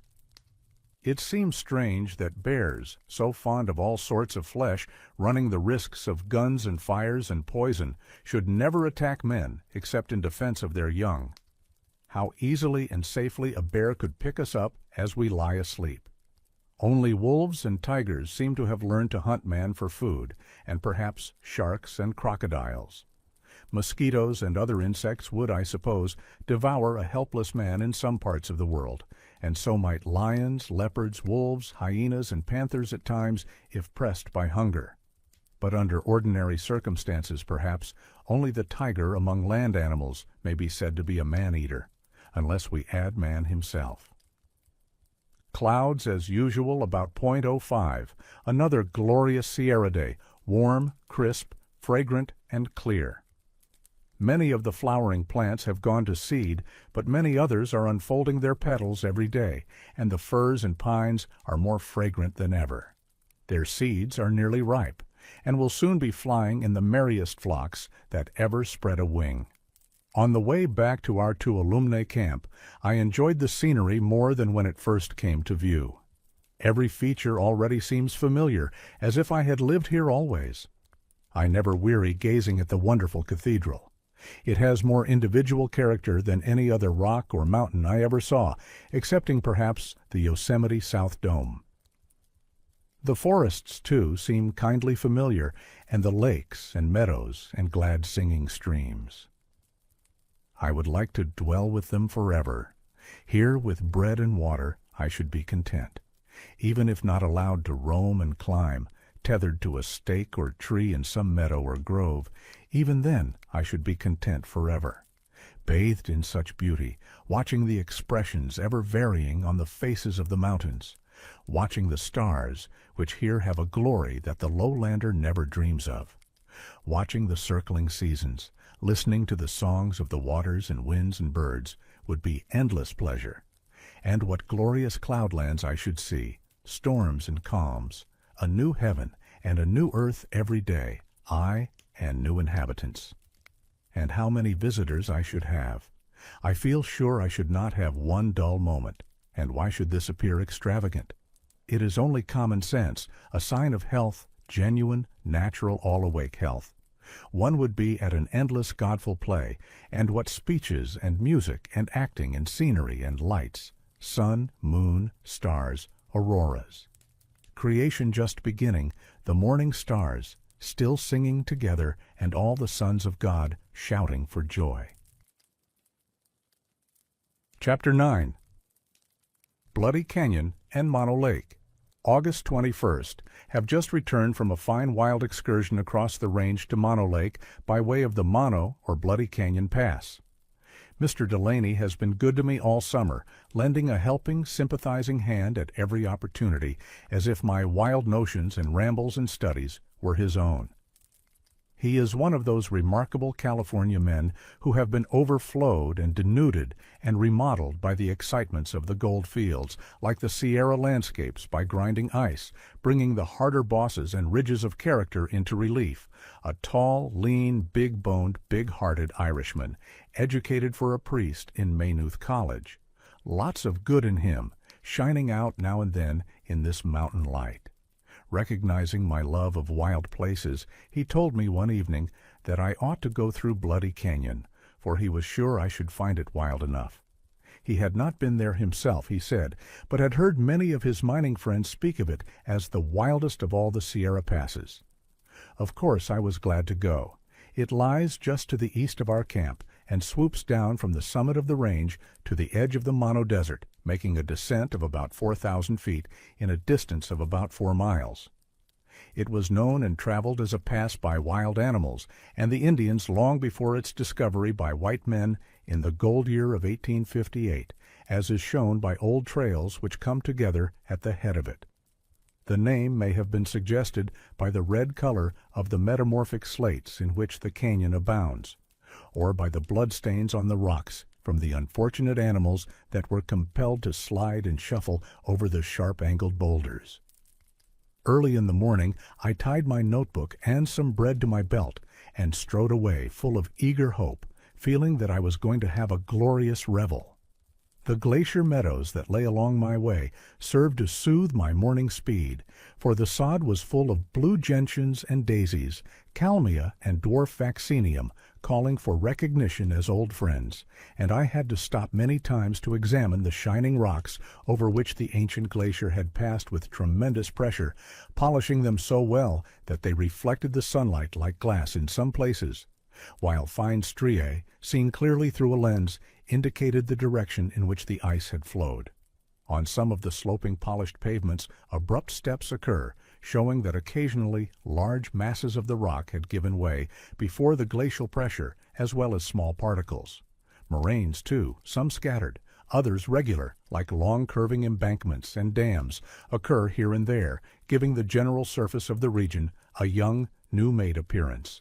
I watched the gradual dwarfing of the pines as I ascended, and the corresponding dwarfing of nearly all the rest of the vegetation. On the slopes of Mammoth Mountain, to the south of the pass, I saw many gaps in the woods reaching from the upper edge of the timberline down to the level meadows, where avalanches of snow had descended, sweeping away every tree in their paths as well as the soil they were growing in, leaving the bedrock bare. The trees are nearly all uprooted, but a few that had been extremely well anchored in clefts of the rock were broken off near the ground. It seemed strange at first sight that trees that had been allowed to grow for a century or more undisturbed should in their old age be thus swished away at a stroke. Such avalanches can only occur under rare conditions of weather and snowfall. No doubt on some positions of the mountain slopes, the inclination and smoothness of the surface is such that avalanches must occur every winter or even after every heavy snowstorm, and of course no trees or even bushes can grow in their channels. I noticed a few clean-swept slopes of this kind. The uprooted trees that had grown in the pathway of what might be called century avalanches were piled in windrows and tucked snugly against the wall trees of the gaps, heads downward, excepting a few that were carried out into the open ground of the meadows, where the heads of the avalanches had stopped. Young pines, mostly the two-leaved and the white-barked, are already springing up in these cleared gaps. It would be interesting to ascertain the age of these saplings, for thus we should gain a fair approximation to the year that the great avalanches occurred. Perhaps most or all of them occurred the same winter. How glad I would be if I were free to pursue such studies. Near the summit at the head of the pass, I found a species of dwarf willow lying perfectly flat on the ground, making a nice, soft, silky gray carpet, not a single stem or branch more than 3 inches high, but the catkins, which are now nearly ripe, stand erect and make a close, nearly regular gray growth, being larger than all the rest of the plants. Some of these interesting dwarfs have only one catkin, willow bushes reduced to their lowest terms. I found patches of dwarf vaccinium also forming smooth carpets, closely pressed to the ground or against the sides of stones, and covered with round pink flowers in lavish abundance as if they had fallen from the sky like hail. A little higher, almost at the very head of the pass, I found the blue Arctic daisy and purple-flowered bryanthus, the mountain's own darlings, gentle mountaineers face to face with the sky, kept safe and warm by 1,000 miracles, seeming always the finer and purer, the wilder and stormier their homes.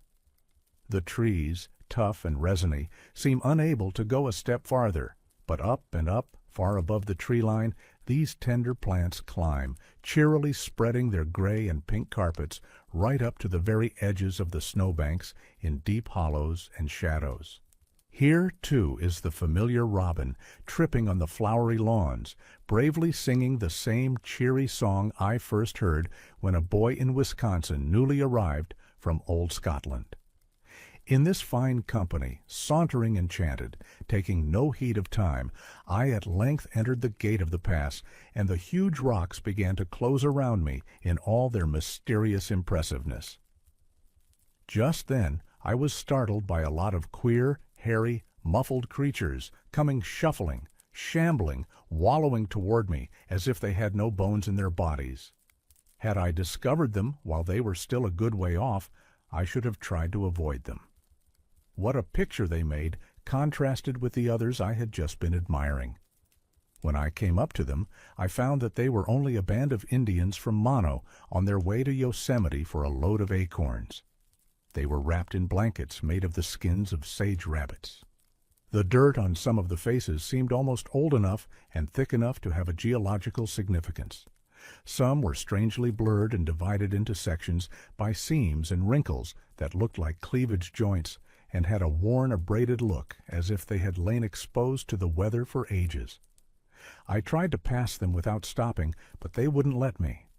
Forming a dismal circle about me, I was closely besieged while they begged whiskey or tobacco, and it was hard to convince them that I hadn't any. How glad I was to get away from the gray, grim crowd and see them vanish down the trail. Yet it seemed sad to feel such desperate repulsion from one's fellow beings, however degraded. To prefer the society of squirrels and woodchucks to that of our own species must surely be unnatural. So with a fresh breeze and a hill or mountain between us, I must wish them Godspeed and try to pray and sing with Burns, "It's coming yet, for a that man to man, the world o'er, shall brothers be for a that." How the day passed I hardly know. By the map, I have come only about 10 or 12 miles, though the sun is already low in the west, showing how long I must have lingered, observing, sketching, taking notes among the glaciated rocks and moraines and alpine flower beds. At sundown, the somber crags and peaks were inspired with the ineffable beauty of the alpenglow, and a solemn, awful stillness hushed everything in the landscape. Then I crept into a hollow by the side of a small lake near the head of the canyon, smoothed a sheltered spot, and gathered a few pine tassels for a bed. After the short twilight began to fade, I kindled a sunny fire, made a tin cupful of tea, and lay down to watch the stars. Soon the night wind began to flow from the snowy peaks overhead, at first only a gentle breathing, then gaining strength. In less than an hour rumbled in massive volume, something like a boisterous stream in a boulder-choked channel, roaring and moaning down the canyon as if the work it had to do was tremendously important and fateful. And mingled with these storm tones were those of the waterfalls on the north side of the canyon, now sounding distinctly, now smothered by the heavier cataracts of air, making a glorious psalm of savage wilderness. My fire squirmed and struggled as if ill at ease, for though in a sheltered nook, detached masses of icy wind often felt like icebergs on top of it, scattering sparks and coals so that I had to keep well back to avoid being burned. But the big resiny roots and knots of the dwarf pine could neither be beaten out nor blown away, and the flames, now rushing up in long lances, now flattened and twisted on the rocky ground, roared as if trying to tell the storm stories of the trees they belonged to, as the light given out was telling the story of the sunshine they had gathered in centuries of summers. The stars shone clear in the strip of sky between the huge dark cliffs, and as I lay recalling the lessons of the day, suddenly the full moon looked down over the canyon wall, her face apparently filled with eager concern, which had a startling effect, as if she had left her place in the sky and had come down to gaze on me alone, like a person entering one's bedroom. It was hard to realize that she was in her place in the sky and was looking abroad on half the globe, land and sea, mountains, plains, lakes, rivers, oceans, ships, cities, with their myriads of inhabitants, sleeping and waking, sick and well. No, she seemed to be just on the rim of Bloody Canyon and looking only at me. This was indeed getting near to nature. I remember watching the harvest moon rising above the oak trees in Wisconsin, apparently as big as a cartwheel and not farther than half a mile distant. With these exceptions, I might say I never before had seen the moon, and this night she seemed so full of life and so near. The effect was marvelously impressive and made me forget the Indians, the great black rocks above me, and the wild uproar of the winds and waters making their way down the huge, jagged gorge. Of course I slept but little, and gladly welcomed the dawn over the Mono Desert.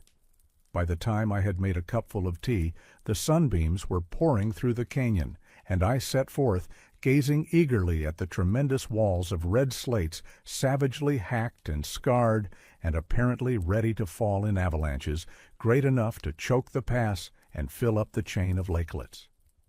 But soon its beauties came to view, and I bounded lightly from rock to rock, admiring the polished bosses shining in the slant sunshine with glorious effect in the general roughness of moraines and avalanche taluses, even toward the head of the canyon near the highest fountains of the ice. Here, too, are most of the lowly plant people seen yesterday on the other side of the divide, now opening their beautiful eyes. None could fail to glory in nature's tender care for them in such a wild place. The little ouzel is flitting from rock to rock along the rapid swirling canyon creek, diving for breakfast in icy pools and merrily singing as if the huge, rugged, avalanche-swept gorge was the most delightful of all its mountain homes. Besides a high fall on the north wall of the canyon, apparently coming direct from the sky, there are many narrow cascades, bright silvery ribbons zigzagging down the red cliffs, tracing the diagonal cleavage joints of the metamorphic slates, now contracted and out of sight, now leaping from ledge to ledge in filmy sheets through which the sunbeams sift. And on the main canyon creek, to which all these are tributaries, is a series of small falls, cascades, and rapids extending all the way down to the foot of the canyon, interrupted only by the lakes in which the tossed and beaten waters rest. One of the finest of the cascades is outspread on the face of a precipice, its waters separated into ribbon-like strips and woven into a diamond-like pattern by tracing the cleavage joints of the rock, while tufts of bryanthus, grass, sedge, saxifrage form beautiful fringes. Who could imagine beauty so fine in such a savage place? Gardens are blooming in all sorts of nooks and hollows. At the head, alpine eriogonum, erigerons, saxifrages, gentians, kawania, bush primula. In the middle region, larkspur, columbine, orthocarpus, castellagia, harebell, epilobium, violets, mints, yarrow. Near the foot, sunflowers, lilies, briar rose, iris, lonicera, clematis. One of the smallest of the cascades, which I name the Bower Cascade, is in the lower region of the pass, where the vegetation is snowy and luxuriant. Wild rose and dogwood form dense masses overarching the stream, and out of this bower the creek, grown strong with many indashing tributaries, leaps forth into the light and descends in a fluted curve thick sown with crisp, flashing spray. At the foot of the canyon there is a lake formed in part at least by the damming of the stream by a terminal moraine. The three other lakes in the canyon are in basins eroded from the solid rock, where the pressure of the glacier was greatest, and the most resisting portions of the basin rims are beautifully, tellingly polished. Below Moraine Lake at the foot of the canyon there are several old lake basins lying between the large lateral moraines which extend out into the desert. These basins are now completely filled up by the material carried in by the streams and changed to dry sandy flats covered mostly by grass and artemisia and sun-loving flowers. All these lower lake basins were evidently formed by terminal moraine dams deposited where the receding glacier had lingered during short periods of less waste or greater snowfall, or both. Looking up the canyon from the warm, sunny edge of the Mono Plain, my morning ramble seems like a dream, so great is the change in the vegetation and climate. The lilies on the bank of Moraine Lake are higher than my head, and the sunshine is hot enough for palms. Yet the snow round the Arctic gardens at the summit of the pass is plainly visible only about 4 miles away, and between lie specimen zones of all the principal climates of the globe. In little more than an hour one may swoop down from winter to summer, from an Arctic to a torrid region, through as great changes of climate as one would encounter in traveling from Labrador to Florida. The Indians I had met near the head of the canyon had camped at the foot of it the night before they made the ascent, and I found their fire still smoking on the side of a small tributary stream near Moraine Lake. And on the edge of what is called the Mono Desert, 4 or 5 miles from the lake, I came to a patch of elemus, or wild rye, growing in magnificent waving clumps 6 or 8 feet high, bearing heads 6 to 8 inches long. The crop was ripe, and Indian women were gathering the grain in baskets by bending down large handfuls, beating out the seed, and fanning it in the wind. The grains are about 5/8 of an inch long, dark-colored and sweet.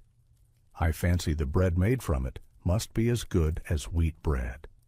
A fine squirrel fish employed this wild grain gathering, and the women were evidently enjoying it, laughing and chattering and looking almost natural, though most Indians I have seen are not a whit more natural in their lives than we civilized whites.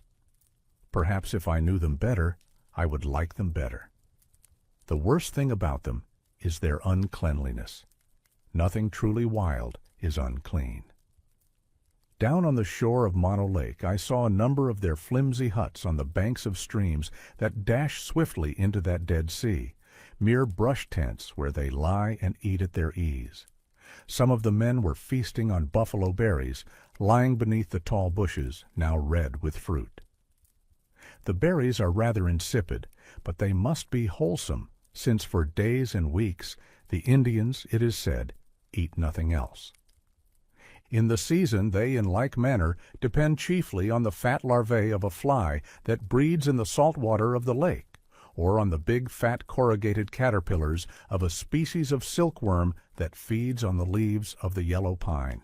Occasionally a grand rabbit drive is organized, and hundreds are slain with clubs on the lake shore, chased and frightened into a dense crowd by dogs, boys, girls, men, and women, and rings of sagebrush fire, when of course they are quickly killed. The skins are made into blankets. In the autumn, the more enterprising of the hunters bring in a good many deer, and rarely a wild sheep from the high peaks. Antelopes used to be abundant in the desert at the base of the interior mountain ranges. Sage hens, grouse, and squirrels help to vary their wild diet of worms. Pine nuts, also from the small interesting Pinus monophylla, and good bread and good mush are made from acorns and wild rye. Strange to say, they seem to like the lake larvae best of all. Long windrows are washed up on the shore, which they gather and dry like grain for winter use. It is said that wars, on account of encroachments on each other's worm grounds, are of common occurrence among the various tribes and families. Each claims a certain marked portion of the shore. The pine nuts are delicious. Large quantities are gathered every autumn. The tribes of the west flank of the range trade acorns for worms and pine nuts. The women of the tribe carry immense loads on their backs across the rough passes and down the range, making journeys of about 40 or 50 miles each way. The desert around the lake is surprisingly flowery. In many places among the sage bushes I saw mentzelia, abronia, aster, bigelovii, and gilia, all of which seem to enjoy the hot sunshine. The abronia, in particular, is a delicate, fragrant, and most charming plant. Opposite the mouth of the canyon, a range of volcanic cones extends southward from the lake, rising abruptly out of the desert like a chain of mountains. The largest of the cones are about 2,500 feet high above the lake level, have well-formed craters, and all of them are evidently comparatively recent additions to the landscape. At a distance of a few miles they look like heaps of loose ashes that have never been blessed by either rain or snow, but for a that and a that, yellow pines are climbing their gray slopes, trying to clothe them and give beauty for ashes. a country of wonderful contrasts. Hot deserts bounded by snow-laden mountains, cinders and ashes scattered on glacier-polished pavements, frost and fire working together in the making of beauty. In the lake are several volcanic islands, which show that the waters were once mingled with fire. Glad to get back to the green side of the mountains, though I have greatly enjoyed the gray east side and hope to see more of it. Reading these grand mountain manuscripts displayed through every vicissitude of heat and cold, calm and storm, upheaving volcanoes and down-grinding glaciers, we see that everything in nature called destruction must be creation, a change from beauty to beauty.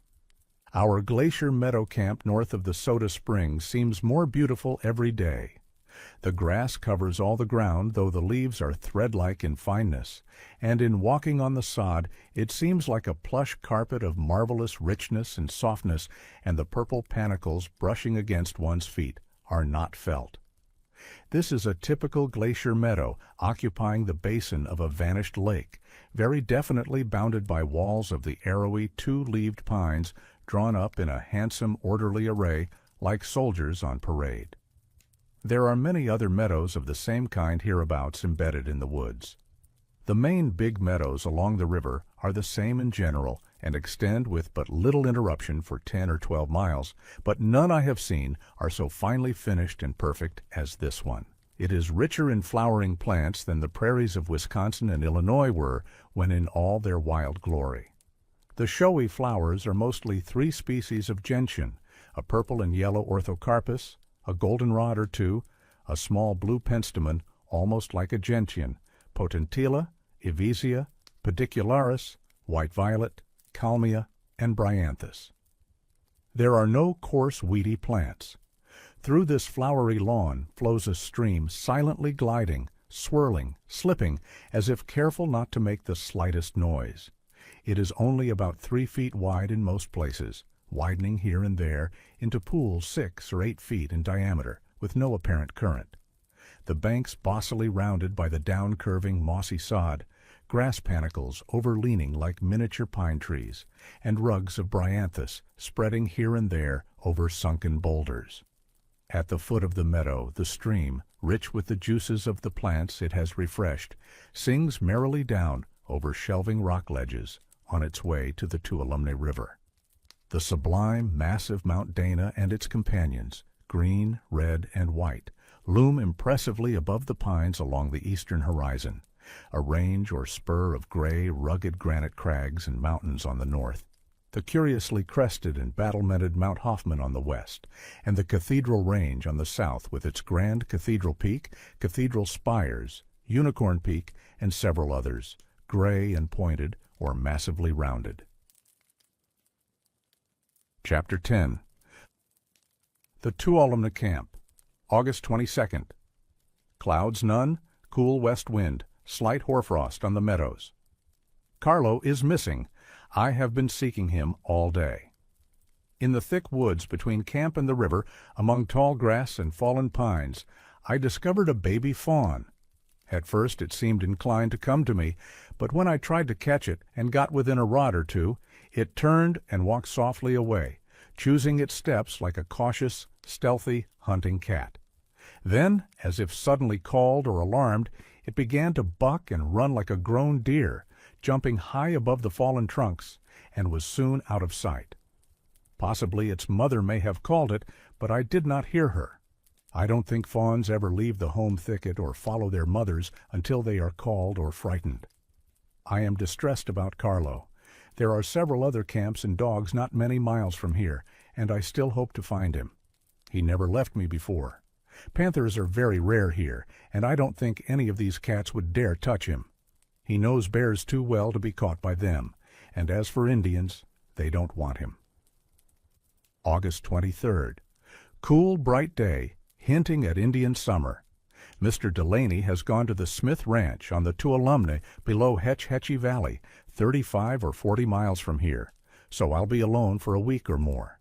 Not really alone, for Carlo has come back. He was at a camp a few miles to the northwest. He looked sheepish and ashamed when I asked him where he had been and why he had gone away without leave. He is now trying to get me to caress him and show signs of forgiveness. A wondrous wise dog. A great load is off my mind. I could not have left the mountains without him. He seems very glad to get back to me.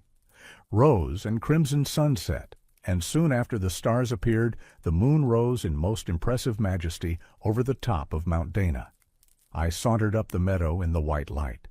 The jet-black tree shadows were so wonderfully distinct and substantial-looking, I often stepped high in crossing them, taking them for black-charred logs. August 24th. Another charming day, warm and calm soon after sunrise, clouds only about 0.01, faint silky cirrus wisps scarcely visible. Slight frost, Indian summerish, the mountains growing softer in outline and dreamy-looking, their rough angles melted off apparently. Sky at evening with fine, dark, subdued purple, almost like the evening purple of the San Joaquin Plains in settled weather. The moon is now gazing over the summit of Dana. Glorious, exhilarating air. I wonder if in all the world there is another mountain range of equal height, blessed with weather so fine, and so openly kind and hospitable and approachable. August 25th. Cool as usual in the morning, quickly changing to the ordinary serene, generous warmth and brightness. Toward evening the west wind was cool and sent us to the campfire. Of all nature's flowery carpeted mountain halls, none can be finer than this glacier meadow. Bees and butterflies seem as abundant as ever. The birds are still here, showing no sign of leaving for winter quarters, though the frost must bring them to mind. For my part, I would like to stay here all winter, or all my life, or even all eternity. August 26th. Frost this morning. All the meadow grass and some of the pine needles sparkling with irised crystals. Flowers of light. Large picturesque clouds, craggy like rocks, are piled on Mount Dana, reddish in color like the mountain itself. The sky for a few degrees around the horizon is pale purple, into which the pines dip their spires with fine effect. Spent the day as usual looking about me, watching the changing lights, the ripening autumn colors of the grass, seeds, late-blooming gentians, asters, goldenrods. Parting the meadow grass here and there and looking down into the underworld of mosses and liverworts, watching the busy ants and beetles and other small people at work and play like squirrels and bears in a forest, studying the formation of lakes and meadows, moraines, mountain sculpture, making small beginnings in these directions, charmed by the serene beauty of everything. The day has been extra cloudy, though bright on the whole, for the clouds were brighter than common. Clouds about 0.15, which in Switzerland would be considered extra clear. Probably more free sunshine falls on this majestic range than on any other in the world I've ever seen or heard of. It has the brightest weather, brightest glacier-polished rocks, the greatest abundance of irised spray from its glorious waterfalls, the brightest forests of silver firs and silver pines, more starshine, moonshine, and perhaps more crystal shine than any other mountain chain, and its countless mirror lakes, having more light poured into them, glow and spangle most. And how glorious the shining after the short summer showers and after frosty nights when the morning sunbeams are pouring through the crystals on the grass and pine needles, and how ineffably spiritually fine is the morning glow on the mountain tops and the alpenglow of evening. Well may the Sierra be named, not the snowy range, but the range of light. August 27th. Clouds only 0.05, mostly white and pink cumuli over the Hoffman Spur towards evening. Frosty morning. Crystals grow in marvelous beauty and perfection of form these still nights, everyone built as carefully as the grandest, holiest temple, as if planned to endure forever. Contemplating the lace-like fabric of streams outspread over the mountains, we are reminded that everything is flowing, going somewhere, animals and so-called lifeless rocks as well as water. Thus the snow flows fast or slow in grand beauty-making glaciers and avalanches. The air in majestic floods carrying minerals, plant leaves, seeds, spores, with streams of music and fragrance. water streams carrying rocks both in solution and in the form of mud particles, sand, pebbles, and boulders. Rocks flow from volcanoes like water from springs, and animals flock together and flow in currents, modified by stepping, leaping, gliding, flying, swimming, etc. While the stars go streaming through space, pulsed on and on forever, like blood globules in nature's warm heart. August 28th. The dawn is a glorious song of color. The sky is absolutely cloudless, a fine crop of hoarfrost, warm after 10 o'clock. The gentians don't mind the first frost, though their petals seem so delicate. They close every night as if going to sleep and awake fresh as ever in the morning sun glory. The grass has been in shade since last week, but there are no nipped, wilted plants of any sort as far as I have seen. Butterflies and the grand host of smaller flies are numbed every night, but they hover and dance in the sunbeams over the meadows before noon with no apparent lack of playful, joyful life. Soon they must all fall like petals in an orchard, dry and wrinkled, not a wing of all the mighty host left to tingle the air. Nevertheless, new myriads will arise in the spring, rejoicing, exulting, as if laughing cold death to scorn. August 29th. Clouds about .05, slight frost. Bland, serene Indian summer weather. Have been gazing all day at the mountains, watching the changing lights. More and more plainly, they are clothed with light as a garment, white tinged with pale purple, palest during the midday hours, richest in the morning and evening. Everything seems consciously peaceful, thoughtful, faithfully waiting for God's will. August 30th. This day is just like yesterday, a few clouds motionless and apparently with no work to do beyond looking beautiful. Frost enough for crystal building, glorious fields of ice diamonds destined to last but a night. How lavish is nature building, pulling down, creating, destroying, chasing every material particle from form to form, ever changing, ever beautiful. Mr. Delaney arrived this morning, felt not a trace of loneliness while he was gone. On the contrary, I never enjoyed grander company. The whole wilderness seems to be alive and familiar, full of humanity. The very stones seem talkative, sympathetic, brotherly. No wonder when we consider that we all have the same father and mother. August 31st. Clouds .05. Silky cirrus wisps and fringes so fine they almost escape notice.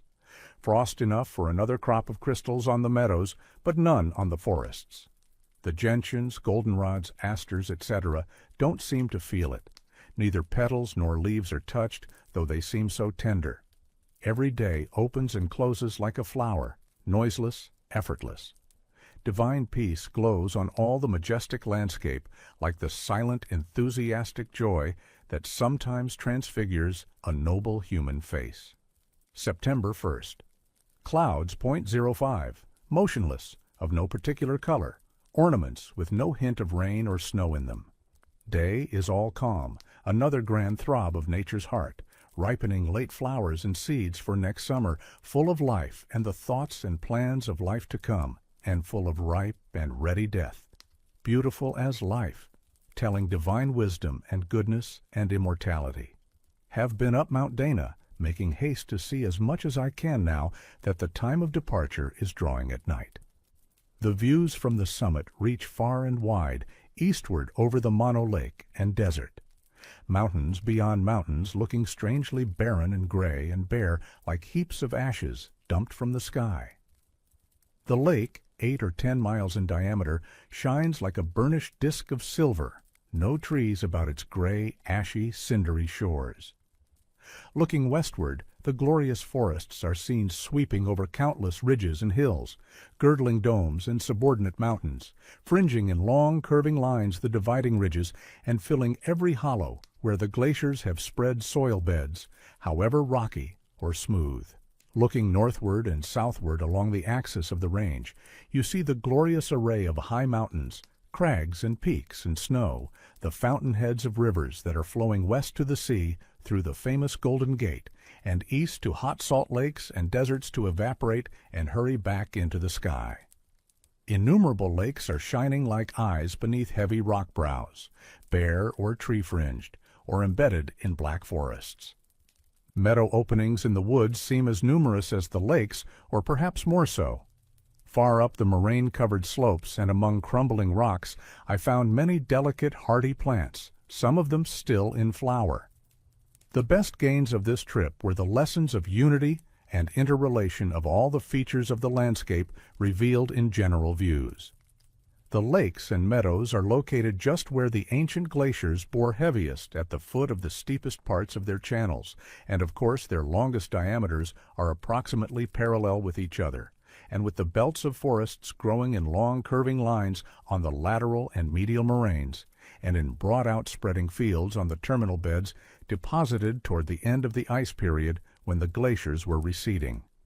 The domes, ridges, and spurs also show the influence of glacial action in their forms, which approximately seem to be the forms of greatest strength with reference to the stress of oversleeping, past sweeping, down-grinding ice streams.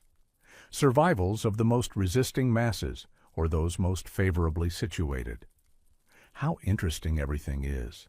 Every rock, mountain, stream, plant, lake, lawn, forest, garden, bird, beast, insect seems to call and invite us to come and learn something of its history and relationship. But shall the poor ignorant scholar be allowed to try the lessons they offer? It seems too great and good to be true. Soon I'll be going to the lowlands. The bread camp must soon be removed. If I had a few sacks of flour, an axe, and some matches, I would build a cabin of pine logs, pile up plenty of firewood about it, and stay all winter to see the grand fertile snowstorms, watch the birds and animals that winter thus high, how they live, how the forests look snow-laden or buried, and how the avalanches look and sound on their way down the mountains. But now I'll have to go, for there is nothing to spare in the way of provisions. I'll surely be back, however, surely I'll be back.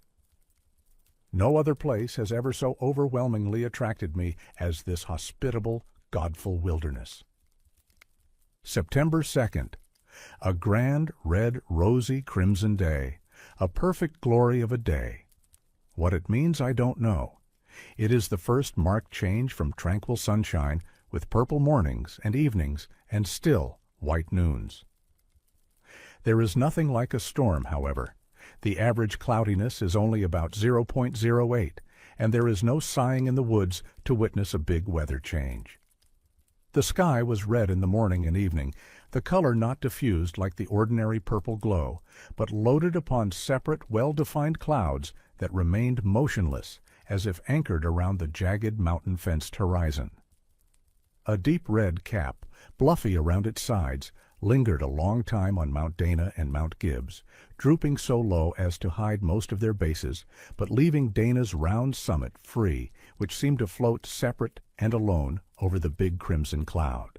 Mammoth Mountain, to the south of Gibbs and Bloody Canyon, striped and spotted with snowbanks and clumps of dwarf pine, was also favored with a glorious crimson cap, in the making of which there was no trace of economy, a huge bossy pile colored with a perfect passion of crimson that seemed important enough to be sent off to burn among the stars in majestic independence. One is constantly reminded of the infinite lavishness and fertility of nature, inexhaustible abundance amid what seems enormous waste.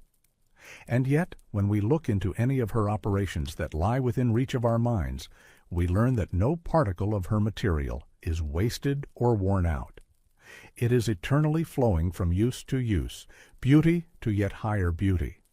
And we soon cease to lament waste and death, and rather rejoice and exult in the imperishable, unspendable wealth of the universe, and faithfully watch and wait the reappearance of everything that melts and fades and dies about us, feeling sure that its next appearance will be better and more beautiful than the last. I watched the growth of these red lands of the sky as eagerly as if new mountain ranges were being built.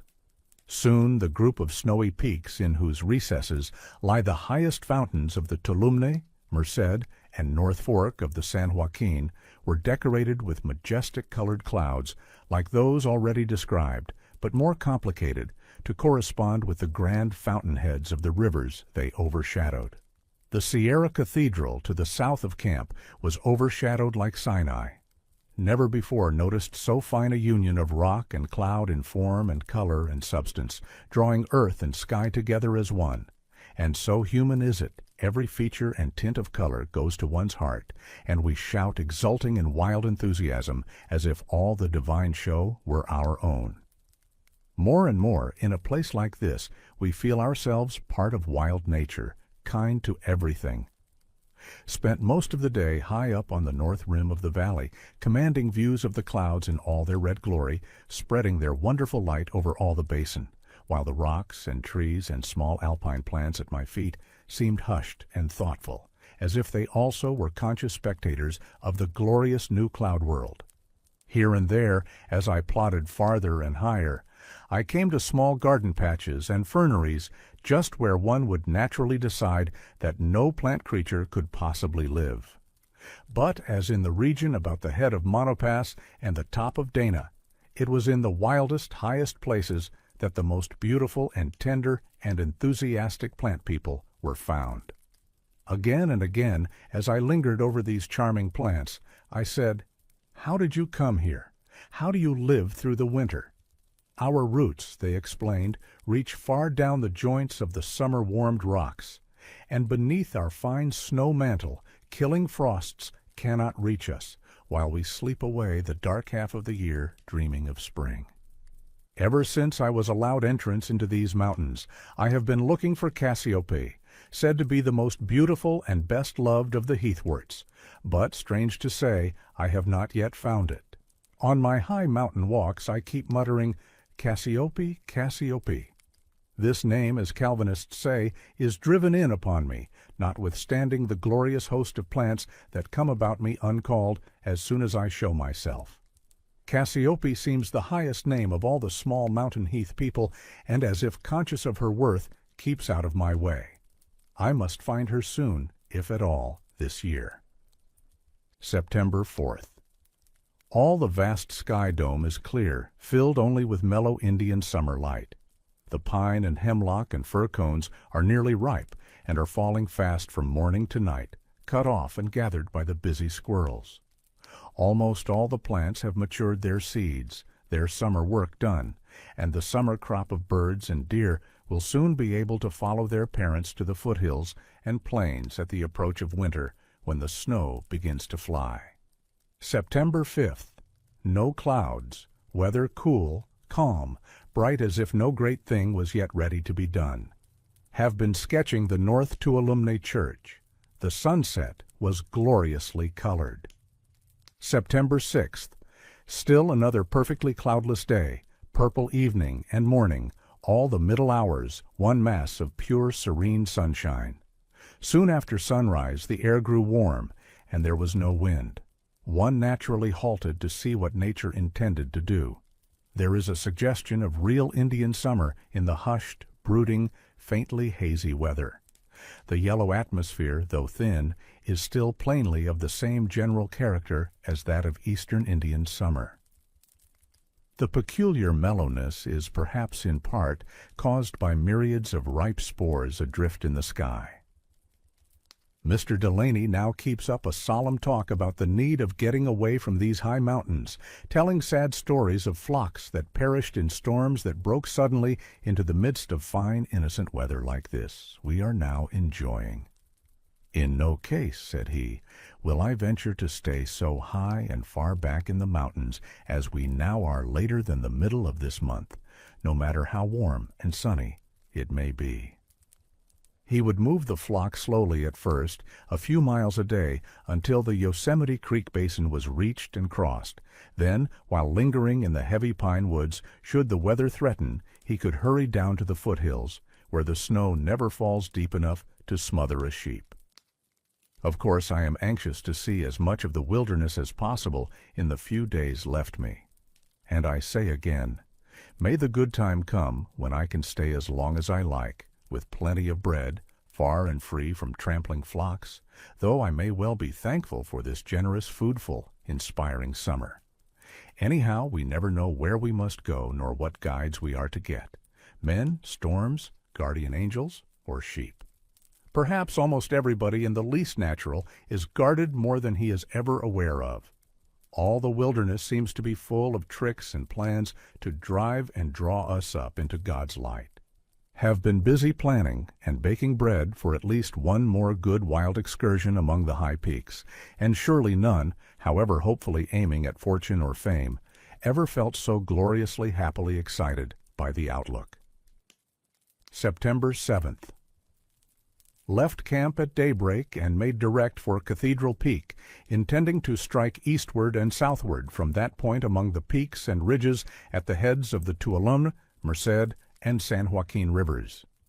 Down through the pine woods I made my way across the Tuolumne River and meadows, and up the heavily timbered slope forming the south boundary of the upper Tuolumne Basin, along the east side of Cathedral Peak, and up to its topmost spire, which I reached at noon, having loitered by the way to study the fine trees: two-leaved pine, mountain pine, albicaulis pine, silver fir, and the most charming, most graceful of all the evergreens, the mountain hemlock. High, cool, late-flowering meadows also detained me, and lakelets and avalanche tracks and huge quarries of moraine rocks above the forests. All the way up from the big meadows to the base of the cathedral, the ground is covered with moraine material, the left lateral moraine of the great glacier that must have completely filled this upper Tuolumne Basin. Higher, there are several small terminal moraines of residual glaciers shoved forward at right angles against the grand, simple lateral of the main Tuolumne Glacier. A fine place to study mountain sculpture and soil making. The view from the cathedral spires is very fine and telling in every direction. Innumerable peaks, ridges, domes, meadows, lakes, and woods, the forests extending in long curving lines and broad fields wherever the glaciers have left soil for them to grow on, while the sides of the highest mountains show a straggling dwarf growth clinging to rifts in the rocks apparently independent of soil. The dark heath-like growth on the cathedral roof I found to be dwarf snow-pressed albicaulis pine, about 3 or 4 feet high, but very old-looking. Many of them are bearing cones, and the noisy Clark crow is eating the seeds, using his long bill like a woodpecker in digging them out of the cones. A good many flowers are still in bloom about the base of the peak, and even on the roof among the little pines, especially a woody yellow-flowered eriogonum and a handsome aster. The body of the cathedral is nearly square, and the roof slopes are wonderfully regular and symmetrical, the ridge trending northeast and southwest. This direction has apparently been determined by structure joints in the granite. The gable on the northeast end is magnificent in size and simplicity, and at its base there is a big snowbank protected by the shadow of the building. The front is adorned with many pinnacles and a tall spire of curious workmanship. Here, too, the joints in the rock are seen to have played an important part in determining their forms and size and general arrangement. The cathedral is said to be about 11,000 feet above the sea, but the height of the building itself above the level of the ridge it stands on is about 1,500 feet. A mile or so to the westward there is a handsome lake, and the glacier-polished granite about it is shining so brightly it is not easy in some places to trace the line between the rock and water, both shining alike. Of this lake, with its silvery basin and bits of meadow and groves, I have a fine view from the spires. Also of Lake Tenaya, Cloud's Rest, and the South Dome of Yosemite, Mount Star King, Mount Hoffman, the Merced Peaks, and the vast multitude of snowy fountain peaks extending far north and south along the axis of the range. No feature, however, of all the noble landscape as seen from here seems more wonderful than the cathedral itself, a temple displaying nature's best masonry and sermons in stones. How often I have gazed at it from the tops of hills and ridges, and through openings in the forests on my many short excursions, devoutly wondering, admiring, longing. This, I may say, is the first time I have been at church in California, led here at last, every door graciously opened for the poor, lonely worshiper. In our best times, everything turns into religion. All the world seems like a church, and the mountains altars. And lo, here at last, in front of the cathedral, is blessed Cassiope, ringing her thousands of sweet-toned bells, the sweetest church music I ever enjoyed. Listening, admiring, until late in the afternoon, I compelled myself to hasten away eastward, back of rough, sharp, spiry, splintery peaks, all of them granite, like the cathedral, sparkling with crystals, feldspar, quartz, hornblende, mica, tourmaline. Had a rather difficult walk and creeped across an immense snow and ice cliff which gradually increased in steepness as I advanced until it was almost impassable. Slipped on a dangerous place, but managed to stop by digging my heels into the thawing surface just on the brink of a yawning ice gulf. Camped beside a little pool and a group of crinkled dwarf pines. And as I sit by the fire trying to write notes, the shallow pool seems fathomless with the infinite starry heavens in it, while the onlooking rocks and trees, tiny shrubs and daisies and sedges, brought forward in the fire glow, seem full of thought as if about to speak aloud and tell all their wild stories. A marvelously impressive meeting in which everyone has something worthwhile to tell. And beyond the fire beams, out in the solemn darkness, how impressive is the music of a choir of rills singing their way down from the snow to the river. And when we recall that thousands of these rejoicing drums are assembled in each one of the main streams, we wonder the least that our Sierra rivers are songful all the way to the sea. About sundown saw a flock of dun grayish sparrows going to roost in crevices of a crag above the big snowfield. Charming little mountaineers. Found a species of sedge in flowers within 8 or 10 feet of a snowbank.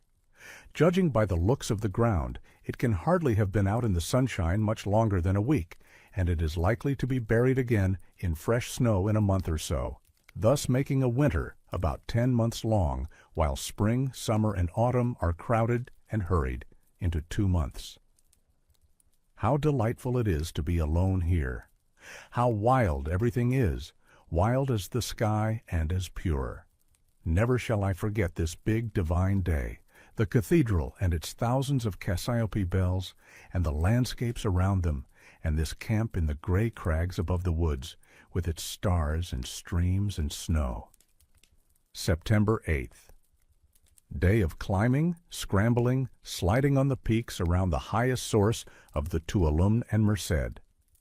Climbed 3 of the most commanding of the mountains, whose names I don't know, crossed streams and huge beds of ice and snow, more than I could keep count of. Neither could I keep count of the lakes, scattered on tablelands and in the cirques of the peaks, and in chains in the canyons, linked together by the streams, a tremendously wild gray wilderness of hacked, shattered crags, ridges, and peaks, a few clouds drifting over and through the midst of them, as if looking for work. In general, all the immense round landscape seems raw and lifeless as a quarry, yet the most charming flowers were found rejoicing in countless nooks and garden-like patches everywhere. I must have done 3 or 4 days' climbing work in this one, limbs perfectly tireless until near sundown, when I descended into the main upper Tuolumne Valley at the foot of Mount Lyell, the camp still 8 or 10 miles distant. Going up through the pine woods past the Soda Springs Dome in the dark, where there is much fallen timber, and when all the excitement of seeing things was wanting, I was tired. Arrived at the main camp at 9 o'clock, and soon was sleeping sound as death. Chapter 11. Back to the lowlands, September 9th. Weariness rested away, and I feel eager and ready for another excursion a month or 2 long in the same wonderful wilderness. Now, however, I must turn toward the lowlands, praying and hoping heaven will shove me back again. The most telling thing learned in these mountain excursions is the influence of cleavage joints on the features sculptured from the general mass of the range. Evidently, the denudation has been enormous, while the inevitable outcome is subtle balanced beauty. Comprehended in general views, The features of the wildest landscape seem to be as harmoniously related as the features of a human face. Indeed, they look human and radiate spiritual beauty, divine thought, however covered and concealed by rock and snow. Mr. Delaney has hardly had time to ask me how I enjoyed my trip, though he has facilitated and encouraged my plans all summer, and declares I'll be famous someday, a kind guess that seems strange and incredible to a wandering wilderness lover with never a thought or dream of fame, while humbly trying to trace and learn and enjoy nature's lessons. The camp stuff is now packed on the horses, and the flock is headed for the home ranch. Away we go, down through the pines, leaving the lovely lawn where we have camped so long. I wonder if I'll ever see it again. The sod is so tough and close, it is scarcely at all injured by the sheep. Fortunately, they are not fond of silky glacier meadow grass. The day is perfectly clear, not a cloud or the faintest hint of a cloud is visible, and there is no wind. I wonder if in all the world, at a height of 9,000 feet, weather so steadily, faithfully calm and bright and hospitable may anywhere else be found. We are going away fearing destructive storms, though it is difficult to conceive weather changes so great. Though the water is now low in the river, the usual difficulty occurred in getting the flock across it. Every sheep seemed to be invincibly determined to die any sort of dry death, rather than wet its feet. Carlo has learned the sheep business as perfectly as the best shepherd, and it is interesting to watch his intelligent efforts to push or frighten the silly creatures into the water. They had to be fairly crowded and shoved over the bank, and when at last one crossed because it could not push its way back, the whole flock suddenly plunged headlong together, as if the river was the only desirable part of the world. Aside from mere money profit, one would rather herd wolves than sheep. As soon as they clambered up the opposite bank, they began bailing and feeding as if nothing unusual had happened. We crossed the meadows and drove slowly up the south rim of the valley, through the same woods I had passed on my way to Cathedral Peak, and camped for the night by the side of a small pond on top of the big lateral moraine. September 10th. In the morning at daybreak, not one of the 2,000 sheep was in sight. Examining the tracks, we discovered that they had been scattered, perhaps by a bear. In a few hours all were found and gathered into one flock again. I had a fine view of a deer. How graceful and perfect in every way it seemed, as compared with the silly, dusty, tousled sheep. From the high ground hereabouts had another grand view to the northward, a heaving, swelling sea of domes and round-backed ridges, fringed with pines and bounded by innumerable sharp-pointed peaks, gray and barren-looking, though so full of beautiful life. Another day of the calm, cloudless kind, purple in the morning and evening. The evening glow has been very marked for the last 2 or 3 weeks, perhaps the zodiacal light. September 11th. Cloudless, slight frost, calm. Fairly started downhill and now are camped at the west end meadows of Lake Tenaya, a charming place. Lake smooth as glass, mirroring its miles of glacier-polished pavements and bald mountain walls. Find the aster still in flower. Here is about the upper limit of the dwarf form of the gold cup oak, 8,000 feet above sea level, reaching about 2,000 feet higher than the California black oak, Quercus californica.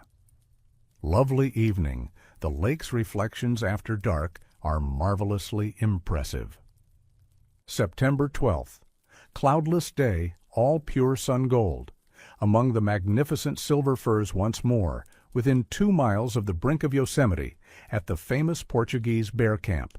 Chaparral of gold cup oak, manzanita, and ceanothus abundant hereabouts, wanting about the Tuolumne meadows, although the elevation is but little higher there. The 2-leaved pine, though far more abundant about the Tuolumne meadow region, reaches its greatest size on stream sides hereabouts and around meadows that are rather boggy. All the best dry ground is taken by the magnificent silver fir, which here reaches its greatest size and forms a well-defined belt. A glorious tree. Have a fine bed of its boughs tonight. September 13th. Camp this evening at Yosemite Creek, close to the stream, on a little sand flat near our old campground. The vegetation is already brown and yellow and dry. The creek is almost dry also. The slender form of the two-leaved pine on its banks is, I think, the handsomest I have seen anywhere.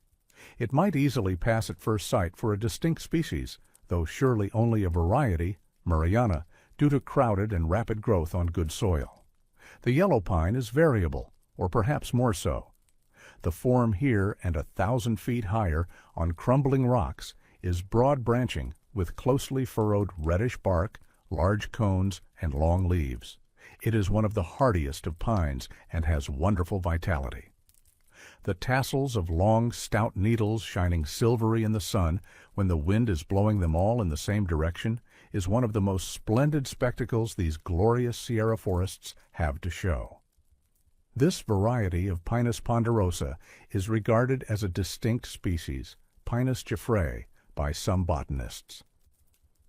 The basin of this famous Yosemite stream is extremely rocky, seems fairly to be paved with domes like a street with big cobblestones. I wonder if I shall ever be allowed to explore it.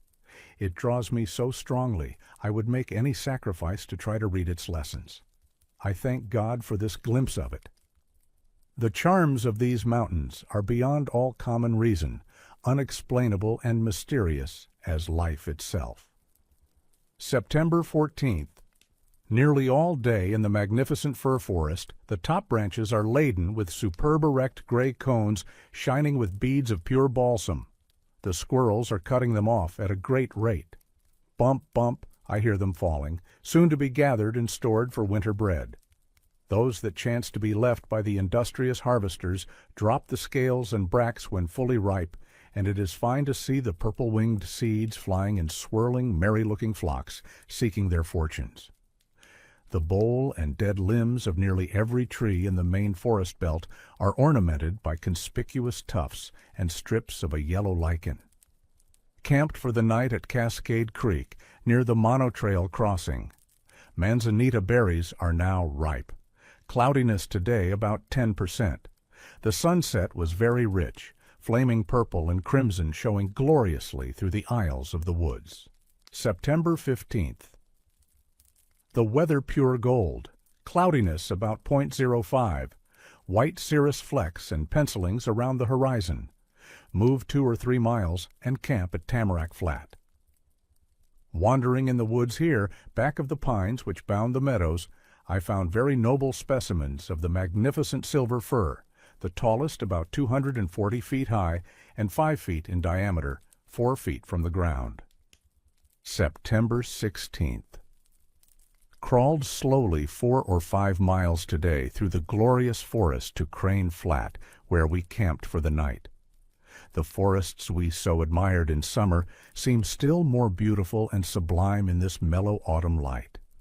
Lovely starry night, the tall spring tree tops relieved in jet black against the sky. I linger by the fire, loath to go to bed. September 17th. Left camp early. Ran over the Tuolumne Divide and down a few miles to a grove of sequoias that I had heard of, directed by the Don. They occupy an area of perhaps less than 100 acres. Some of the trees are noble, colossal old giants, surrounded by magnificent sugar pines and Douglas spruces. The perfect specimens, not burned or broken, are singularly regular and symmetrical, though not at all conventional, showing infinite variety in general unity and harmony. The noble shafts with rich purplish-brown, fluted bark, free of limbs for 150 feet or so, ornamented here and there with leafy rosettes. Main branches of the oldest trees very large, crooked and rugged, zigzagging stiffly outward, seemingly lawless, yet unexpectedly stopping just at the right distance from the trunk and dissolving in dense bossy masses of branchlets, thus making a regular though greatly varied outline. A cylinder of leafy, outbulging spray masses, terminating in a noble dome that may be recognized while yet far off, upheaved against the sky above the dark bed of pines and firs and spruces, the king of all conifers, not only in size but in sublime majesty of behavior and port. I found a black, charred stump about 30 feet in diameter and 80 or 90 feet high. a venerable, impressive old monument of a tree that in its prime may have been the monarch of the grove.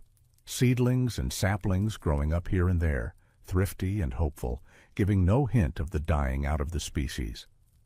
Not any unfavorable change of climate, but only fire threatens the existence of these noblest of God's trees.